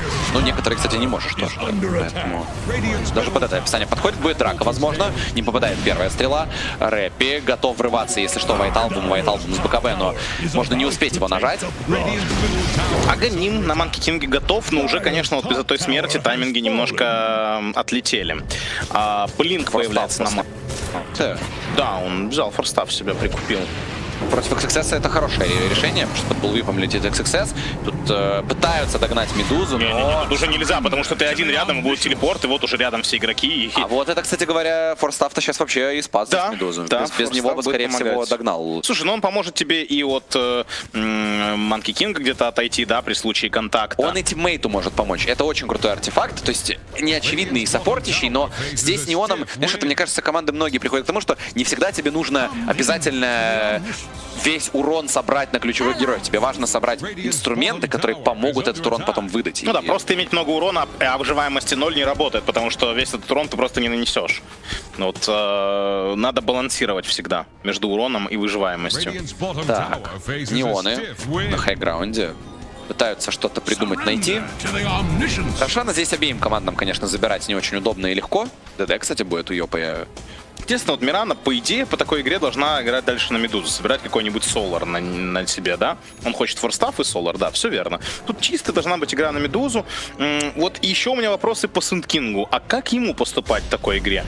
Потому что ауры на Сент-Кинге в последнее время не очень хочется покупать. Он вырывается пока что Бэтрайдера, не лучшая цель. Если успеют забрать, его успевают забрать. И Феникс ставит супернову, который легко будет разбить. Супернова, надо просто уходить Астером, да. Какая-то Рошан, может быть, нет? Да, наверное, да. Надо байтить хотя бы на байбеке? Хотя не знаю, не, Миш, на Рошану, наверное, опасно заходить, потому что 38 секунд, у тебя нет быстрого урона по Рошану сейчас. Не-не, хотя бы надо вот Т1 вышку это сломать и уже как-нибудь дальше. Может быть. Можно забрать Т1 в миде, попробовать, и если прям понаглеть, если кто-то здесь будет защищать, надо, конечно, атаковать, но если никто не будет защищать, можно еще на Т1 внизу сместиться. Может быть, даже и не смещаться. Да, нет, это мышка, это мышка. Это вышка мертвая. Было бы обидно, если бы мышка была мертвой. Какой-то есть герой? Слушай, я недавно, я вчера, слушай, я в шоке был, я расскажу эту историю жизни, пока у нас небольшое затишье. Я ехал домой после трансляции, и у меня в машине навигатор говорит, попереду мертва тваринка. Серьезно, то есть, да, предупреждает, что впереди сбитое животное. И у меня, знаешь, у меня как-то грусть накатила нереальная сразу. Я еду, и мне реально плакать хочется. Просто еще таким голосом он это говорит, этот навигатор. Слушай, я видел, что сейчас добавляют очень много всяких вещей, информации много, да, всякой добавляют. А там, кстати, знаешь, кто был? Ворона лежала. Но это, наверное, знаешь, не так актуально, например, в случае животного небольшого, но если, например, там олень, это же... Это, да. В разных странах разные ситуации. В Киеве, например, оленей редко встретишь на дорогах, но где-то часто. Снова спокойно. Я, Миша, рискну с тобой не согласиться. Смею с тобой не согласиться. Ты, чтобы доказать, ты, может быть, даже сам скажешь, что ты олень? Да, бывает иногда и такое. Это без негатива, если что. Да. Всякие пожарные сегодня. Важное. Тогда надо бы говорить, что без негатива, надо говорить олень тогда. Ты ж так делаешь у нас Медузой в этой игре. Вот будем, получается, все без негатива так делать. Надо просто поменять ударение, и все, тогда это не обидно. Тогда не считается. Там не только ударение, я еще и читаю... Yes. С, так сказать, акцентом, да, легким. Ладно, в принципе, знаешь, тут в игре мы ждем драк. Понятно, что все собирают, понятно, что все будут делать, понятно, на что акцент. С одной стороны Медуза, с другой стороны все герои понемножку должны правильно построить тимфайт. И на самом деле, вот я смотрю на эту Квапу, и опять у нее, знаешь, был неплохой старт, а дальше-то что? Вот что White Album делает последние 10 минут, да, в игре? Я свое мнение по этому герою давно сформировал уже с патча 7.28. Как только увидел это изменение таланта, я сразу свое мнение сформировал. Даже мне не надо было там ничего видеть. Действительно, вот если такая игра переходит там чистый фарм, такие расклады, где у тебя кэри фармит, игра застопорилась. Ну что такое реально? Вот только крипов фармить. Будет ли этот герой в лейтгейме прям супер силен? Посмотрим. Она закупается. Вот то самое, что я тебе говорил. И БКБ, и линка, и 25-й будет дабл линка. И надо будет собираться, наверное, тоже физ дэмэдж. Но это все равно квапа. Какие-то лимиты у нее есть. Безусловно. Ну, в крайнем случае, сколько ты линк не собери, а Медуза будет стоять и просто смотреть на тебя, и ничего ты ей не сделаешь. Совершенно верно. Совершенно верно. Но мы еще ждем от Бэтрайдера, Миша, с тобой вот ту самую комбинацию, которую ты говорил, артефактов, аганим шард. Тоже, кстати говоря, ты знаешь, это не самая сильная комбинация против коров, которые есть у неонов, во-первых. Рискну опять же с тобой не согласиться, потому что вот, например, можно использовать ее здесь не чтобы там как-то инициировать драку, а, например, схватить Медузу и просто увести ее куда подальше, убить остальных, а потом справляться с Медузой. То есть просто... Это тоже, знаешь, против такого молодого человека, как Omni-Knight, White Album успел на БКБ нажать, может даже развернуться и попытается убить Мирану, но он прыгает вперед, Мирана просто паут сделает и все. То есть все просто поулетали, потому что кнопки не нажали синхронно, и... Бывает. По поводу Мишу Omni-Knight ситуация тоже двоякая, потому что не такой огромный кастрейндж на его Heavenly Grace, и чтобы быть в позиции, надо стоять неподалеку. Давай посмотрим, что у него вообще есть по артефактам в целом. Мне кажется, что это та игра, где ему блинк надо купить. Вот прям именно потому, что ты говоришь, что надо спасать. В этом есть смысл. Ну, это Oracle playstyle, да, у него киноптик и блин, все, ничего не... Просто ты бот... Sometimes messages are pretty expensive, and you have to be careful what you type. True. That's true. All right. Look at this one. This is going to be big. Looking to strike. Looking to strike. Oh my god, Medusa's out of position. Cannot find anyone. Cannot find anyone. Oh, he's out. They see him, but they're out. And there goes. 好了，凤凰直接变蛋。全能骑士在大坑大里面是先于美杜莎阵亡，美杜莎开出了自己的大招，推了自己一手，而且全能死之前是给到了美杜莎天国恩赐，那这样全能的死是有价值的。是的。这样没有追到人，还想留吗？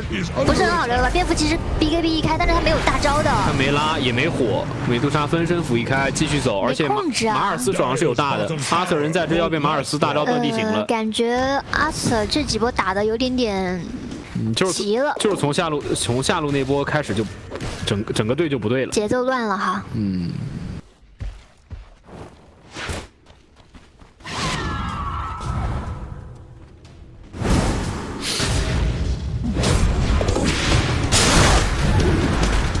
哎，女王这种行为真的很危险。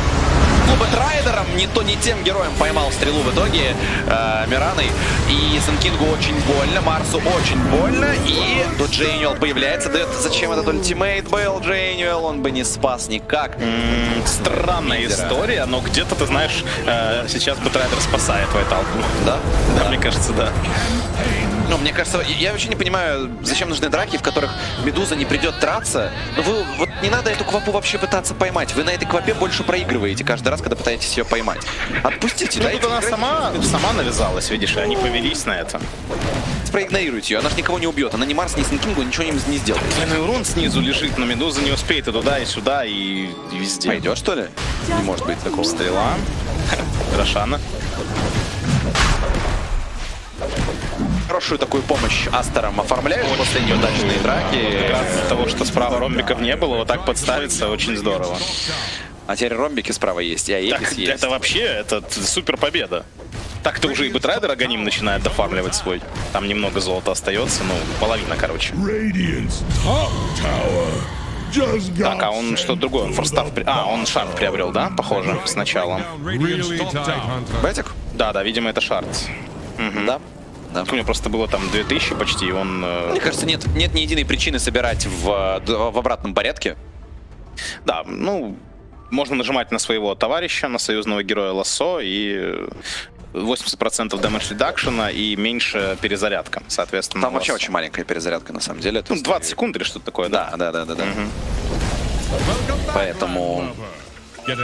Вообще МК уже опасный. МК давно не слабый, но сейчас с БКБ, Аганим, криты скоро будут. Сливер есть тоже. Ну, конечно, подарок от Неонов большой был действительно сейчас. И, ну, все еще не играют с Медузой. Надо и дальше от нее играть, вот только без нее начали что-то делать сразу. И так выглядит вся игра, все 30 минут. То есть им просто меньше активности, больше Медузы в игре. Пытается поймать Трента, но есть стрела по Фениксу, какая удачная, минус Феникс. Как же игроки команды ASTER ловят стрелы, которые им не предназначены. Но в прошлом моменте это сработало хорошо, даже в позитивном смысле. А здесь Феникс скорее принял пулю за своего товарища. Почти уверен, что любимый паблик команды ASTER это брат за брата, как говорится. Но проблема в том, что, видишь, он принял пулю за товарища, а товарищ все равно погиб. Там рядом установили барьер. Это не важно. Он уже об этом не узнал, Алексей. Он умер, его задача выполнена, он вроде спас. Понимаешь? Поэтому... Блин, ну просто в доте у нас появляются обратно герои. Он такой появится? Так, не понял. А ты как умер? Или они вместе в небытие отправились, сидят там, общаются. Вообще, конечно, Алексей, знаешь, глядя на эту игру, есть вопросик. Там игрок из Сингапура недавно улетел, который туда прилетел тоже недавно. Рэмзис? Мог бы из-за них. Не, ну тут не получится. Понятно. Были, конечно, вот эти разговоры, кстати, были же разговоры, помнишь, на... Леш, я про стрелы их сейчас говорил, я мимасил. Я понимаю. Не надо Рамзесу идти на 4-ку в ASTER. Я думаю, знаешь, там Рамзес, конечно, эксперт по китайскому языку. Подожди, ты что, не помнишь, как были эти разговоры, что он, типа, присоединится к LGD на 9-м инте? Это же были разговоры. Да. Ты не помнишь таких слухов? Ну, были. Я почти сразу слышал уже слухи про этот супертим их. Ну да. Но я вот до этого, по-моему, Вилат ходил, форсил, что будет с китайцами играть Рамзес. Вот. Сейчас бы инсайд. Да, знаменитые. Так стрелы у нас, да, стрелы у нас много кто ловит. Рамзес это уже из свежих Рамзес. Хотя уже, наверное, даже и устарел. Рамзес? Сейчас обидно было. Мем. Парень молодой, еще у него вся карьера впереди. Так, что, скан есть, будет атака на Медузу, есть рядом Джейниол, сразу выдает все кнопки, чтобы в этот раз не ошибиться. Так, оттягивают Омника, но Омник пока что жив в полном порядке, XXS получал ультимейт, клопы на дизенгейдж, Феникс ставит яйцо, смогут ли его как-то зафокусить, арена есть, по Тренту защищают яйцо, Марс в Еуле, отступает Медуза дальше, Марс блинкаут успел сделать, Медузу сейвит пока что Джейниол, XXS гонится именно за Медузы маны нет. Медузы нет маны, Медуза сейчас будет умирать, Йопей будет умирать тоже, и похоже, что Неон просто в этой драке пытались пережить весь этот урон, ответный урон они не выдавали. Синкинг врывается сейчас. Поздновато. Очень круто разыграли ASTER этот эпизод. Вот на самом деле грамотно сделали. Они отправили 3 коров вперед. Саппорты пока выбирали позицию, скрывались. 3 кора сыграли, 2 кора сыграли через БКБ. МК просто отошел. Какие-то кнопки Неоны уже потратили. И тут начинается самое главное. Вырывается Феникс с Шивой. Всех замедляет, ставит ультимейт. Только идет Мирана пытаться его бить, как тут тебя встречает Тренд со своим ультимейтом. И сыграла эта комбинация наконец-то у ASTER окончательно. И тут просто в трон. И пока препятствовать этому Неон не могут, есть ощущение, что, может, уже и не смогут. Есть такое ощущение, правда, можно здесь, конечно, и подзалить немножко, но там еще и Егис, там еще времени много, и в итоге ASTER на второй карте, мне кажется, показали, что должно было быть в этой серии, если бы не Висп. Не Висп, да. Мы не знаем, что было бы, если бы в первой карте не забанили Виспа, но мы видим, что происходит во второй, и во второй происходит уверенная победа ASTER. Пока что Неоны не готовы сражаться, но это важная карта, что было бы грустно,